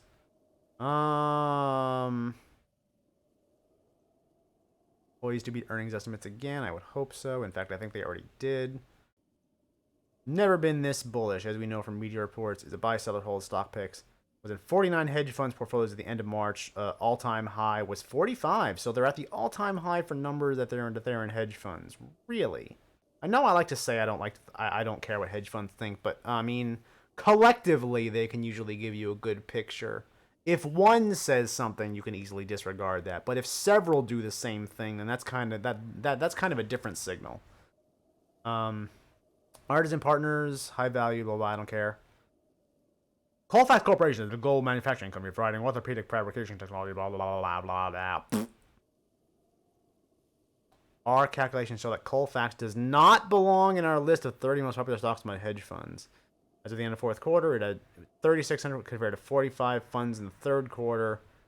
But then it increased. That's what that other article said, at least. Okay. Investors interested in Colfax Corporation earnings. Excuse me. Yawning. When close to half the companies in the United States are price to earnings ratios below 19, you may consider Colfax Corporation as stock to avoid entirely with 71.8. Wait, hold the presses.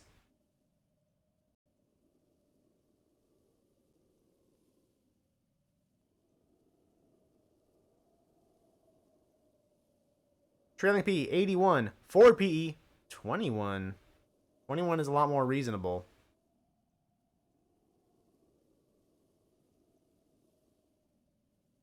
A surprisingly high amount of short interest also. I would almost say that this may be a good squeeze target for the Wall Street bets folks.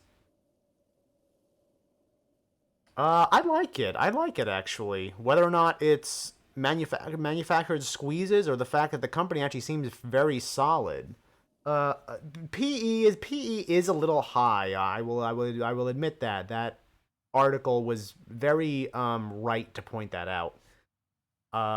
However, it does look like it will be able to decrease or cut down on that PE number in future years, hopefully. Um, but I don't really see it slowing down. I liked how the quarters were shaping up. The years were I liked how the quarter numbers were shaping up. The yearly numbers were a little bit more of an enigma. A little bit more of an enigma, but I still like this. I still like this enough to want to give it a buy, I think. So yeah.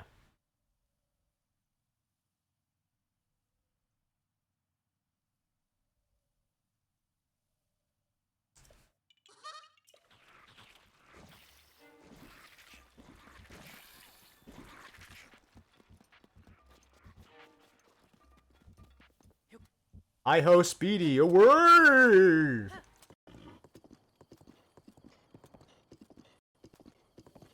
And I think I was right when I said that we were going to do 20 today, because I only have 2 Koroks left that I want to do.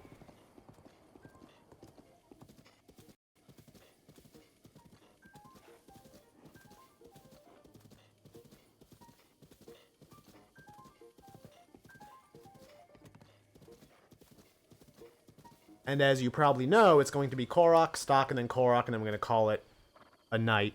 Finally! This was a horrible mistake.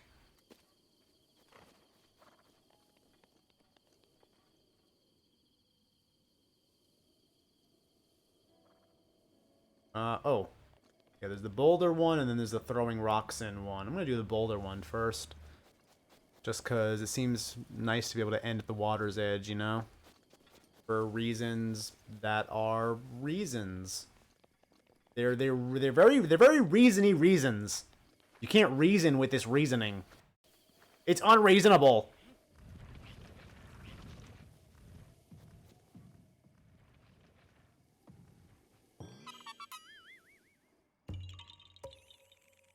I feel like I've gotten punchier as this session has gone on. Is that true? I feel like I've gotten kind of crazy.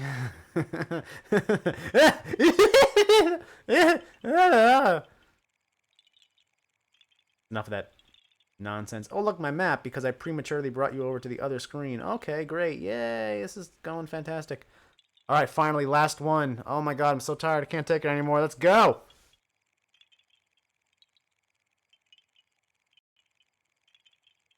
Welcome to the nano dimension, where everything is tiny.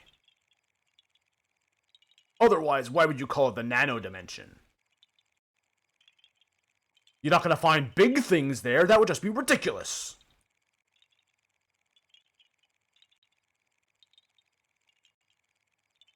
So IPO'd, and within 2 years, it went down 80%?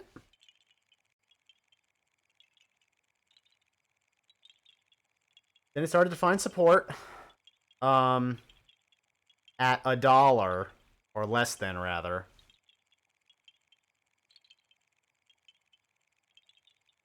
But then it started to come back.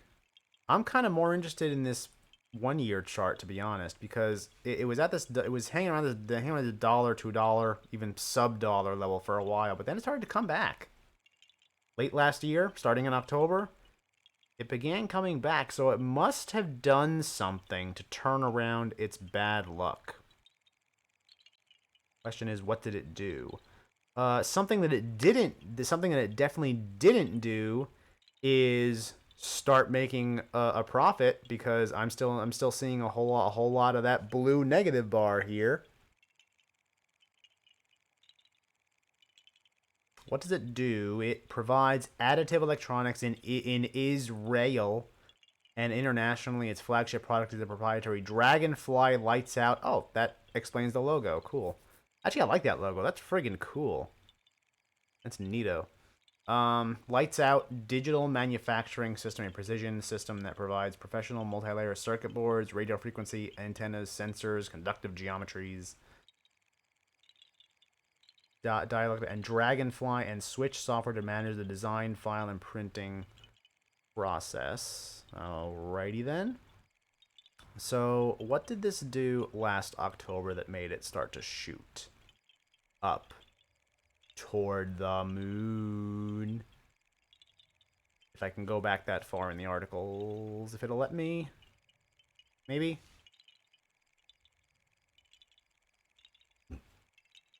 Is this... What did it? Direct offering? No.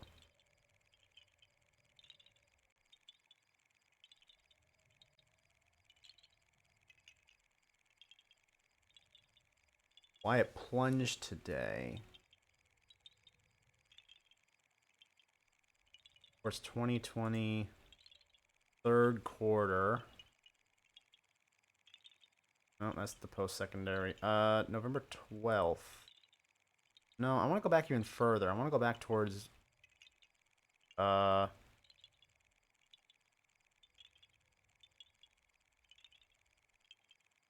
I wonder if this was it.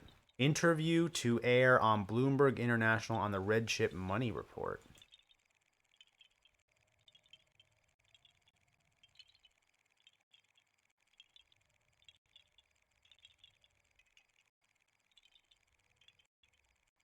These are a lot of offerings I'm seeing.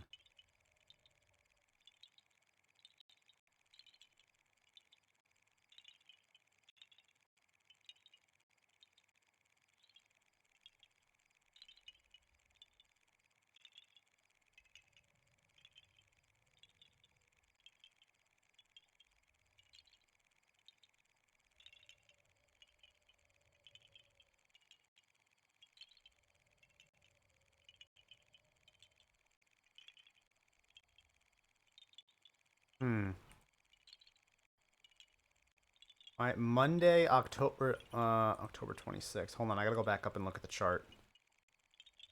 So October 26th, where is that?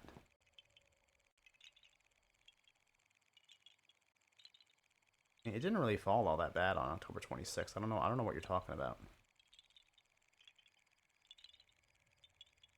Yeah, it's trimmed its loss to about 19%.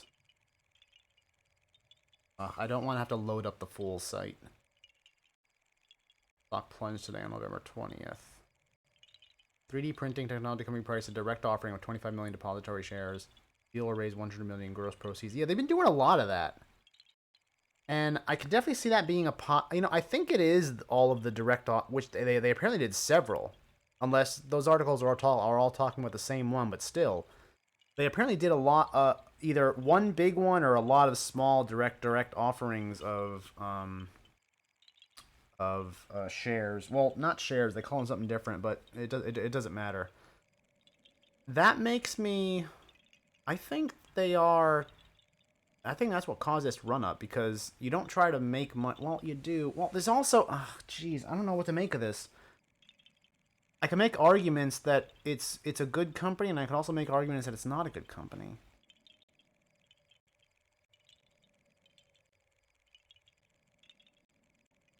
And I'll try to get to those in a bit. What, it doesn't want to load up statistics for me? Come on, come on. 456 million shares. That's a lot of shares. All right. I think I got to lie down for this one. So here's what I think of this. And here's the arguments that I could make between it being a good company and it being a not good company. My arguments made for it being a good company is that good companies, is that it now, once that offering is closed, which I don't know if it's been closed yet. I didn't see that. It was last year, so I'd be surprised if it's not closed yet. But once it's closed, they'll have a lot of cash on hand. They'll have a lot of money to invest back into the business, and apparently because of that run up, people believe that that's going to make good proceeds for both the company and the shareholders. So that's kind of the bullish case there. It did come back a little bit from those highs, which I guess is not unexpected when something runs up like that, especially when on top of that it runs into a somewhat more rockier market situation like has been happening so far this year. So that's the bullish case. Bearish case is something I've mentioned for other stocks before, where I don't like stocks that have super low stock price, a gajillion number of shares, and seemingly have done reverse split after reverse split, because those things combined together basically makes it seem like makes it proves that they are trying to fleece investors of their money and not really doing anything useful. I don't think, based on the chart, I don't think these guys ever did a reverse split, so I don't think they're guilty of that, but they still have a lot of shares out there, and maybe they're trying to fleece people differently. As you can see, they're doing a lot of offerings, okay? That's one other way to fleece investors of their money, as opposed to just doing stock split or reverse split after reverse split after reverse split. I don't think, based on the chart, they've done any reverse splits, but they could have done other offerings before this also to just try to take money from investors. So that's kind of that's kind of the bearish case, and I understand the bearish case there is more about my personal bias and what I've seen of other companies where this pattern of super low stock price, and I'm talking like $1, between $1, $2, sometimes even sub $1 stock price like that, and an inordinate amount of shares, I'm talking about several hundred million, equals a money that is basically a pit that is just trying to fleece investors of their money. Now, you could say, oh well, Matt, you saw that the price right now, it's not sub $1, it's not $2, it's $7.27. And yeah, that's right. But prior to that run up last year, it was in that range where I would have easily said that it's trash. And because it broke out of that, because apparently investors think that this company is going places, I can't really apply that argument anymore. I could have applied that argument a year ago, and I think I would have been justified in doing so, but as you can see, I would have been wrong, completely wrong. So that's kind of my bearish case. And you know what? As I'm saying it out loud, I'm realizing that I think hold is the best rating for this stock here, because I don't think I can give it a buy for all of the bearish sentiment reasons I just said, but I also think I can't give it a sell for all the bearish sentiment for all the bullish sentiment reasons I said, but also that I think the bullish arguments make enough of a case for the possibility of it to go up that I think hold is the right call here, because if you're holding those shares and you think it's doing good stuff and it can go to the moon, then more